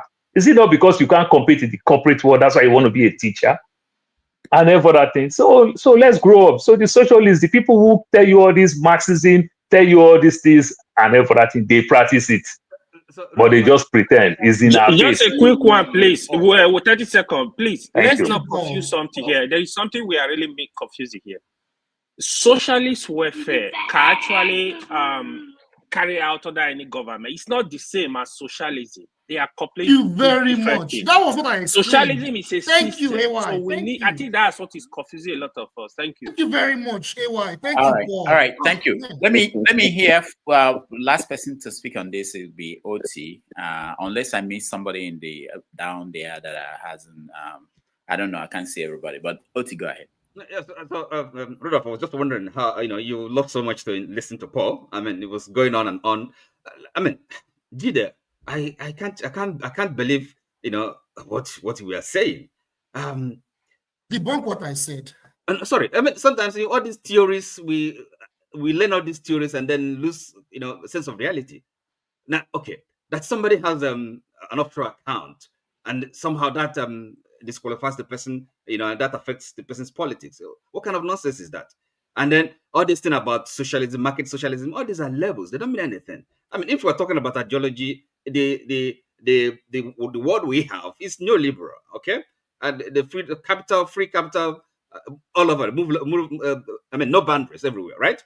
So talking about socialism, this country is social. I don't know any country that is socialist. There's none. At best, I mean, the properly run countries, they operate a mixed market economy. Okay, they provide welfare for the people. You can't have capitalism anywhere. There's no free market, as a matter of fact. So thank you, Oti. Thank you. Now and then coming to, by the way, yes, it is coming to the Obi thing. Sorry, so get the spoke now. I mean, what's Tony? Right, you made a good point. So asked about a CV, okay? If you are going to employ somebody, okay, somebody's pedigree, background, that's how you begin to judge the person's character. Now you're telling me that if a gentleman by name Peter Obi becomes the president of Nigeria, nothing will change. Now, first of all, when he was governor of Anambra State, how did he perform? Was he not? Well, if you like, a member of the elite, a rich man, as he governed the state? How well did he do? That's the question. I mean, how would are you saying that the resources he has got, his personal wealth, would not allow him to understand what governance is about and do the best for the people? So are you saying, as the president of Nigeria, he would buy himself a jet and be flying around with or a yacht and be building all these things, and he will not fight corruption? What are you talking about? This is common sense. Can I answer the question? Can I answer everything you said? All these are theories. Can I answer it? Let's be real. Please, can I answer all the things you've said? Can I answer it? Yes, go on. Thank you. So I have listened to this panel for months, and one thing that disturbs me when I listen to a lot of people, there's some people that I like what they see. I mean, it's okay. I disagree with some people. I disagree with some points. Everyone is entitled to their opinion. But one thing I noticed that we don't look at what they call class warfare. We don't look at class analysis. We don't, and it's a problem. It's a theory. It's not a theory, because other countries that are doing well, they apply these so-called theories. That what you're calling theory, they apply it. They actually apply it. The point I'm making is, I'm not saying because he's a rich man. Because Obi is a rich man. I'm not saying because he's rich. So what's the problem? He's a product of the system. He is a manifestation of a system. No, he made wealth. He made money. He worked hard for his money.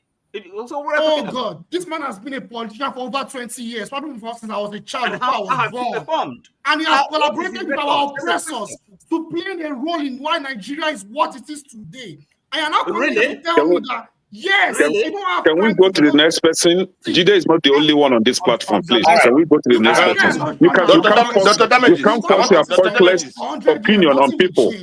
No, you can't force your pointless opinion on people. You should learn that. Everybody has his own opinion, right? You don't force your pointless opinion all the time on people. Stop doing that. And you were busy insulting me. You were busy insulting me on the comment section that I cannot insult you. You were busy insulting me. You don't have respect for your elder, Jide. Jide, I can see that you are not properly raised well. You don't have respect for your elder. And you should stop that nonsense. You should stop it. All right, guys. Thank you. Dr. Damages, I want to say something. AY, I'm his elder. Okay. I'm his elder, You super guys elder. from Atlanta, you guys calm down. Observation. Who is observing? Me. Dr. Damages. Yes. Doctor, elder want to speak now. Now let's hear from Mike. Ike has an observation. Yes, the observation I have, I want to talk to my brother Jide. Mr. Peter Obi was a millionaire in the university already. Go and ask the emir of Sokoto State. Mr. Peter Obi was already a millionaire in the university. He was already running a multi-million-dollar business. You mean the Sultan, not the emir? Anything, you ask questions. Go and ask the emir of Kano, emir of Sokoto, who Mr. Peter Obi was. Mr. Obi kept him in his own hands at the University of Nigeria in Nsukka. What are you talking about? The BS of offshore account, you people use bigotry to pander around the space. You think we all of us are little kids? What are you talking about? You are telling us about socialist countries. You are calling China and those countries. You think because we didn't go to school, we don't know what you are talking about? You should be able to think that they're talking to men who have traveled around the world, people who know what is going on around their system. You don't know who Mr. Peter Obi is. If you don't know, you ask questions. Don't go here and play politics of bigotry here. You get my point. You don't know who you're talking about. All right. Thank you so much. Doctor, I want to say, you see, can I go on? Yeah, go ahead. Just 2 minutes because I have to hand over to KJ. It's unfortunate. That's why sometimes I say these people who have professors, I used to run away from them. This Jido what he trying to be like a professor. You see, he read many books and that book's confusing so much. Last time, he came here and said they were asking about this Yoruba activist who was released from, what is that his name again, who was released, and then the kind was not released. You know Sunday Igboho. They said somebody Igboho was released, yes, but the kind is not released. You know why? Because Nigeria is not under Britain. Nigeria is not under Britain. Igboho was released, but it's under Britain when the kind is not released. So when such a person start talking, you never said that. I never said that. You said that. You said that. They asked you. Somebody said why Igboho is released, but when the kind is not released. You said no because Igboho is on Nigeria is under Britain. That's why the kind is not released. But my friend is look at. I was here. I was not in the program, but I was listening to what you're saying that day. So whenever you're talking sometimes like what is let me tell you, all of us here, some of us are being paid by APC and so on and so forth. That's why some people, when they come here, they come with a different type of views and bigotry, and you think that they are talking with you. They're not talking with you. Some of them are being paid. Some of them are being trained in the school. Some of them their scholarship money come from Nigeria. Some of them, their brothers are part of this Tinubu government. So what was mind whatever the kind of people we see here and the kind of you think that somebody can read what the professors that are reading. I have a professor when I was in school. His name is Biafra. He was the brother of this one was during the time of Sagari. I forget that his name again. I can't remember. But you see that man. He's a chemistry. He read chemistry. Whenever you see him, he's wearing shorts. Whenever anything happens on the school, he's the one that they brought to, but the brain is not okay. But they say he read very well. He's a professor. So that's why most of the time when I see professors, I start running, many of them, majority of them. And that's the line you're going now. Every time you read socialist, you read this. Every book in the world, they want to read it. My brother, leadership is about wisdom. Leadership is not about socialism or not nonsense. Leadership is if you don't have wisdom, you can't rule your people very well. If you don't have wisdom, you can't do anything very good. Even in business, without wisdom, you can't succeed. So everybody that is ruling you, let me tell you, if the person doesn't have a wisdom, he can't do anything. He just to put you this way, put you this side. Like the people who are ruling us now. You see the kind of people ruling us, no wisdom. Only what they have in their head is criminality. Both the East, both the West, both the South is criminals. That's why we are where we are today. Thank you, Dr. Damages. All right, Mr. Benson, Taye should have read Kakituo, so not only your own, and it was good. Thank you.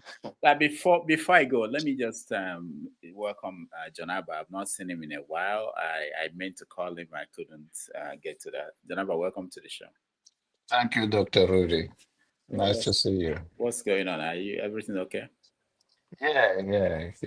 You know, you are a professor, so when you come to professor, so you have to.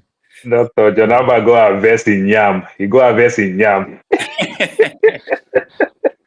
No. Someone told me that when I leave, you come that time. That's what's happening. That you are around, but I don't see you, so I just wanted to. I come around, no, you're too busy for me sometimes. So when I come, whether you're in the class or you're doing some joke, or you and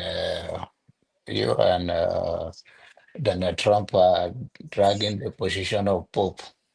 Anyway, So so I don't know if you've been watching. We've been talking about several issues, and I don't know if you want to weigh in or you want me to hand it over to KJ. right now, I didn't normally I used to watch from the background, but I was so busy. I just saw some of my usual faces here, and then you know when they talk about Peter Obi, excite me so much. You know, I say I should join it and make it more insightful. You know. All right.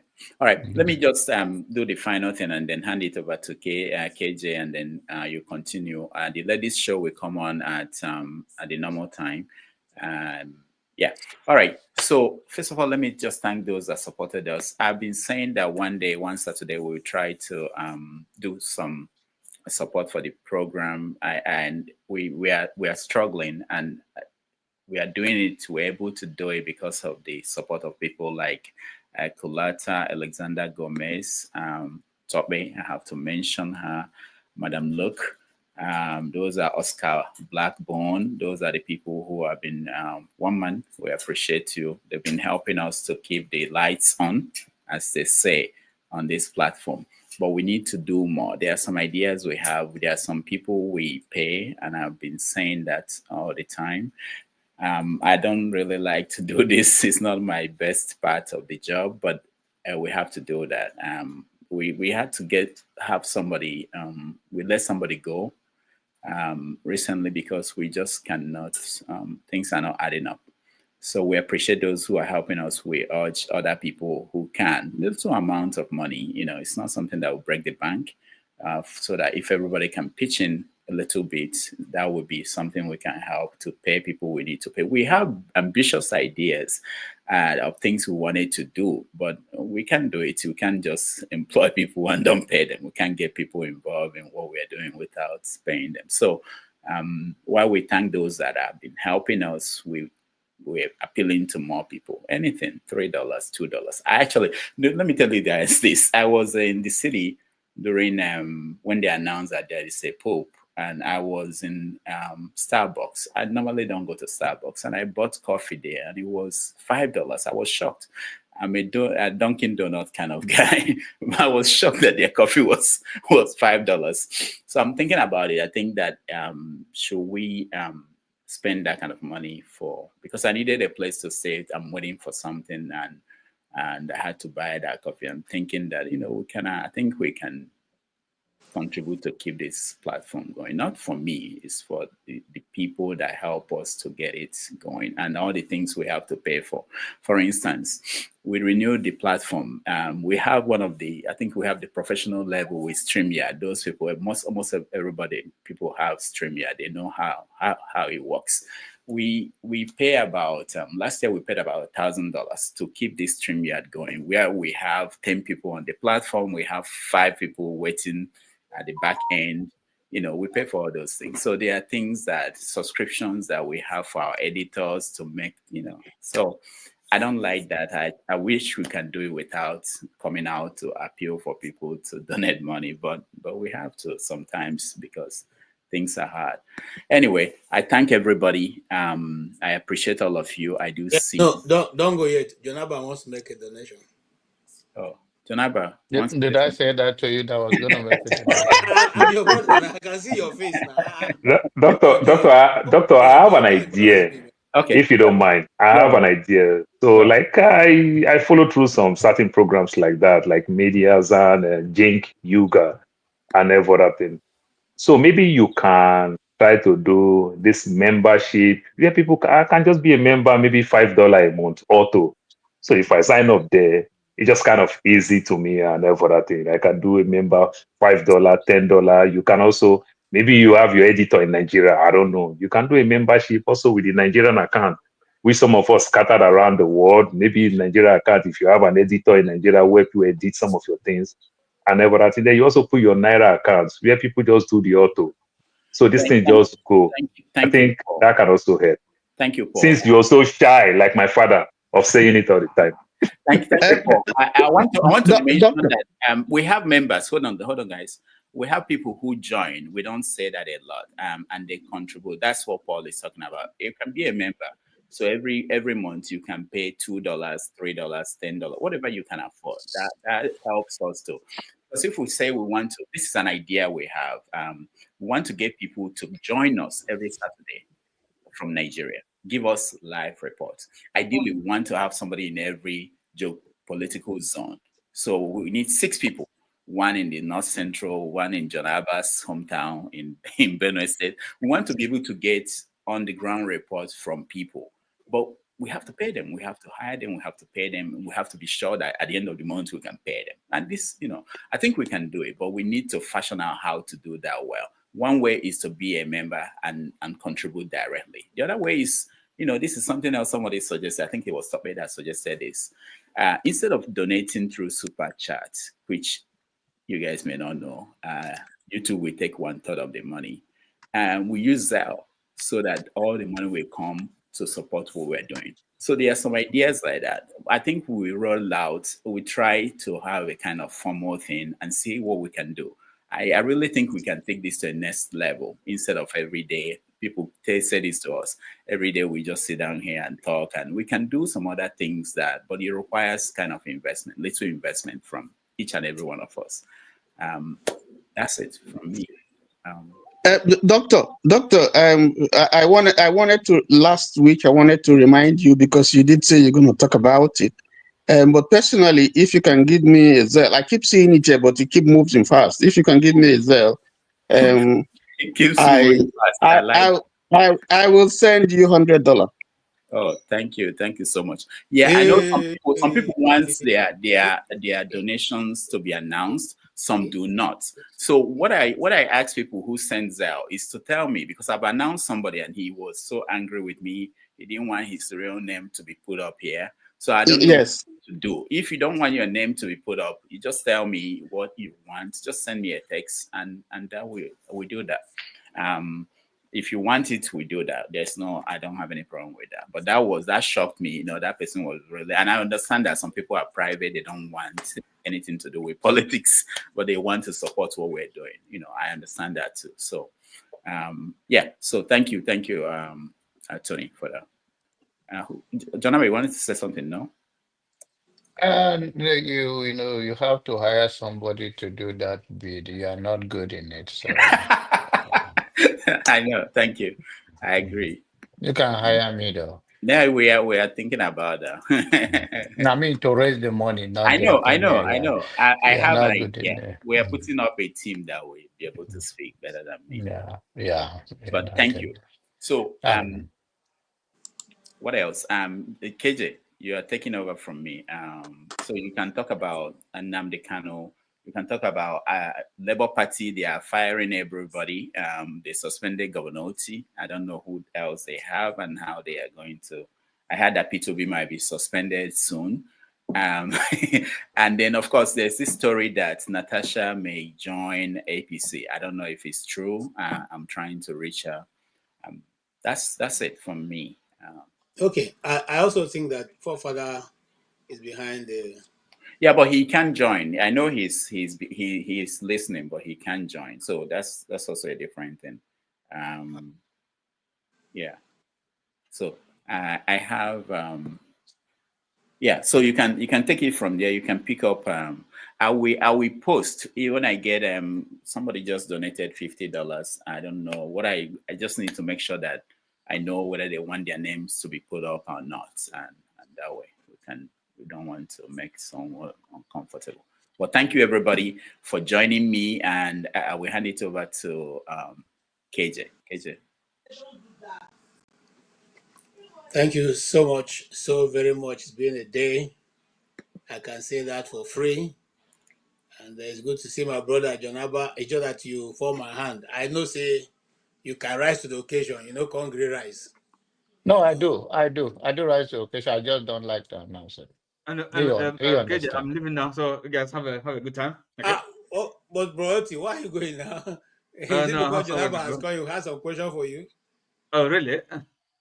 Yes, say. Well, that's what I do because I have a date. I'm getting out. So but anyway, yes. What are the questions? Okay. All right. No problem. You can go. Thank you so much for being here. Okay, you guys have a. Yeah. I myself too. I will also come back. Let me take some break. Okay. Paul, thank you so much for taking Okay, break. I will be back soon. Yeah. Why all of you leaving? No, I'll be back. Let me attend to some stuff. I'll be back. Yeah. I'll be back very soon. Kenneth is going for a date. And then That's your okay. girlfriend I is in your understand that. house? Okay. I don't know what to call it. I hope I'm not KJ, the I one. think you scary people away now. I don't know why you. All right. Well, however it is, you are all welcome. The ship must continue to sail, and you have heard do we continue what you just, or do we move to the next topic? What are you comfortable with? Just roll it. Anyone? Okay. So let's move on. They've been a continuous, moving out of people moving from other parties to APC, and even majority of people moving are also moving from LP, which is the Labour Party.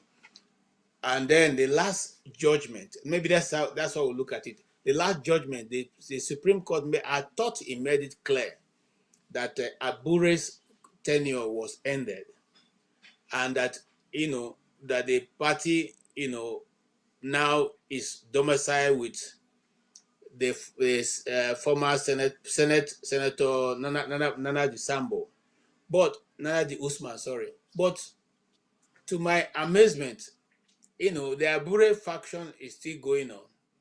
The INEC refused to remove. They removed his name initially, but his name is now returned back to the INEC register as the head of Labour Party.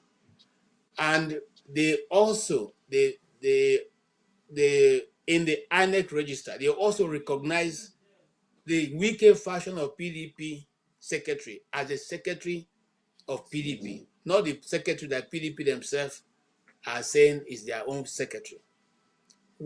Gentlemen, what do you think is going on here? I will start from you, Jonaba. It makes no difference. Nigeria, we don't have ideological party, so it's a shop from position to win. If it's PDP in power, it's PDP all the way. If it's APC in power, it's APC all the way. And it's not a party that cites intellectual people, because it's like shopping around, or you get bribed to join the party. So it's one party system. So it doesn't actually matter, because where it will be more of a side people, and people will be encouraged to be part of it, is when the party have a party of ideology. They are running on so belief, the other one is running on, then people can make that choice. So whether you are a Labour Party, a PDP or APC, as far as Nigerian is concerned, it's not something that make any difference. That's okay. Like for instance, in America we have the two popular party, Democrat and Republican. They is run on based on ideology of this person believe this, the other person doesn't believe that. So whichever one that suits your own belief or what you want to roll with. And sometimes the person that is campaigning, it can appeal to you without the party in general. You can try to become a swing voter, and as independent voter. So in Nigeria, there's no such anything that make any difference. Since the party, whether it's LP, let me use the LP for instance, that wants some seat in the Senate or in the House of Rep, or governor as well, like you guys talk about Governor OT, and what difference does it make in terms of the policy in Abuja that these people rebel, these are people, opposition party, they do not like this, they do not vote for it. Yeah, so in another world is what difference does it make anyway? It's like if I do not join it, I may not win the next election. They have all the resources, and it's, you can see that sometimes you play politics of your constituency, that this is what they believe in, and then you say, okay, your constituency, even while you don't believe in it, you go with their own. But we don't have that in Nigeria. It's from the top down. It's not from the bottom up. So in that kind of environment in Nigeria, it doesn't matter. Nobody is there in Abuja pushing anything differently. They're all sharing the money. They're all part of the same party system. They may have their own differences, have a passionate speaker, maybe because they are trying to push the person behind, and then the person now come to the public and trying to show off. But before you know it, they are also compromised. I want you to understand that Bible say that what small money cannot do, big money will do it. So that is what they believe. So these are not people that are there to serve the interests of the people. So we will see 2027, they already started campaigning, and they are trying to put themselves in the position, and it's very painful because we think that people will become opposition and push back. They look at, we are thinking that Tinubu did one of the best things by the local government autonomies, that they can now, the money can go there straight, and the power can go down to the people. But I think the governor pushed back on him. Things are still going as old ways. So what was a good thing in the book, that okay, the local government will be receiving whatever is their own benefits, security, whatever, to take care of their people. But now it's still going to the governor. So it is, Nigeria is the country that you see it, the more you see, the less you want to talk about it, because it's very painful. Thank you. Okay, one direct question before I leave you. Are you in the loop of the intended removal of the governor of Benin State? Yes, that's, I already mentioned it here. And what is his Even crime? So so far, because I thought he was doing well. no, he will go back to be given the pure water as holy water by God's grace. Um, because you see, initially I was appalling him. You know me, I don't take anything personal. If you are doing well, I'll say, okay, you are doing well. First of all, exactly what is going on in River State is what is going on with Akume and him. So now they have the background of we have a faction of Akume APC in Benue, and we have the one of the governor. Now, the governor, first of all, I don't know who told him that being a priest and you run for governor, you are not supposed, you are not a politician. I don't know who told him that he is saying that in Nigerian space he will not bribe. And if you cannot bribe, then you could have been more transparent in terms of the election that they conducted, the councilship election, the chairmanship election, and all the election under him. It was done the same way other governor has been doing, writing the name of the people and just go and announce it. There was no vote. I have people who run for the offices. I was in touch with some of them, talking about the people that are running. But to our surprise, the list came, and the number of the people came, and even these people were not popular. Nobody knows them. the chief of staff of the governor and the rest of them just do exactly the same thing. So if you want to run and you want to show a good leadership that you are bringing a change, then you must do something differently. But if you're going to be doing the same thing and you'll be claiming otherwise, now they have removed by the Supreme Court in Abuja. I think about 9 local government. I think in Benue we have 17 or something of that nature. 9 have been removed. They are now appeal. What keeping them in the office now? They just appeal. If not, they will be gone. So, okay, if the governor says he's not going to, which not that I'm encouraging him to do that, but you cannot, one of your finger cannot touch the oil and the rest will deny it. So the governor shouldn't have do politics as usual, and then behind this priesthood claim that he don't do this, he don't do that, while he's doing it, by the way. So, and that will be tough for him and Akume. I think I said this to the chief of staff, well, one of the local government chief of staff a few days ago. I said, this guy don't know the game he's playing, and he lost the case now. 9 local government now go to the fashion of Akume. So eventually they also have a representative and they will use the federal power. So and then he take bias. What happened in Otukpo recently? He was in Otukpo to see the Chidoma. They never mentioned the problem between the killing when he came to the Idoma land. And you see, he's so hypocrite in Nigeria that he is so hurtful. If you don't speak for your people that you represent, and then the governor is one, and the chair of himself should have. Rather, what they did was to wear whether the rapper stuff they wear, whether and then printed his name, his picture, and welcome him, and he do not. And then secondly, he's not giving enough money to the police commissioner, even though we know that police are corrupt. But at least you could have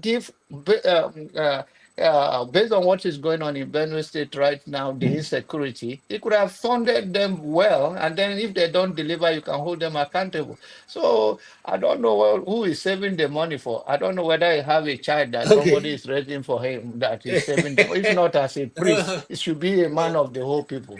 You know, we know Father used to perform in a miracle those days in St. Teresa Church in High Level. I don't know if you know that place. That's why I say pure water. Yeah, I know. He's going back. He's going back to give the pure water as a governor. I think he will get more proud now. All right, thank you so much. I wanted to ask Jonaba, AY, but she has run away. So let me go to Tony. Tony, what Jonaba just explained now? 2 weeks last week, Mr. Alex Oti was being interviewed, and he said so many good things about Tinubu. He didn't seem to have any issue at all, and he even said Tinubu has spent on just 2 years. 2 years is too short for. Is he afraid of what is happening to other governors, not to happen to him as well? Yes, I think everybody is trying to play safe now because there has not been any challenge. There's not been any challenge. Where are you going to complain? You go to court. You are not sure you get justice. You are not sure of INEC. So the best thing is to just play safe. Because anything can happen in Nigeria now, which is unfortunate. Anything can just happen. The people can have their way, but the institutions will have their say. So what would you do? You go up to the Supreme Court, and Supreme Court says the person who came third is the winner. What do? That's the last bus stop. So I think people are beginning to learn now that this kind of situation you see, there's a difference. We have to be honest. It wasn't like this in Jonathan's time. If Jonathan was wanted to remain in office, he would remain in office. So we're dealing with an unusual situation. That is the truth. That's the truth. This is not democracy that we're operating. It's not. We're not operating democracy. So if you speak the truth, you are in trouble. You tell lies, they hail you. So the best thing is either to just keep your mouth shut and just praise somebody who is doing badly. You praise him, but how is the country going to move forward if we follow that kind of pattern? Somebody you know that, I mean, for instance, where in a sane world would you take somebody who has a plethora of cases with EFCC and you make him the SP? Where in this world would you have somebody? I thought that in developed climes, once there is something about your personality, you say, okay, let me step down. When the investigations are completed and I'm free, then, but you insist, even when, I mean, we know here a governor who was taken before the courts. He has stolen his state's money. They took him to the courts. He won. They say, no, he's not this particular person. He's another person. They just have the same name. And then when he ran away, he ran to Dubai and he was captured in Dubai and they tried him and they find that same person that we couldn't find guilty in our own country, guilty, and sent him to jail. If we don't do things right in this country, there's no way. We're just lying to ourselves. We know the truth. Now, when people who see the truth, who know the truth speak, they get into trouble. So the best thing is they look at their family, they look at their lives. They don't want to die for this country. They just keep quiet. So Oti was just playing, just being a normal Nigerian politician to say, well, yes, he's doing well. If that is going to make the man happy and to leave him alone to do his good job that he's doing, it's better for him. It's better. You know, if you go and look at some, for instance, let me tell you, and I tell you this as a gospel truth. There are people, for instance, let me take the president. I don't like to speak ill of the president, but if you take the president, there are people behind him, people who serve him, who work with him, the kind of nonsense that they say about him. But when they come before him, oh, everything is good, oh, good. You can't, you at best, what you can do if you want to help him, don't criticize him openly. Go behind him and say, oh, guy, you know, this thing, this is not how you should do it. You don't criticize him openly.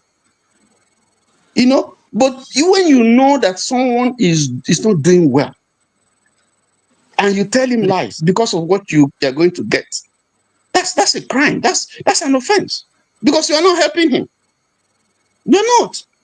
And you're not helping the nation. There are people who want you to criticize them. They praise singing, because everybody will praise you, sing you. But there are people who are looking for, Peter B would say, tell me what I'm doing wrong. And I think I appreciate that more. You know, because we are not perfect. If anybody is trying to tell you are perfect, oh, you never sin, you never do, then that person, move away from that person. But even in doing that, there's a way you do it. You do it in love. Because a lot of us don't. The other day, when I was talking with, I had a occasion with John Harbour. You know, I apologized here. But even if I disagree with him, there's a way you put it. You know, he will take it. You know, but the way I put it was very crude. It was naive. It was rude. You know, but we've dealt with that. But there's a way we can disagree. We're not born in the same place. We don't come from the same place. We don't have the same background. We don't have the same experience. There's no way. We don't have the same ideology. We don't share the same faith and so on. But there is one thing that we're looking at. How do we move this country forward? Even professors, when they argue, the professors argue. Okay. Even I can tell you, if you have gone to a Bible school, when you see people in school, I went to seminary. If you see people argue, you think that this person is the devil. But you see, at the end of the day, it is to bring out the truth and superior logic that people can follow. I think that is what we should be doing. If you are criticizing Tinubu, criticize him, but don't be destructive. Criticize him, point out, guy, you are not doing well here, you are not doing well here. I think this place you need to, you know, do well. You know, so sometimes the way we put it, the way we couch our criticism is the problem. But there are also people who are impervious to advice. They don't want to. Once you say someone else, oh, God, don't mind him. He's hungry. He's this one. They don't, and they come after you. We can't progress that way. So if what he's saying, well, it's not 2 years yet, Just like Warishenka, let's give him some time. Let's give him some time. It doesn't mean that he doesn't have anything to say about him. But you see, he's also preserving his position because he knows that if he comes out, with the big sledgehammer, and so he could have told the man one or two things in secret. We don't know. Okay, thank you. You see, one of the things I found out, for those of you who are Americans, the issue with what I see in American society is that their bluntness to tell you without any hard feelings the truth. They just tell it to your face. You may not agree with them, but they don't hide it. And that's one of the things that we in Africa should learn. No, I be one person who will disagree with African culture. I so love African culture because that's what is keeping us at the place from not being destroyed. But we must also learn to tell each other the truth. And I'm coming to Ike, my brother. In the Nigerian scenario, since so far today we have been discussing Nigerian politics. Have you seen anybody? And okay, now I'll come to you, Ike. Let me go to AY so I don't have to jump in again because it will take a while if I come back. AY, you've heard what Donaba said. You have heard what Tony said. Must a governor play to the likeness of the people, like the powers that be, for him to remain in check or for him to remain in power, especially if those powers that be are not in the interest of his people? What do you do if you are a governor and your godfather comes to you and say, you know what, you are not doing what I want. I want this, I want this, I want this. I am not doing it. Will you prefer to go in the way of Fubara? Or will you say to yourself, we will dig it out here as long as these people are not saying this? Will you prefer to walk away, say, okay, if it's not working, let me just go away, but I won't do what you're saying? Which will be your card to play? That's a great question. Nigeria politics is kind of very complicated. If you follow politicians, if you have friends that are politicians, you understand what is going on. So the system is very complicated. First of all, I'm going to blame both parties, right? So the basic for all this is we don't have a system. You see, we don't have a system. So the other thing is, if a godfather is giving you conditions, I'm going to make you a governor. I need this, I need this, I need this. If you agree to it, I'm kind of the person that will say this. If you go into agreement with the devil, honor the agreement. For me, I rather not honor the agreement. Day one, I'm going to tell you, listen, no, this one, no, this one, no. Because most time, if you follow up Nigeria politics, let's say from 1999, almost all the states with history of Godfather, I would say 95, they ended up in crisis. Because you see most time, some of the Godfathers, they want more. Some want to have full control of the state. Like, before you do anything, you submit budget. They need to approve the budget. They need to say, no, we can't do this. Strike this out, do this. This is how bad it can be. So sometimes, even the governor, they get tired. Some of them, they feel like I'm a governor without really being a governor, They want the power too. So it's the only time you can really fight this godfather. The case of Rivers is kind of like unique because the godfather is also a governor. It's literally like he has the power of a state, a kind of. So what that means is he have money to sponsor his supporters in the state. He has the federal power to intimidate the governor, to intimidate the people. So that's why that case, if Wike, for example, was not a governor, it would have been much easier for Fubara to align with Tinubu federal and kick him out. So the highest he can do is going to be waiting. Next election, I will not support you. I will make sure you lose the state. Sometimes it will not happen, right? But That's where we are. And the case of Alessoti, you guys are discussing now. I have said this many times that Nigeria president is actually like a monarch system. We don't have the. If you order these governors, even those not in APC, for example, that have not declared, they work with the president at night, because what is going on is the president have the power to do a lot. They want a lot of benefit from the presidency, from the president. They are gonna like try to work with him even when they are not in the same political party. What do you want Alessoti to do? So that is the Nigeria we have currently. It's so corrupt. It's just like people were blaming Soludo. He does not have options. Soludo now, he's going for an election, so he will do everything to tell the president, I'm with you. Please let the election be free and fair in my state. Tell your boys not to disturb me. This is what you see that is going on.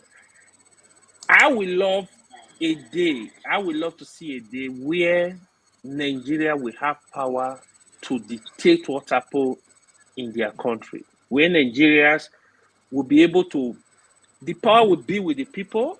If you don't do well, they vote you out. If you do well, they return you. But the people don't have the power now. That is just the struggle we have. We don't have the power. So politicians, they know what you do. That's why they can do anything. They go back 3 months to election. They spend a lot of money. They look for people to work for them. They rig the election. They are gone. So this is the reality. But what we are expecting, if the governor, if any governor, the president smell that you are not with him right now, you are not with him. If he smell you are not with him, you are opposition to him, he's gonna make your state hell. So he's gonna make it ungoverning for you. Gonna give you hard time. Even the money he's supposed to give to you, they can withhold that money, just give you your allocation. So it's a lot. It's a lot, to be honest. You don't blame these governors. Okay, let me let you go so I can take control of that young guy there. Mr. Ike, I'm coming to you, and I'm coming to you because sometimes when we're on a panel like this, we read some comments coming from the comment section. You just wonder where the people are coming from. But however, so that I don't lean towards any particular person, do you think that the politics of Godfather? Okay, let me put it this way: will you say that Ahmed Tinubu has led us and have been able to distinguish himself to the point that he will go to an opposition party state, and the opposition will not only praise him but even adapt him to be their presidential candidate? Do you think that form of politics will take Nigeria to where we are all thinking we should go to, or are we still following the old tactics that never brought us any good? And then let me put it this way: how come after the Buhari experience, we are still not able to put our thoughts together to say this is the direction that we're taking our nation? Well, let me put it this way. As far as the Southeast is concerned in the politics of Nigeria today, it doesn't matter what Tinubu does in the Southeast, or whosoever he wants to use in the Southeast. He can never get 1% in the Southeast. Nowhere, no state.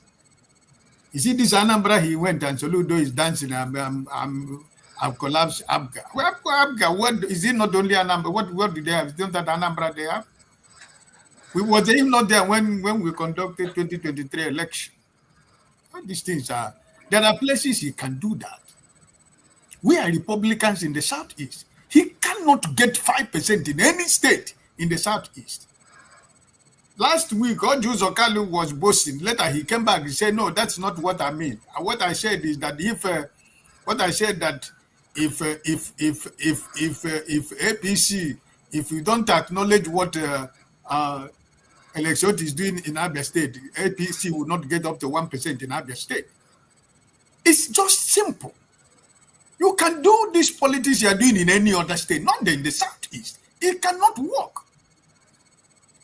Mr. Peter Obi, if Mr. Peter Obi is in ballot in 2027, it doesn't matter how many political figures you have in the Southeast. He can never get 5% in any state in the Southeast. They tried it in 2023. He know. They rig election everywhere, but not there. So what is happening in Nigeria is presently the PDP, APC, DP, what is going on right now is alarming. To be honest with you, as a Nigerian, my prayer is Nigeria should not turn into a single political party, because it's not good for anybody. And that's why most of the politicians you have in Nigeria, they have one case hanging on their necks, whether governors, senators, everybody has something. So when they dangle it before your face, that's what you see. That is what you see that is going on in Nigeria right now. All these people, as we are talking now, the 3 senators of PDP in Kebbi State, they just went to Asorok to hand over, to surrender to APC.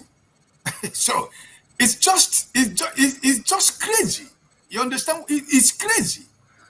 So, but you see, no matter how we try to make lie to be true, it can never stand. It's for a while. There is no how darkness can comprehend the light. It's not possible. But it takes a long time. It takes time. So that's why, right now, to be honest with you, who is the political opposition you have in Nigeria today? It's only Mr. Peter Obi. That's why in every television station you open, every newspaper you open, every online network you see, is all about Mr. Peter Obi. Where is the article? He says in Dubai every day, come and say he's making coalition. Where is he? It's coalition because he has won, right?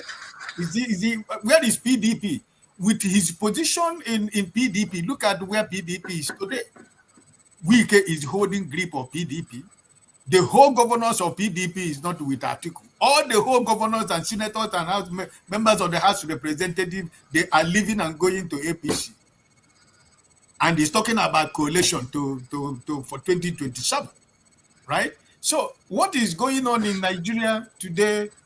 It is very, very frightening. To be honest with you, I have to tell you the truth, because where there is no opposition anywhere, opposition can't say anything. Opposition political parties are stopped. What do you think? Is it what they were saying, Mr. Peter Obi?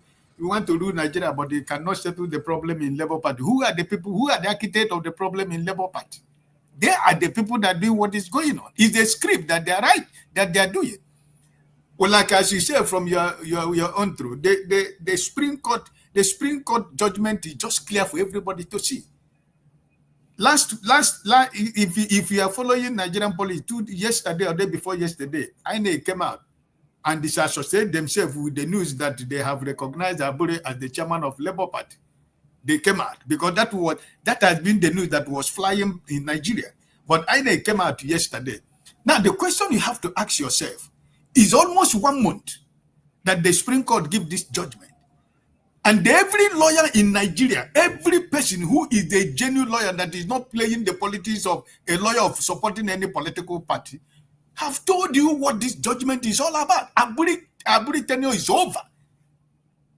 But why is he still there? Because there is a script. All the things he has committed, all the agreement, all the covenant he took, all the agreement he kept with APC, he has to keep them. And who are the people that are running the show in Nigeria? INEC we are talking about. Who is running the show of INEC? So everything you see they are doing is that they are making sure that the key political oppositions will continue. They want to continue to frustrate them to the point that even by 2027, they will not have a platform to run election. So politicians in Nigeria, they know what is this script is all about.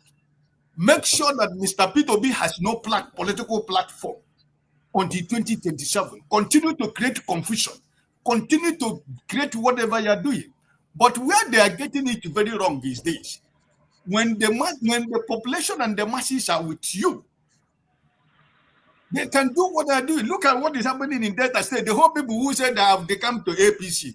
Now, when you ask them to go and register, come and register now. You are not a member of APC. Come and register. They say no.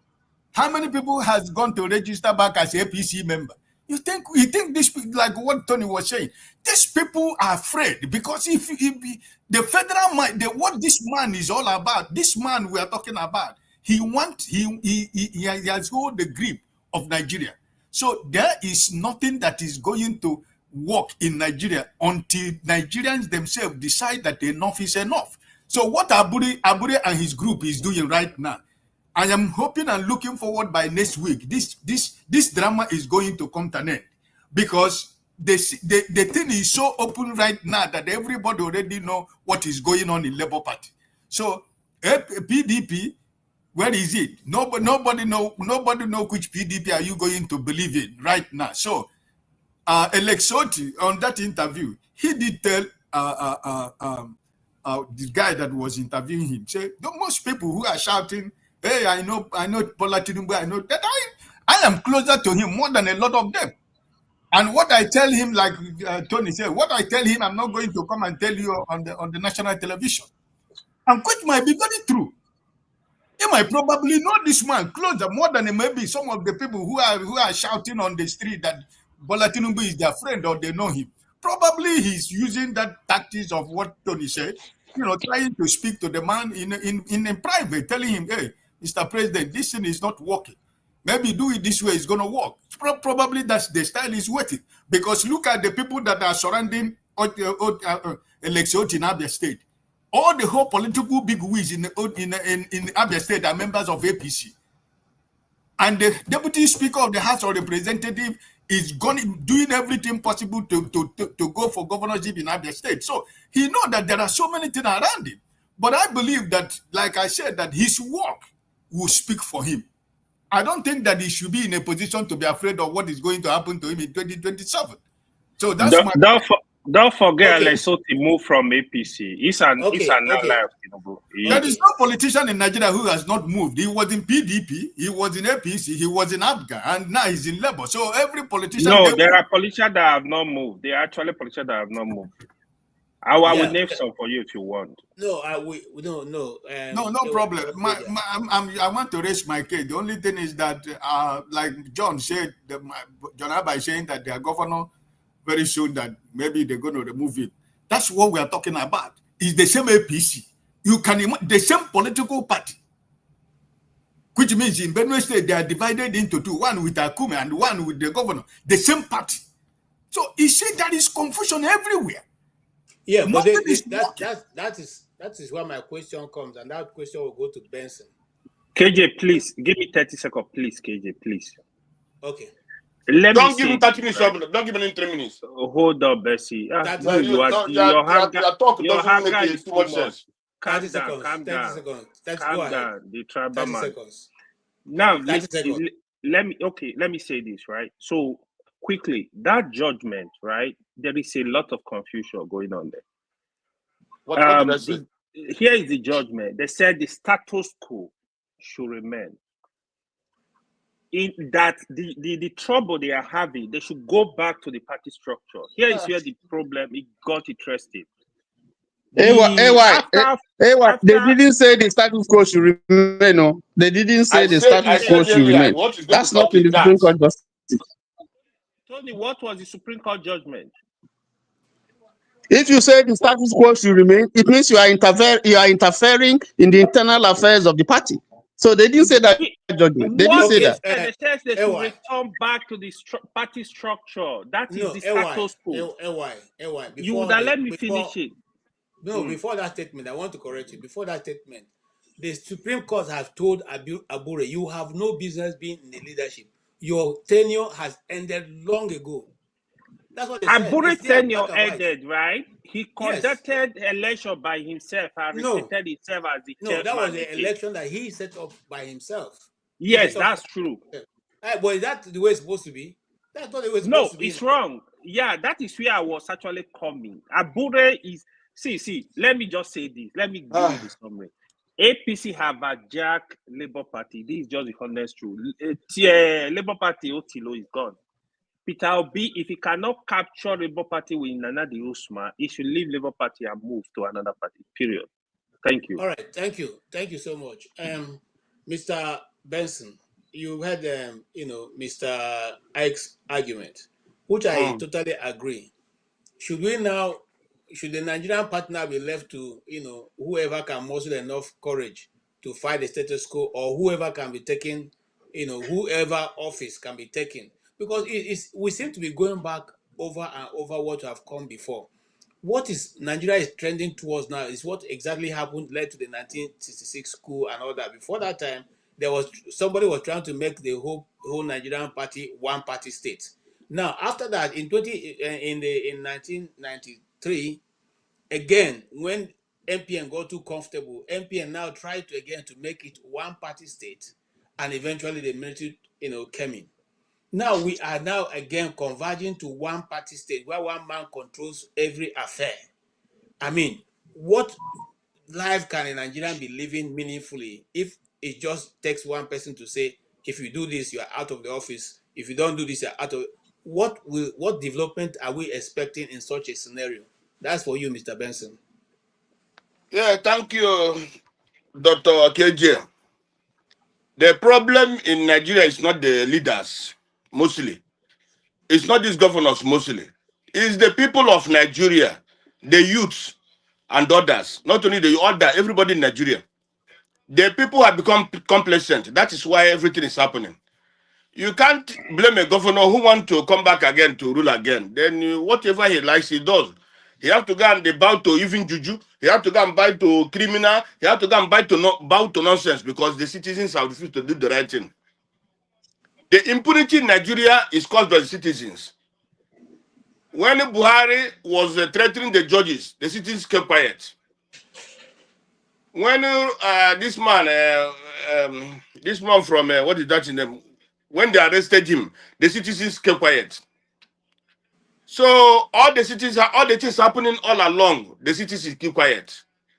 When you keep quiet, the criminals take over even in your village, they take over the place. You see, I'm surprised that Nigeria have even those who can protest.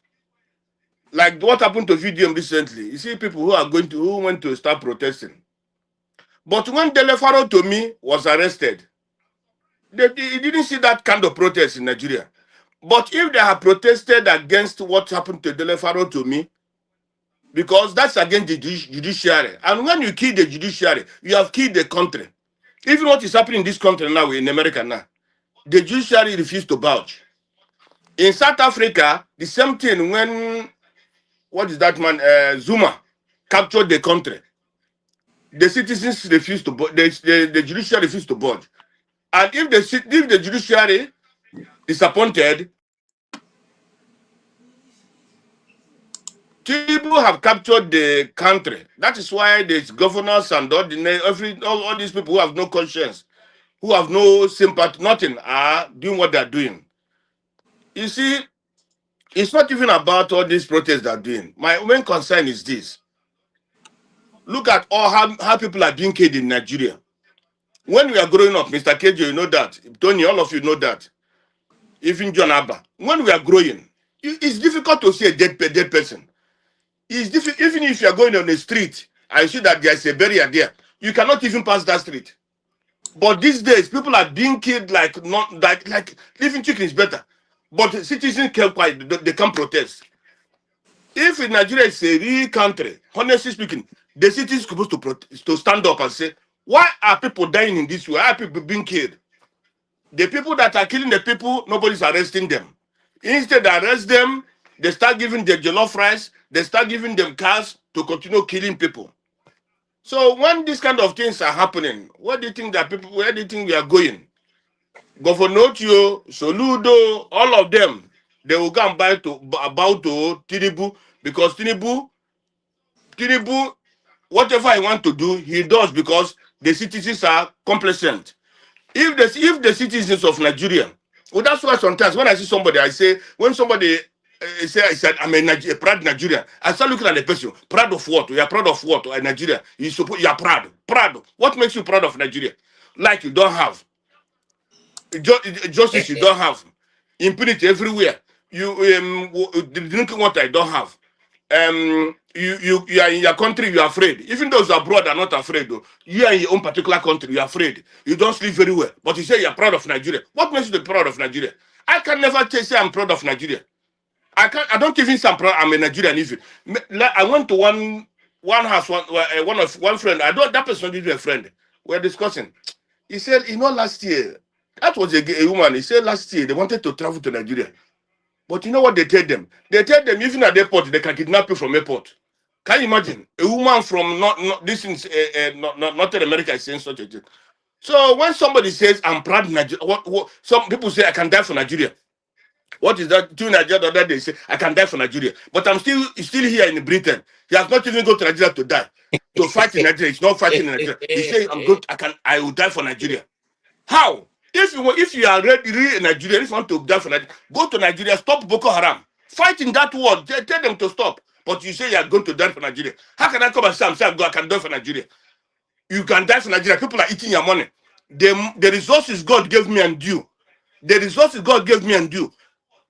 People are doing whatever they like with it, buying expensive nonsense. But me, I'm abroad suffering.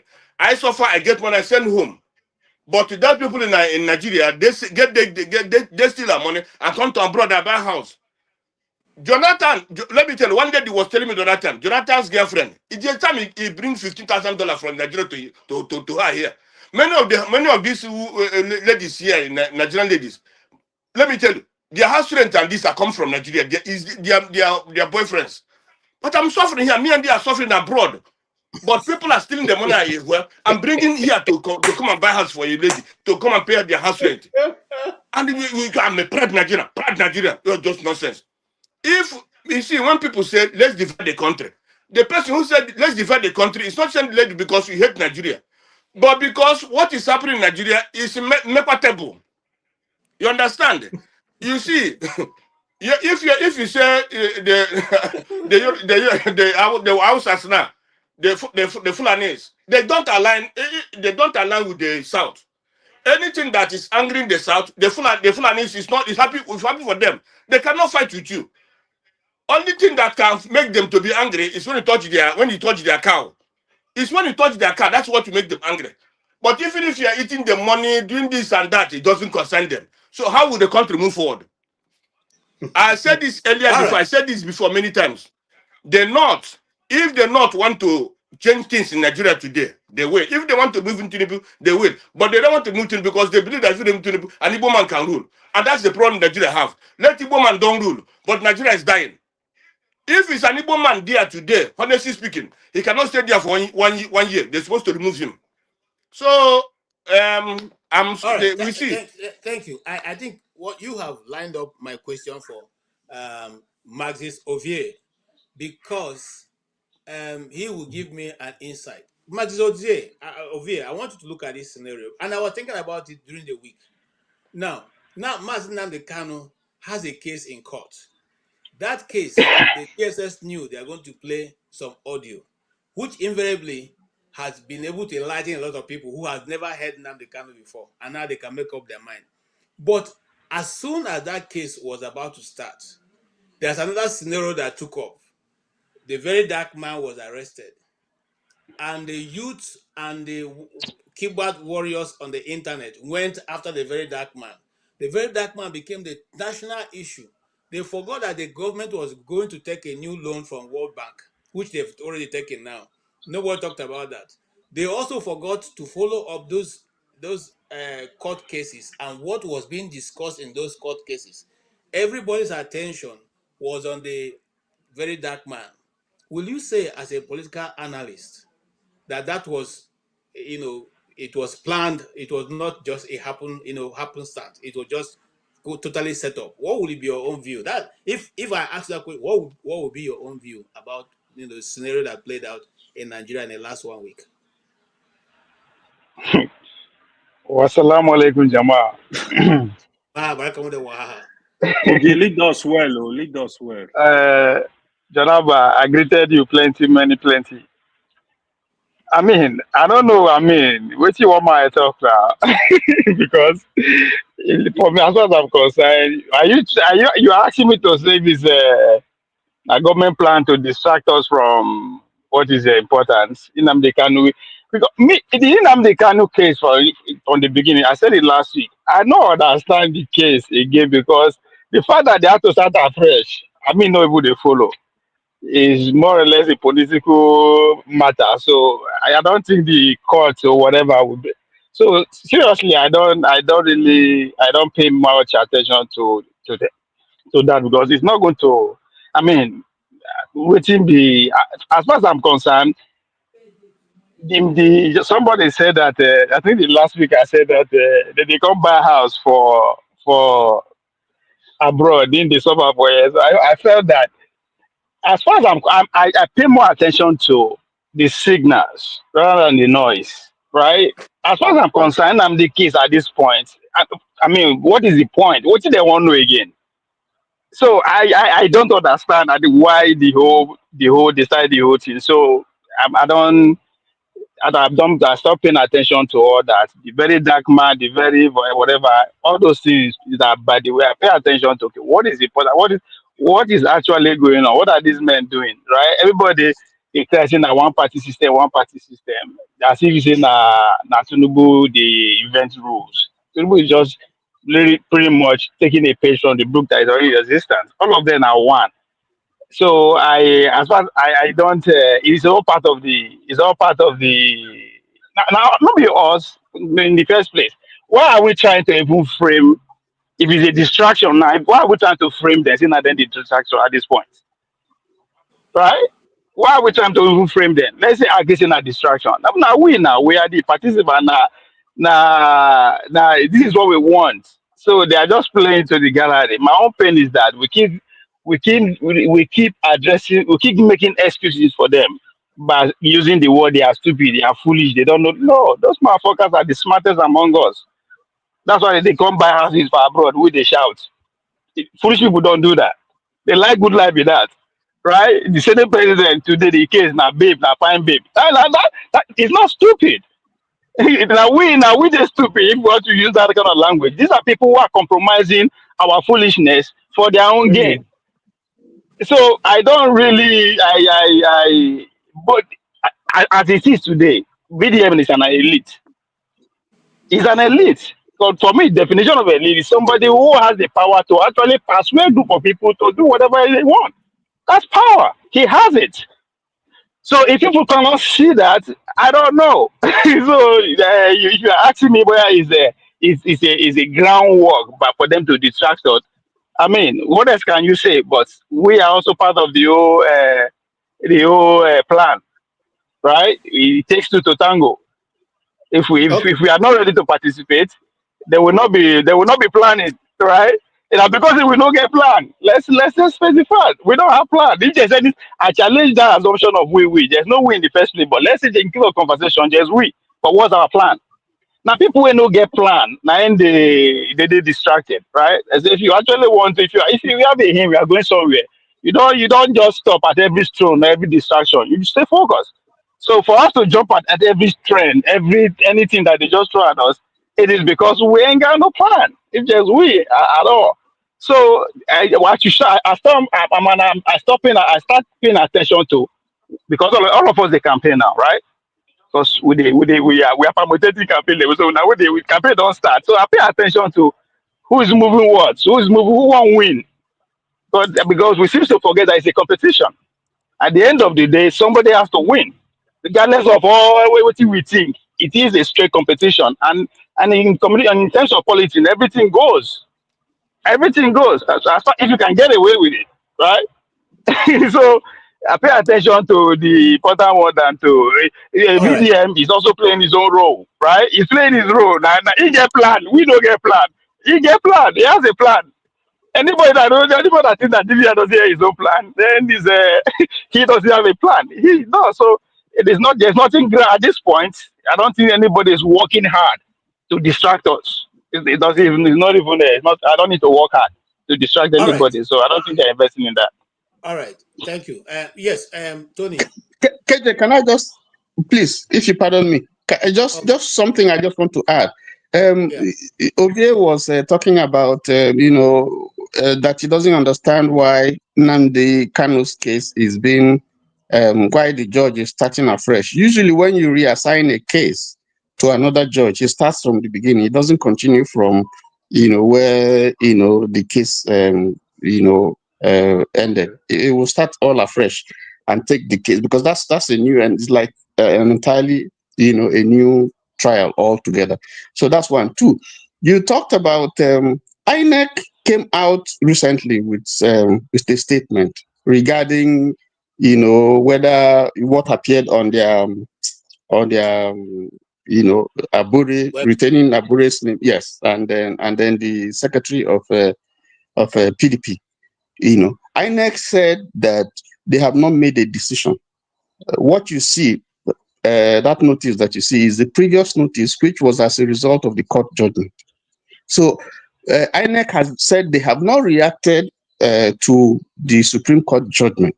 So nobody should celebrate. That was what INEC was saying. So in other words, this one that people are saying, because we understand from social media that some people were celebrating because INEC put out a notice that shows Abure as the chairman. INEC said clearly that they haven't taken a decision. They're still in the process of analyzing and taking a decision on the Supreme Court judgment. So it's not yet to huru for anybody. Tony. Question for you, Tony. I didn't say anything about that. They didn't ask me a question regarding parties. What I asked. Oh, okay. How come it takes INEC more than 1 month to read a Supreme Court judgment whereby they have senior advocates as a member, staff in their office? What is so entangled that the ordinary English written on a piece of paper will take them this long to be able to interpret? Well, KJ, if you're asking me, I think INEC should answer that question. But this is what I think. Because why I'm saying that, because if we refuse to run with these things they say and we ask more questions, perhaps they will not be quick to bring this nonsense to the public. But because anytime they throw anything to the public, people just absorb it and nobody asks any question. And that's why America will continue to be a great nation.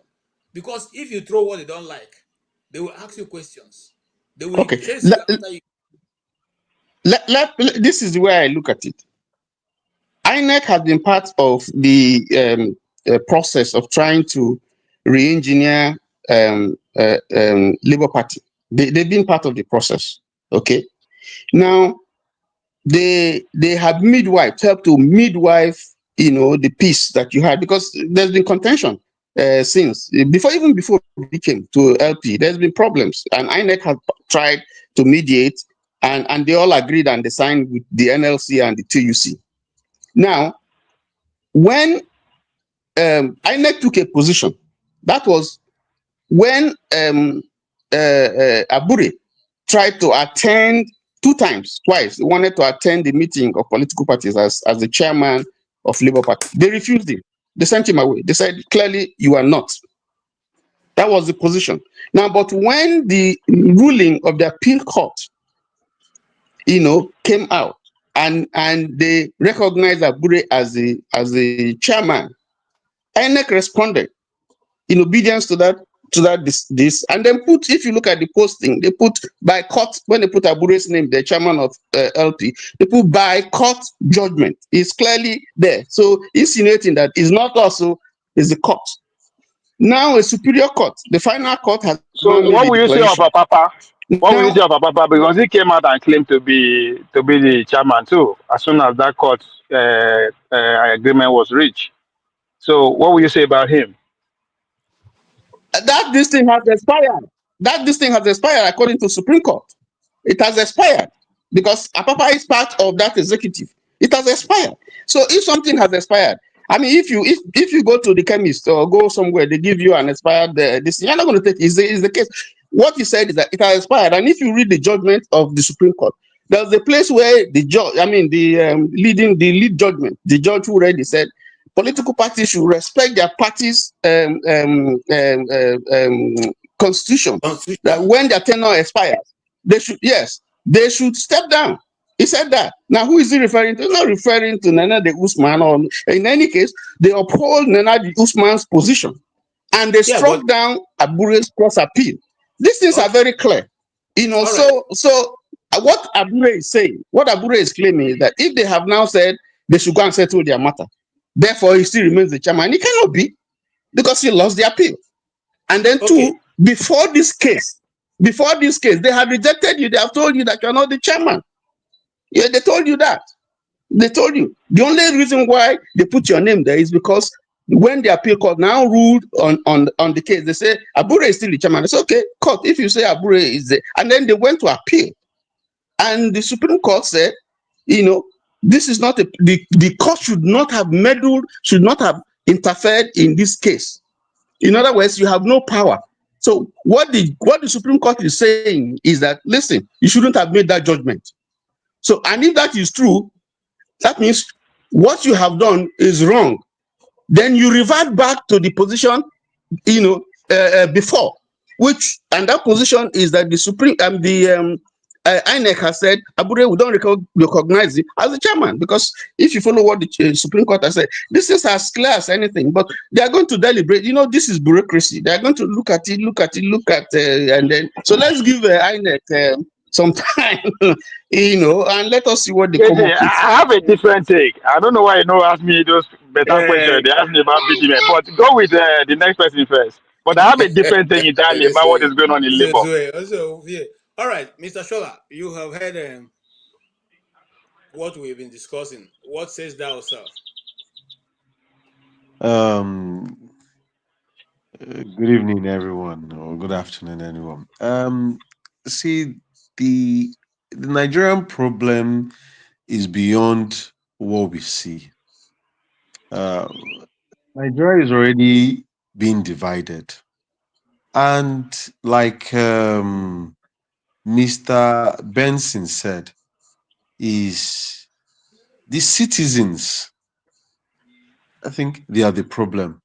I look at the case going on in the US, the way a lot of people support Trump in what he's doing.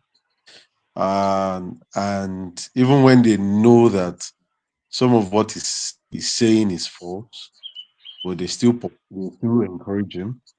I see what is going on in Nigeria with the anarchy rule in which Tinubu is doing, and trying to protest. He did a protest in 2012 during the subsidy regime.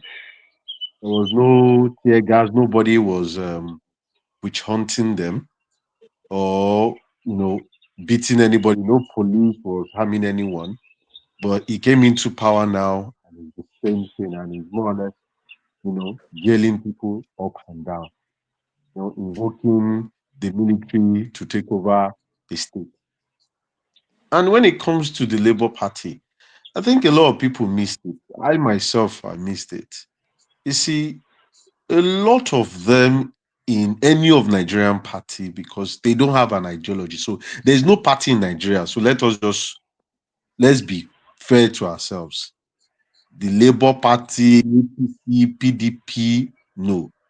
If you look at the Labour Party new members, I mean, that are currently in House of Rep, in the Senate, I think that there are some in the Senate, they've decamped from Labour to APC. So no matter what anybody wants to say, if they are going there for a change, at least you would have heard their voice. But you couldn't. You cannot, because they are only there for themselves.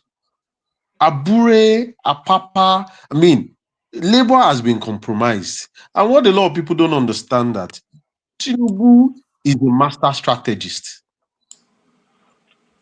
He has infiltrated Labour from day one. And don't be surprised, this new coalition that they are trying to form in this SDP, it has its molds there already. So all he's trying to do is for 2027. And I can bet you the citizens will collect money. Is a normal thing. Is a usual thing. Who owns INEC? The person who plays the piper, who plays the tune. Why is Mahmoud still there? If Tinubu is not going to use him to rig election in 2027. And that is the fact. So I feel that, you see, few people are rising up. Yes, VDM is not a saint. Dele Faro to me is not a saint. Every other person that are talking, they are not saints, and which is the honest truth. But at least they make sense and they stand up to these people. But if a lot of people are sitting outside the borders of Nigeria and they are looking at the government, I mean those people currently in power, I think they need to have a look at the citizen, like Mr. Ben. And I think when they look at the citizen, they will understand what is going to be happening or what is currently happening at the top. So if ordinary citizens are going into House of Assembly, if they are going into Senate for the first time, and in less than 2 years that they've gotten there, they are already decamping to APC, it shows you who we are. I'm not saying everybody in the Senate or House of Rep, they are bad. No. I mean, Abaribe speaks openly. The former Seriaki Dixon, I mean, confronted them on a lot of things. I know these guys have deep pockets, but those new ones that have just gone there, they don't have anything. So they also want to loot. So in everything all, see, it will be difficult. Anything anybody says, Supreme Court, I mean, they are even flaunting Supreme Court. They don't even care whatever those ones say, because all judges in Nigeria, I can say any of the judges currently, they are corrupt. And that was what Dele Farotimi said. They are compromised. A lot of judgment that is wrong. Look at the one that just happened in Rivers. How can you, the main thing that they were waiting for, the judge added it.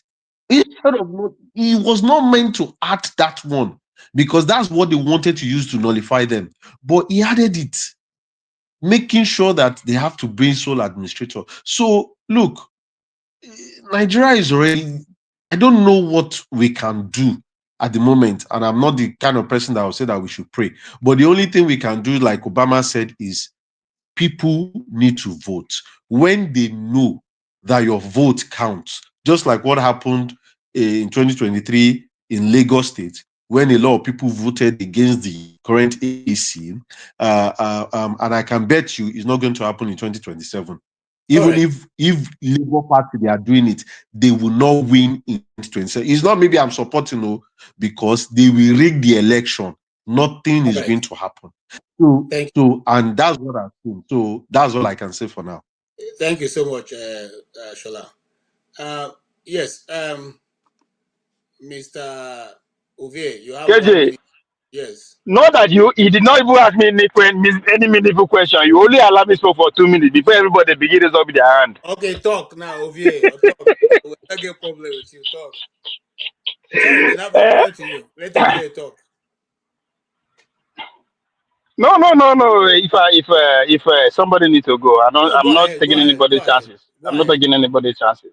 No, go ahead. Because I think we need to actually really analyze what is going on. Political party in a private entity means that na highest bidder. If OT that is sitting on a state that has the power of a state, muscle of a state, they draw left for grant with the popularity of Obi, they no feel actually raise their table and take over the party. Then I mean, we should stop deceiving ourselves, right? Just like the last speaker said. Everybody is in for himself. It's nothing like now one party, all of them be. And the name of that party now, oh yeah, I keep saying it. Because everybody that is well to do in Nigeria, billionaires or whatever, directly or indirectly, that's where their source of income come. So there's no way you can betray instead you they fight to belong. The idea is not to fight to actually bring confusion, it's to fight to belong. That's why I see the people like Obi and OTC the drug land for like if they actually want to take over Labour Party. What do they need? They have 6 million, they have state government power. I mean, not be so all of them they do. So that means they don't actually believe in what they are preaching to the generality of the people, coming from those two people here. Tinubu is just doing what he needed to do to secure in the next election. Anybody that will do it, because people they underestimate and they overhear people say Tinubu no go get vote for, no go get vote for me. This is Tinubu we will not know now. Tinubu we no get power, and he was able to take on all the power and defeat them. Now he has all the power that you can think of. That man is not asking for too much. The relationship that is creating Anambra is just 25%. And when I listen to Dr. Dameji analysis of where Soludo they aim, it's as simple as that. I talked about before when he write that letter for 3 years ago. Say we'll talk about that letter 2 decades to come. Right? If that is where he is going, will it be 25%? So everybody running back to APC, it's not because no, they are not promotion. Everybody get job here. If you get job, your goal is to go to the next level. They don't really care about all this one with me and you. Everybody does. That's why I tell KJ, what is we? We no get plan, right? Kudos to we need to actually celebrate Wiki. At one point we will. I thought he will end up in jail by now. But for him to chase Atiku out of PDP. Hope PDP is strong. Guy, we go respect that guy. It not be number tomorrow. Literally every who and who that remains in PDP is running away from PDP because of him. They don't go. The question now be over here. The question now yes. Why can't the leadership of PDP expel Wike from PDP? If you get money to spend, now then who wants to spend the money? That's a party in a business. Who wants to? If the governors are not spending money, they actually say we want support to be Tinubu. Who has the money to spend? I see. So this is Atiku with all the money he has made doesn't have enough money to spend. Atiku story no go sell if he won't collect ticket for PDP again. It will sound very insulting and very ridiculous. 4 times in a row, like how now? I ain't gonna take campaign. You understand? So it better that. So the best way for him now to go, especially with the Wike go sit there. So he will not have the leverage of say, okay, he will take control of all the structures of the party. So it doesn't make sense. Now it's all about story. What is your story? How can you tell your story? How you want to tell the story? Now they don't. The last time they said now because of Wike no one will be okay now. What you go talk again? 4 years in a row. So it doesn't fit into the narrative. So it has to go. But for Jigawa State, whole Jigawa State to decamp to APC, because that is another strong leg of PDP. After Atiku, that is the co-founders of PDP who are still alive, the signatory. After Atiku, now Sule Lamido, who are still the original original paper of PDP. But after last week, the whole state joined APC. It not finished with that now. So on one ground, we can say no they respect that before. That we can say you know get any electoral value. It just the carry so on one ground is he going to stand? So either we say that Tinubu they help Wike, but that's by the way. We have at a point we will look back and say, come Wike a man. For him to sit there, one leg in, one leg out, but they chase everybody that is also. So it is if you look at things that is going on, all of them are actually aiming for the next level. So because there's no way to explain to me that. I mean, if you say it will be say may obedience, go and register for Labour Party. Guarantee at least 1 million with real card.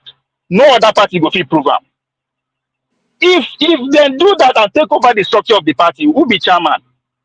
No be to revoke a membership for local government for a village. It never finish. I mean, no be so that they do am. But they are not novice. That's why, like, okay, what is going on? They are not novice. Obi is not novice at this point, right? OT is not novice. If they get allocation to come the party, what is he using it for? It is guaranteed that he will win his second term. But the propaganda of his performance and the love that he's getting from God. So yeah, he has no threat at this point. But one of my biggest worry in Nigeria is that whilst Nigerians are all suffering from poverty, they see the government officials buying some of the most expensive cars in the world and drive it around, and they still go to bow down to those people. I don't understand what that means, honestly. And not Because we know we say we are proud people. We the commoners, we are proud people. We no one learn even from the oppressor. Tinubu, as everybody they give back credit rich, master this. He still they form team. Hold on. He still they build coalition. He still they organize. We are not at that level. So individually we cannot challenge anybody. Me as a day here, so I not be challenge my local government councillor. But we can do it. That's why they say the question the idea we have to organize for her to have a voice. Somebody is GDM today. He's VDM because he was able to coerce people to follow Amabi. That's why that's VDM. The same thing with the Leparo team. He was able to. So somebody was here 2 weeks ago. Wait, I think that 3 weeks ago, the author from Nigeria, I mean the publisher from Nigeria, said something. They are our elite. Have not been able to find this a common social cause to work on. And I totally understand that every segment of the society, education, whatever you want to, they have not been able to rally around one cause, other than say, okay, we won't get power. That one they very easy to do. But around a social cause that has to do with we not get power in 2025. 2025, that the next revolution that is upon us now, power now go determine we go win the race every 20 years, superpower. But we don't seem to care. But we care when VDM is arrested. We care when some. So there's nothing socially that actually all of us will feel die for, right? Which is, as far as I'm concerned, now light. You can't explain to nobody, or say we don't get light. How do you tell people 2025? So if we cannot even, that cannot bring us together. Nothing else, as far as I'm concerned, cannot be. The poverty way they talk with us is relative, right? It's relative. Okay, it's relative. The judge of Nigeria they jump to square meal a day. Let me add to what Uvie say, KJ. Hold on. After Jonaba, I can come in so that yes, we're going to our final thoughts now because we're running up to the women segment and take off. Mr. Jonaba, you have heard the discussion so far.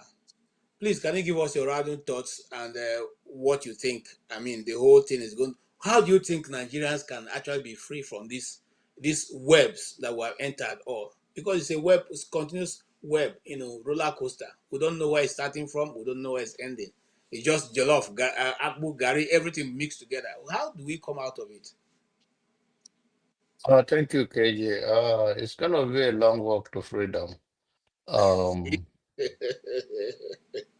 Is There's no party challenging any party. They are just shopping around, and there is nobody losing anything. It's one party system we have, whether it's APC or or PDP. There's no ideology that divide them. They always go to Abuja to share money. That is what unite them.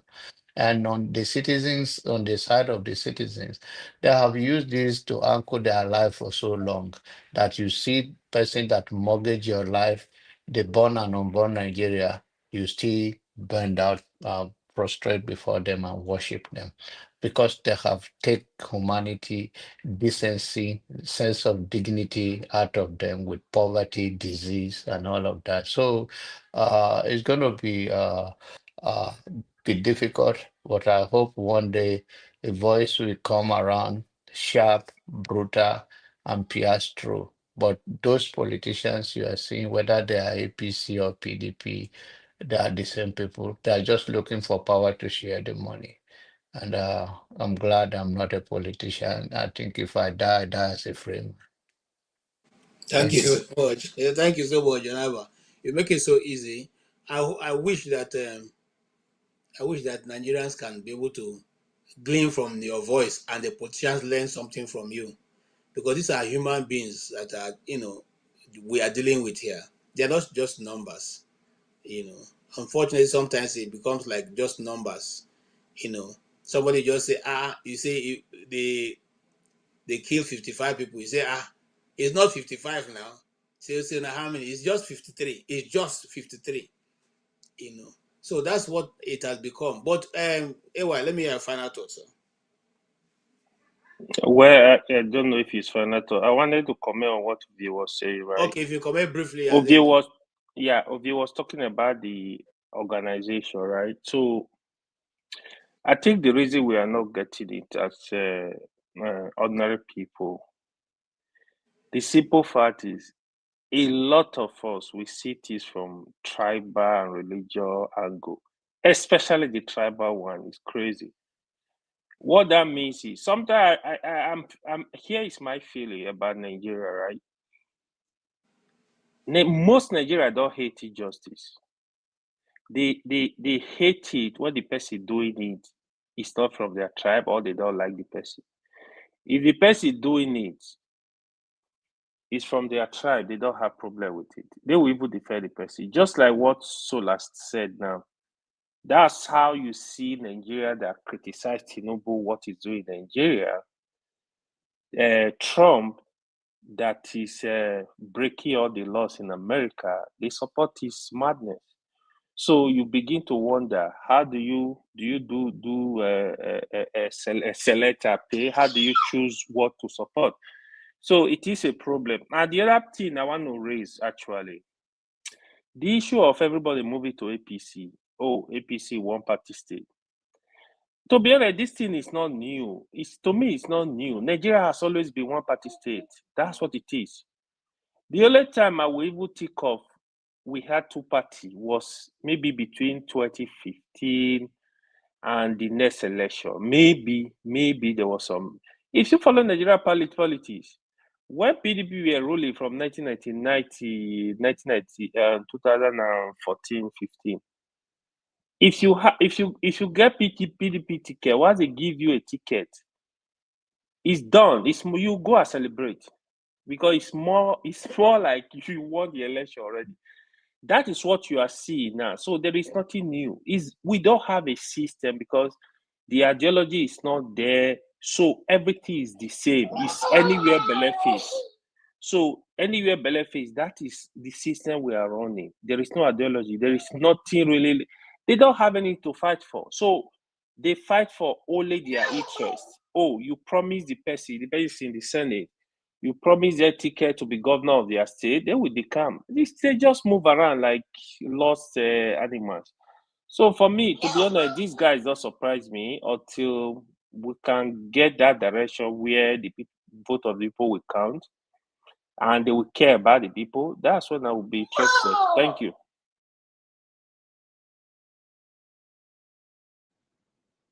You are muted.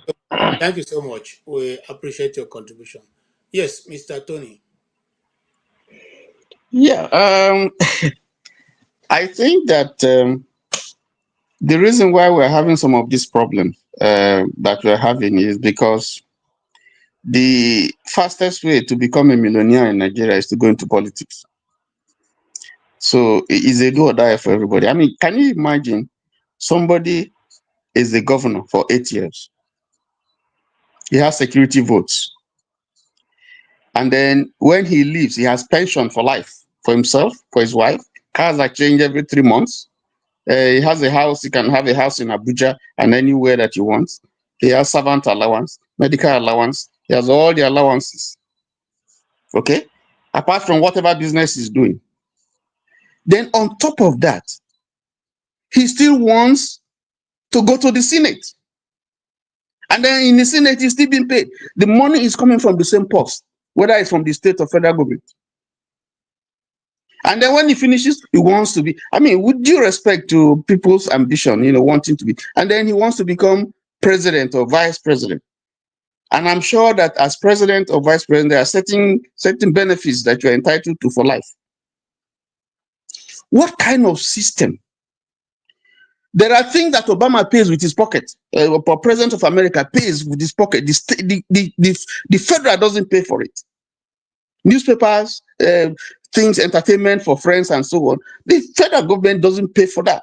And so many other things. You pay from your pocket. So once you have that kind of system where you can run up, all these benefits for life, it becomes a do or die. So if you have a system where that will limit or put a check to some of these things, why should you? You have served for 8 years, you enjoyed the office of governor, you have made friends, connections. There are governors who Johannesburg built houses for just because they are governors or because they've been given them contracts. There are so many benefits that political office attracts to you. That's not enough for you. Security vote, nobody looks into that. You do anything that you like with it. That's not enough for you. So the system, there's something about, so it becomes a do or die.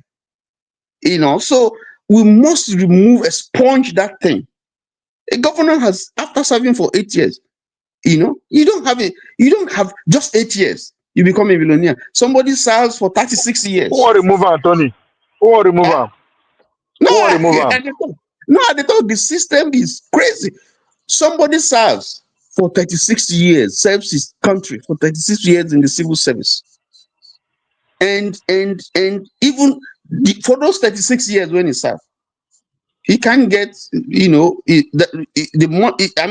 if you compute whatever you are going to be paid, it won't be like what the governor earns for 4 years. Now that you know, if you are choose, what will you encourage your son to go into? Politics or civil servant? If you have to choose. That's what I'm saying. It becomes a do or die. That system is wrong. That system is, we have to dismantle it. Because once you make it unattractive, then they will go and face their business. Some people are lawyers, doctors, medical doctors, that can be more useful. But they just sit there, they don't come, sitting allowance you get, you talk nonsense, you talk about this one, touching this person's this thing and so on, and then they pay them money from my own money, federal money. Mr. Tony, that is the reason why they will not allow the constitution to be tinkered, because then what you then do, Nigerians what you now do, we don't want 2 national assembly, we want 1. What you now do, you take Amechi's prescription. Amechi says, because we are not stoning them, because these are the people who approved those things. They are not going to pass a legislation. When Tinubu wanted to become president, what did he do? He went to work. If we want change, we got to get to work. All this is that easy. It's as simple as there's no two way about it. Thank you. There's no two way about it. We have to get to work. That system we have to. Amechi says that when we begin to stone them, when we begin to stone them, you know what stoning means. Then so we just sit down, we're talking. If my brother becomes a governor tomorrow, I will relocate to Nigeria. That's the politics. I will relocate to Nigeria. So that system Amechi security, no, they carry stone, or they carry gun. Amechi security, no, be so that they carry that gun. So go stone and you see what will happen to you. So that system we have to destroy. Let's hear your view. Let's hear your view of here. Let's hear your final thought. Let's have your final thought. Will they close? Yes. No, I mean it's Nigerian. I mean, you take me unaware. But the truth is that none of these people get to where they are solo. That they work, they did what they needed to do to get them there. So if we really want anything to change, that is and somebody go say, the obedience is everybody did there now. Okay, you try once, you fail. Then what? You continue again now. It's not saying the first try you have to work. It must not work. Even if you work, say the PC put you out, right? Trump will tell you I had £100. But it work at the end of the day. But we have to do the work, other than just rhetoric, right? But again, Ewa was saying something about tribe and all that. All those ones no matter once we have one goal. We just have to come up with one. The idea is that we want to take power. That's not a goal, as far as I'm concerned. Why you won't take? We just have to find something that we can actually rally on. And as far as I'm concerned, the fact that we don't get light is something that we can all, but something, we have to find something, one thing in common. Not just, oh, this person had the account to be president. Let's rally for that. This is the best. That's another thing. There's nothing like this person is the best. It doesn't, that's not how it works. When it comes to it, it's not like this person is the best. We are the best. Because that person, so who are the people behind him? People don't understand why Trump was able to have sway. Not, be like last one, they actually train and recruit people to work with this administration for since 2022. So it's beyond, it is so much to do, but until we have a common goal, and it has to be, it has to be bigger than Tinubu is bad. Let's take him out. That's not the goal. It's not about him, right? It's not about let's go and change them. Why you won't change them? We have to find something that if you can't reach not, you will see like 20% of them will agree with you. If you cannot reach anywhere, 20% of those people will agree with you. Something that transcends, something that has to do with economy, something where everybody will feel rather than religion, tribe, or won't take power, won't take power. That one will be, it's hard to sell at this point. Everybody will take power.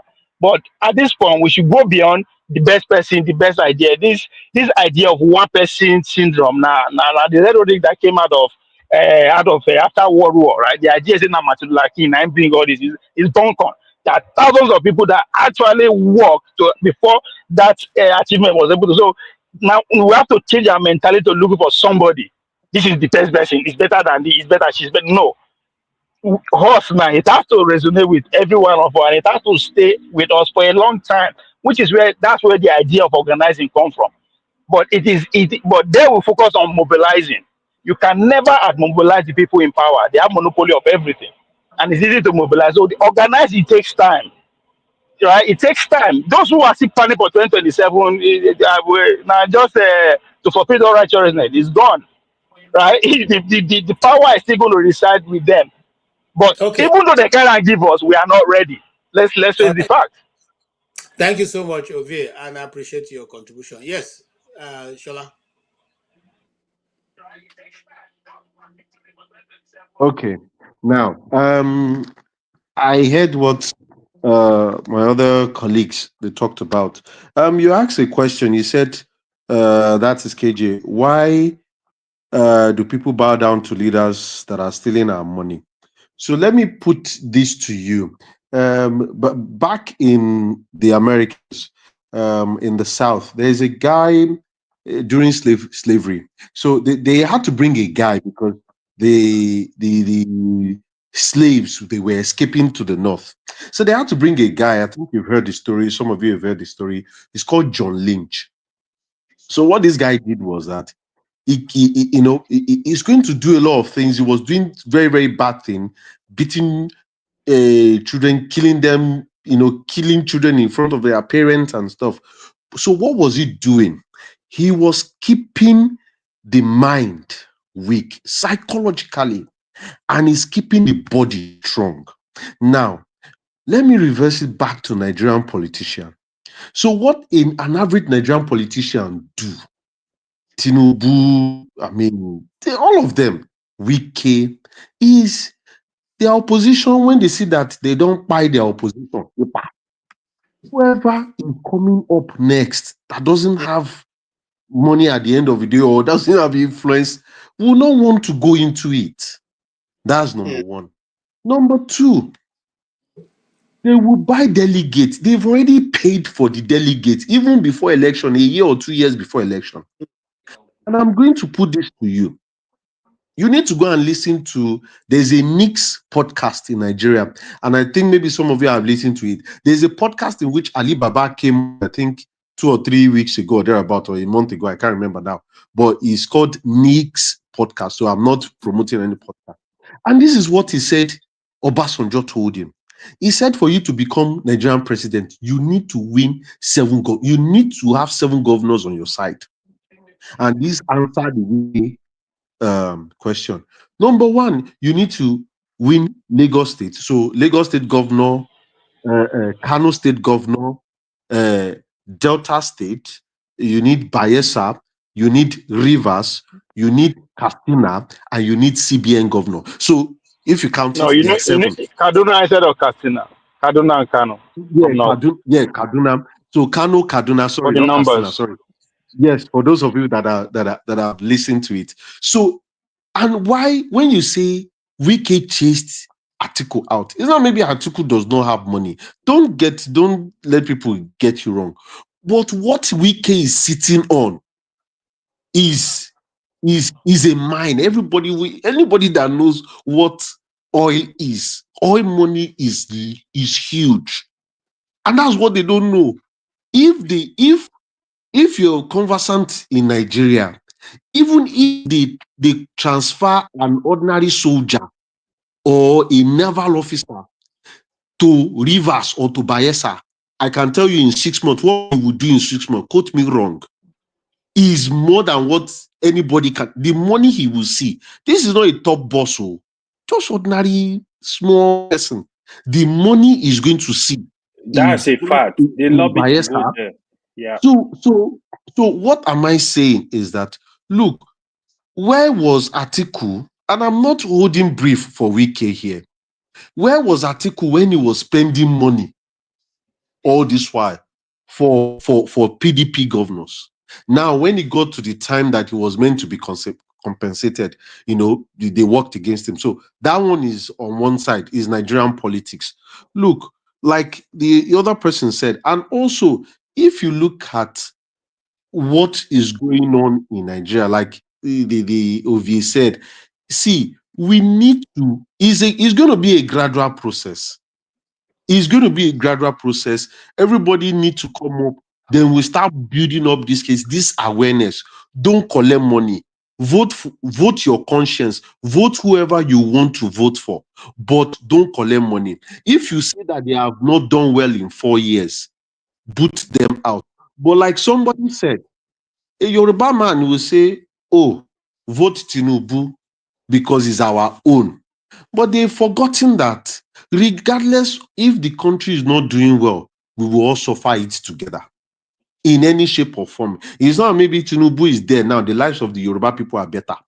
It wasn't that maybe when Buhari was there, the life of the what's it called, the Hausa man or the Fulani man is better. It doesn't mean that maybe when Obi gets there, the life of the Igbo people are going to be better. But what we are simply asking for is a good Nigeria. Give us the basics. The basic, that is what we have to do. Jaeger Africa is doing something where they debunk a lot of things. There's other people that are coming up that are more or less challenging this process. I wish we can have a president like Jonathan again, where he will put people. When Jonathan was there, that was where Jega came, and he changed a lot of things. These politicians, they saw what happened. They will never, except there is a mistake, they will never allow someone like Jonathan to come there again that would dabaru everything for them. They won't. So the basic thing is that we need to sensitize the people in the villages, people in the city at the end of the day, and start challenging the courts and as well as INEC. And I think if we do all of these things in a gradual process, I think in a long time we will get there. Thank you. Thank you so much. Yaga Africa na USA ideal. Yeah, It I want to say that. it doesn't matter, but if you follow them, they are still doing. It matters. It does matter a lot. If you say it does matter, but at the end of the day, if you've seen all the elections that is been done in Nigeria, follow them. See, even if it is US purporting anything, but at least is a process. At least Anyway, the life of Dele followed to me is a process. So we won't get there if we start saying this one is not good, that one is not good. Then who is going to come up? And that's just what we need to do. We just have to follow the process. We don't have to. Once we identify what is not good for, if you identify a food that is not good for you, do you eat it? Do you continue to eat it when you know that it's not good for you? Okay, if it's not good, it's not good. Like let's be real. This is war.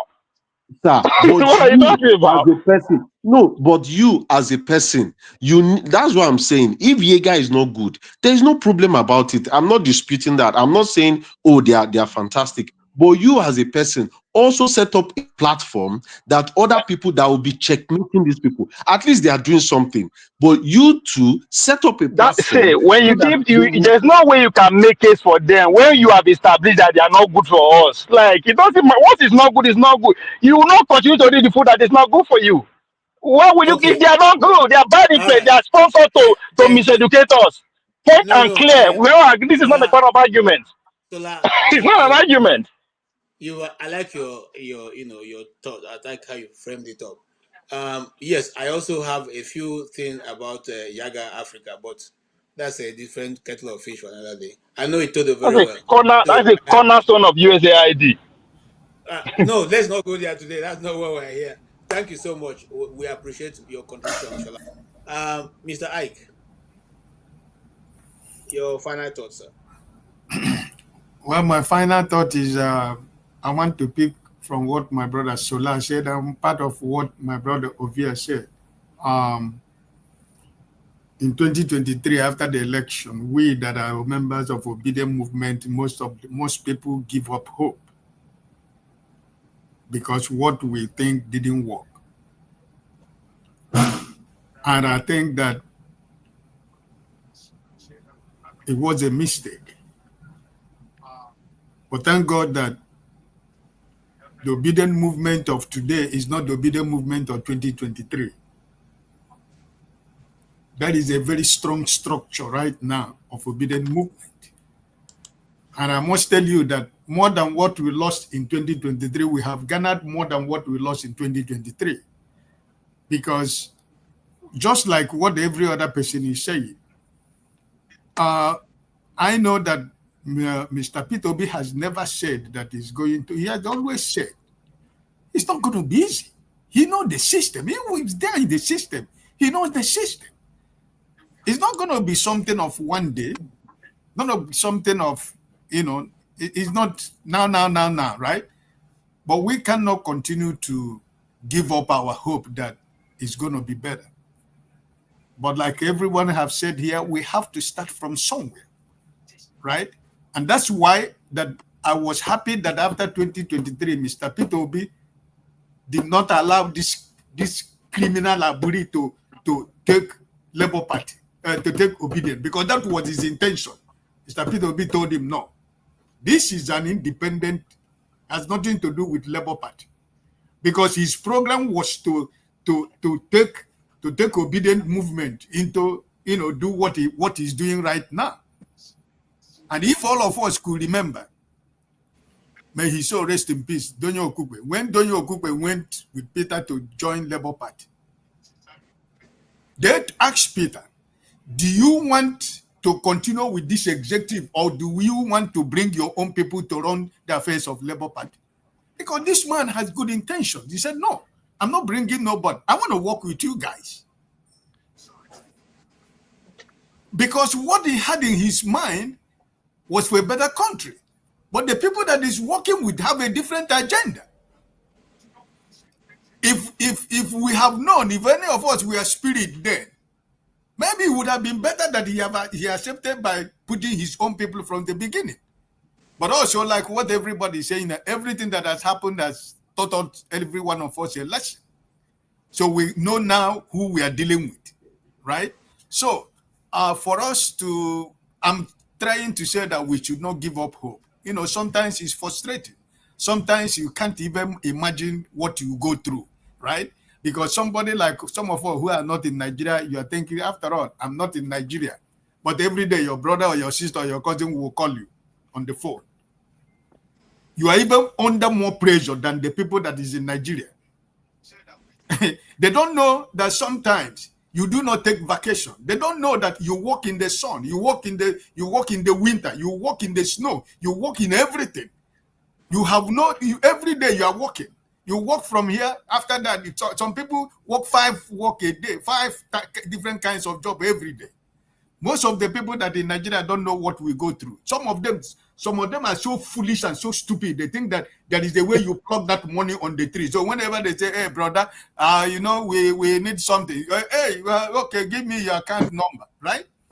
So even though we are not there, but the pressure is too much. Because sometimes you cannot watch your friends. Maybe somebody you know you went to school together, and now it's not, something is not happening to him, or somebody you live in the same neighborhood before, or somebody you did business together in Nigeria before you leave Nigeria, or even your family member. Sometimes it's okay, let me forget about these people. But you know, we that have lived in this part of the world, our conscience have changed to the level that you can't even stay for 1 or 2 days. After 2 days, you can't even sleep because your conscience will not allow you to sleep. You want to do something to help, right? So what I think that it is something that, like Sola said, we cannot give up. We will continue to talk. For example, as we are talking, a lot of people think we come here to waste our time. Oh, but the talking is reaching, is going far and wide and near, right? Is doing a lot of things in the minds of people. You know, so let us not think that this will come here every day. All of us now, for today, I'm still working in the office. Most of you, probably you might end it today. You might decide to go and play golf. You might decide to go and watch basketball. You might decide to have fun with your family. But we are here. What is our gain? Nobody is getting anything. But we were talking about how could our country be good? That if you are traveling to Nigeria tomorrow, you are traveling without thinking about what is going to happen to you at the airport. And after the airport, what is the policeman is going to do? Or how much are you going to pay to safeguard yourself, even in your own village, that everybody know you in the same village? You will still have to hire security to protect you. You understand? Because those people you left in the village, they not think you are coming with the millions of dollars. So if you don't show up, they will organize people who will kidnap you, or organize people who will come and rob you. You know, you can imagine sometimes when you go to Nigeria, no member of your family will know where you are staying in the hotel. Some of us don't stay in the house. Only maybe your mom or your sister that you trust, or your brother that you trust will know the hotel where you are lodging. What they know is that every morning they see you in the family, but none of them will know where you stay. That's the country we are living at. There is no freedom. The people you know before, you can go to the small beer parlor to sit down together, eating nkwobi and the rest of them. It's no more possible. If you go at 6 o'clock, your mother is standing on the road looking for your car, or looking for where you are. If it is 7 o'clock, she has not seen you. That's a very big problem. And when you come in, he will tell you, where did you go? You don't know where you don't know the country you come in. You think this is place where you live. So it is crazy. It's crazy. Some of us can't take it anymore, because I don't know how I can go home. I can't feel free with people. I can't walk in the midst of people because you're afraid of what is going to happen to you. So, my brothers, let us not give hope. You know, Ovie, my brother, has a lot of good points. Please, we cannot see that we are just talking. No, we are not. Our talk is going too far. It's going far away. They are listening. They are hearing, and that's why they are doing what they are doing. Because the first thing they will use Ovie will go and tell them. Ovie will go and tell them. Don't worry. The first thing they have to use for you is the spirit of defeat. They will tell you, they will defeat you. I'm trying to join them. You are telling me I'm going to tell them. What do you think I will tell them?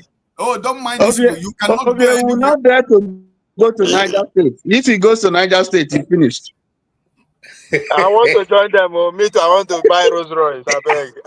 I can't come and die. You? I never suffer. All right. I don't call this life cause suffer. Thank you so much, Mr. Ike. Thank you so much. And what you made there, Mr. Ike, I agree with you totally. Though I'm just, I agree with you that it's not that we are just talking; we are talking constructively. The very day we disagree, I agree with each other. So yeah, I agree with you. It's not all in vain. Yeah, thank you so much, Mr. Benson. Well, let's continue talking. We'll continue to talk. I don't know when this platform started. How many years it started? How many years Mayogun started and others? How many years they started? We have been talking. The worst is that you continue to do I would say we know the all our talk now, like no reach more than 20, maybe 20 million people. I mean, if it's 2 million at all. So we know means that we still have a long way to go. We should just keep going rather than to say, just like I said, we should not get discouraged. We just dey start 10 years now. These men don't they run things for the past 60 years. So Okay. Thank you so much, gentlemen. Thank you so much for all your contributions. The truth of the matter is that whatever we're saying will be in the lifetime of each and every one of us, and we all do not have life that don't have an end, except Christ comes before that time. But if not, every one of us living here in the next 100 years, we're not going to be around, and so what we put on ground for our children will matter a lot.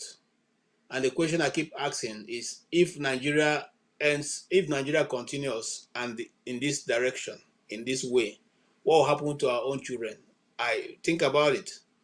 Are your children going to be born into a free country, or they're going to be born into a country where they will be forced to do what they don't want to do, where they will not have free speech, free life to live, where life will become nothing? Because up till now, the people who are killed in Nigeria daily, nobody accounts for them. What I love about America, whether you like it or not, is even the woman or the man who is not known in any circumstance, in any political circle, and that person meets a misfortune that will take that person's life, the whole media will run the person's name, will run his picture, they will continue, the president will even go, or another person will be detailed to go and visit and commiserate with those people. But our own, just last week alone, over 20 servicemen were sent to go and meet their Heavenly Father. Till today, it wasn't even mentioned in the circle of news. It wasn't even mentioned in the circle of the presidency or the National Assembly. So, in other words, the life of those individuals is those things that will say they die for nothing. What is Nigeria to us? What is it we are trying to project? How do we want other nations to view us? Have you ever wondered why you are treated so shabbily in an international airport outside of your Nigeria? Because they see that your government also treats you shabbily. If your government treats you well, people will also be afraid to treat you anyhow. A friend of mine who is an American, I escorted her to the international airport where she came to visit. And they were checking people, and they, because she's black, because she's a Nigerian, the custom people were trying to mess, hey, madam, come this way, this. She was looking at them, and she just told me, watch what will happen now. And she pulled her American passport, and as soon as they saw it, all of them stood up. Please, come this way. Please, come this way. This is some people who are just telling us before now, hey, I beg, broken and move like this. But as soon as they saw that blue passport, all of them, they checked themselves immediately. And she handed the passport to them. And in fact, they just flipped through and gave her back. And she said to them, my friend, can he escort me? He escorted me today. She said, oh no, please. Oh, please, go. Now I crossed the area where I'm not supposed to cross because an American with an American passport is standing at the airport. Gentlemen, in fact, when I left that place, as I was driving home, I was asking myself, when on earth, for a country that has so much there's human capacity and ability like Nigeria, ever come to a place where we will not only be feared, but will be appreciated in anywhere we go to? And that's because we do not have the firepower. When I say firepower, a government that is resilient, that knows what it wants for its citizens. There is a people saying, some of the people who are regarded as a very developed and advanced country, respected, Celsius, how many are they? That's the one that carries number 1 in Africa. Celsius. Nigeria is not even among the number 10. And that's because we don't have a government that sees it as anything to make sure that the people of Nigeria have dividends of being called Nigerians. And sometimes when those of us who are from the South, say, we just want to divide. Not because we don't like the country, but we are tired of the, for how long? 60 years after independence.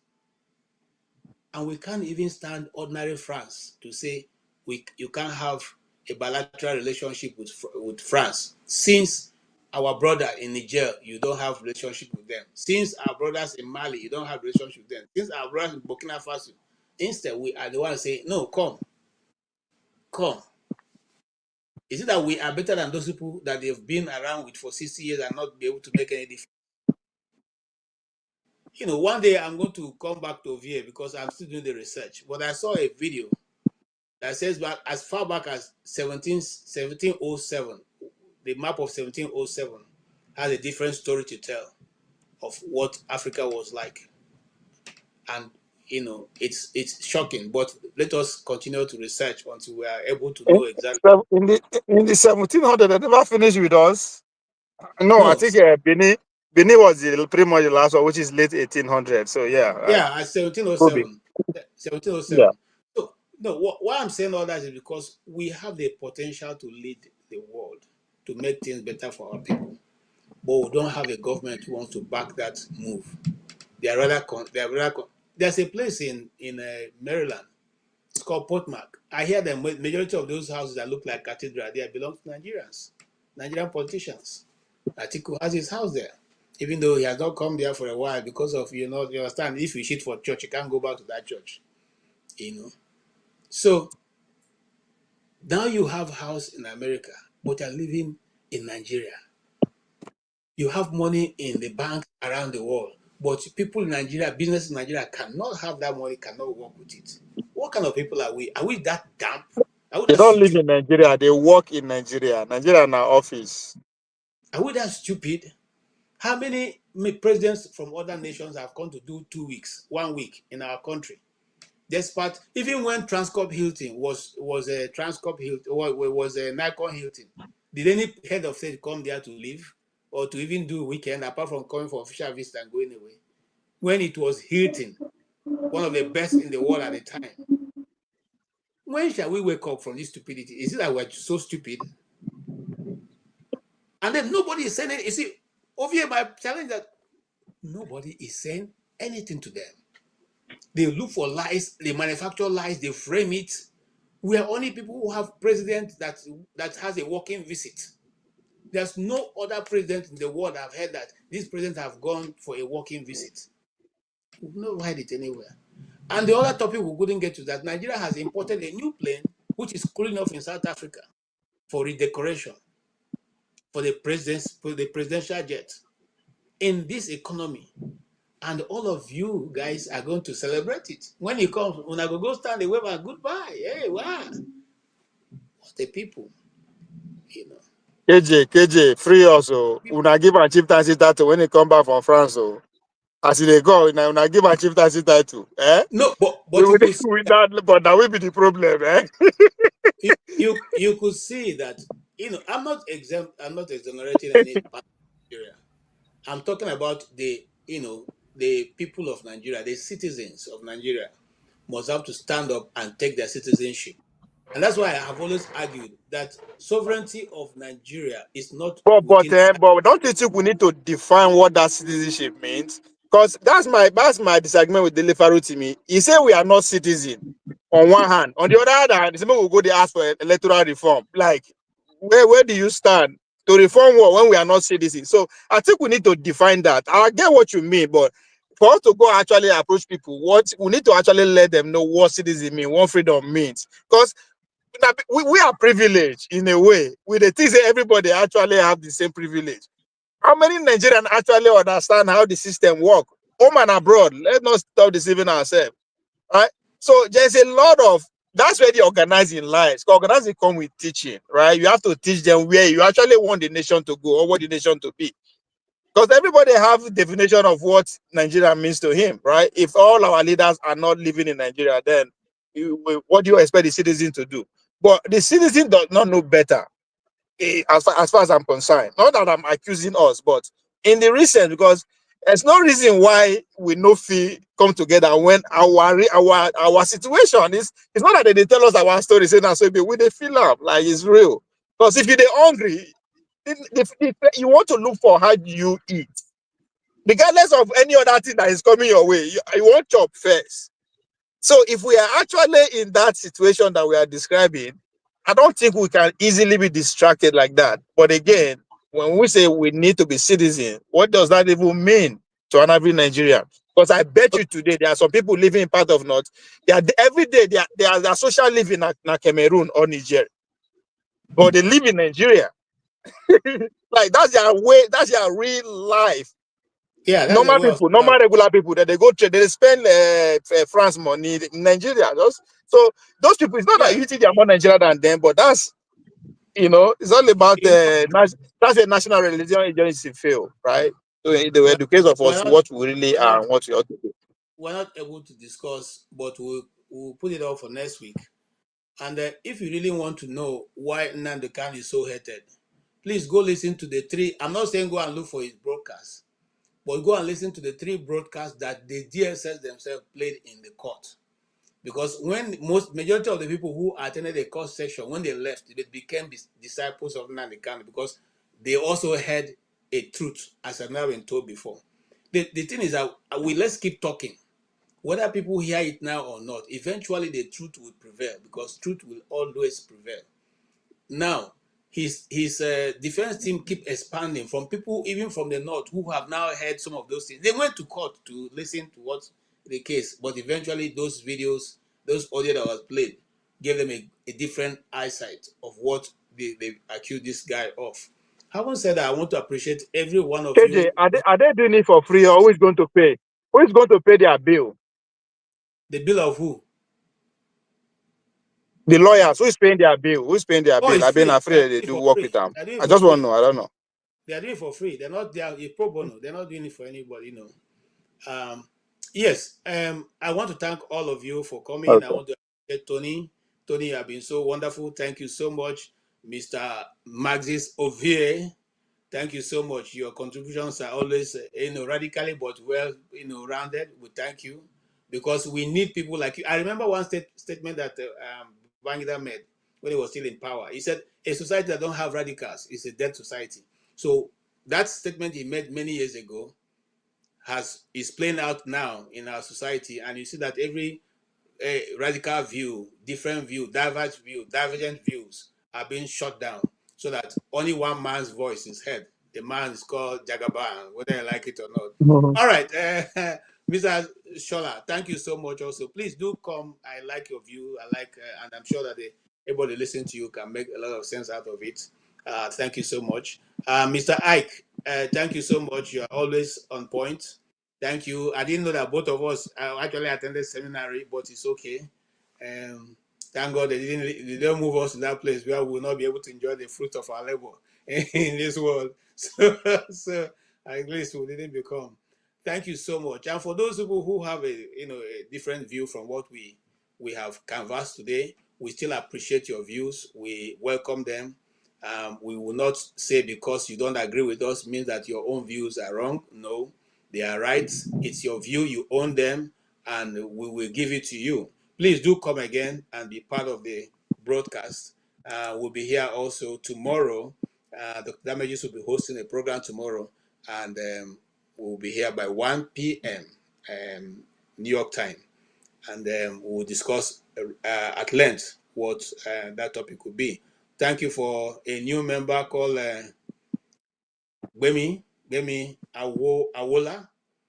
Thank you so much for joining, and we appreciate you. Thank you, Kolata. Kolata have been very supportive. Thank you so much. Alexander Gomez, thank you also. Alexander Gomez, again, we thank you. God bless you. Thank you. God bless you, Kulata. God bless you for all the support. We really appreciate what you're doing. Even though you may not agree with my views, but it's okay.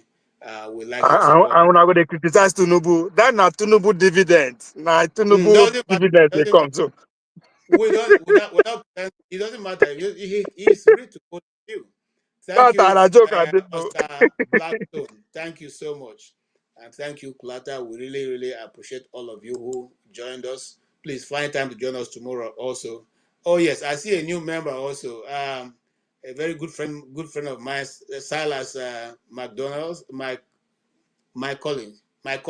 Thank you so much. Great to have you. Please, we'll be here too also by tomorrow by 1 p.m. That's when the program will start. And you can also join us from wherever you are in the world. We'll discuss every issue, and then we will also put together a special package to discuss when the whole issue of the Nnamdi Kanu's court is through. We'll put a package together, and that day we will discuss only Nnamdi Kanu's affairs. Those of you who don't want to hear about it, come. Those who want to hear, come. Bring your views. KJ, what year will that be? What year will that be? What year will that be? It will be as soon as the court. Let me tell you something. I don't want to give out my whatever, but I'm putting some things together, and as soon as the videos are ready, we'll get down there. But I want to have all my facts together so that we, Because then waiting make the other one rescue herself. It no means that this one no be sent. This one no be sent too. She feel rescue herself after some case, after maybe a month, 2, 3 months or a year, then they'll start again.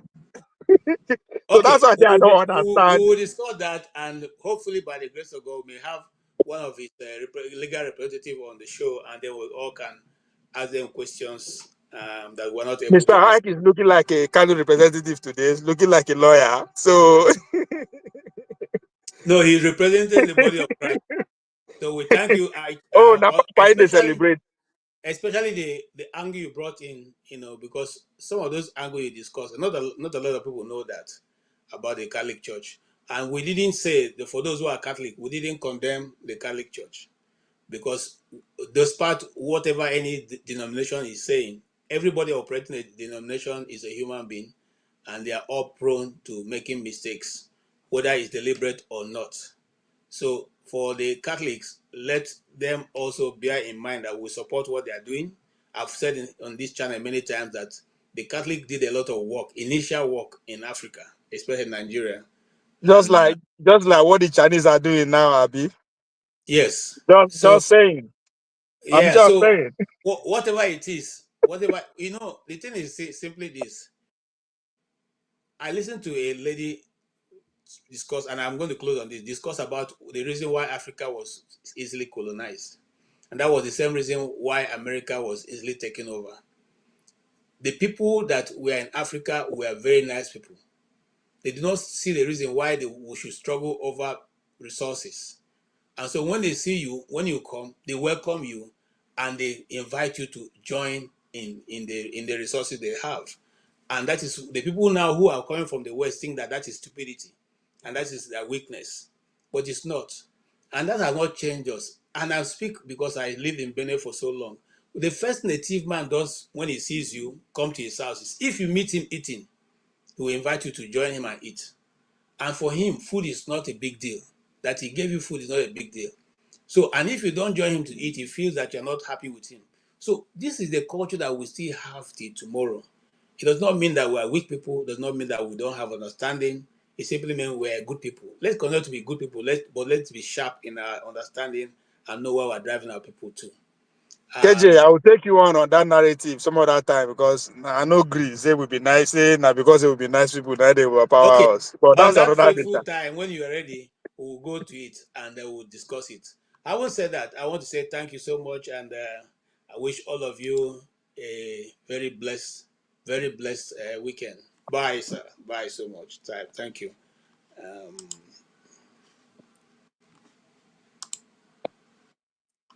Rudolph was playing one music. I'm still trying to look for it to use to end this program, or just in case I don't see it.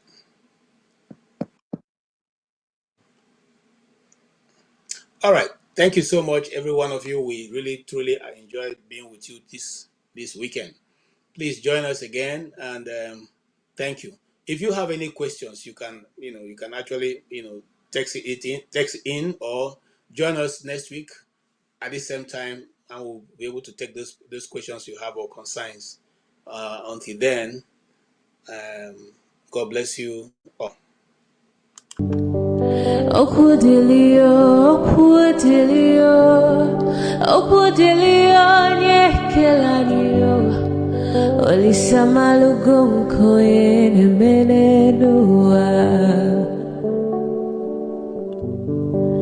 Okudilio nye kelanyo Chukuna malugo yo biadio cha Agaranya chogo kowe bili Agaranya chogo kowe rienio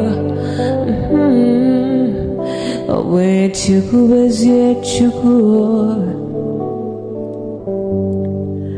Nuche chukwa busigi fegemeo Nuche chukwa busia ifegemeo Nifo solo ne asi alibazie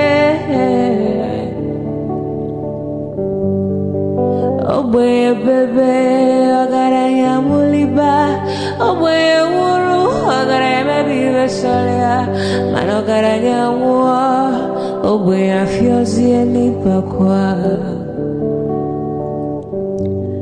Agaranya chogo kowe bili Agaranya chogo kowe rienyo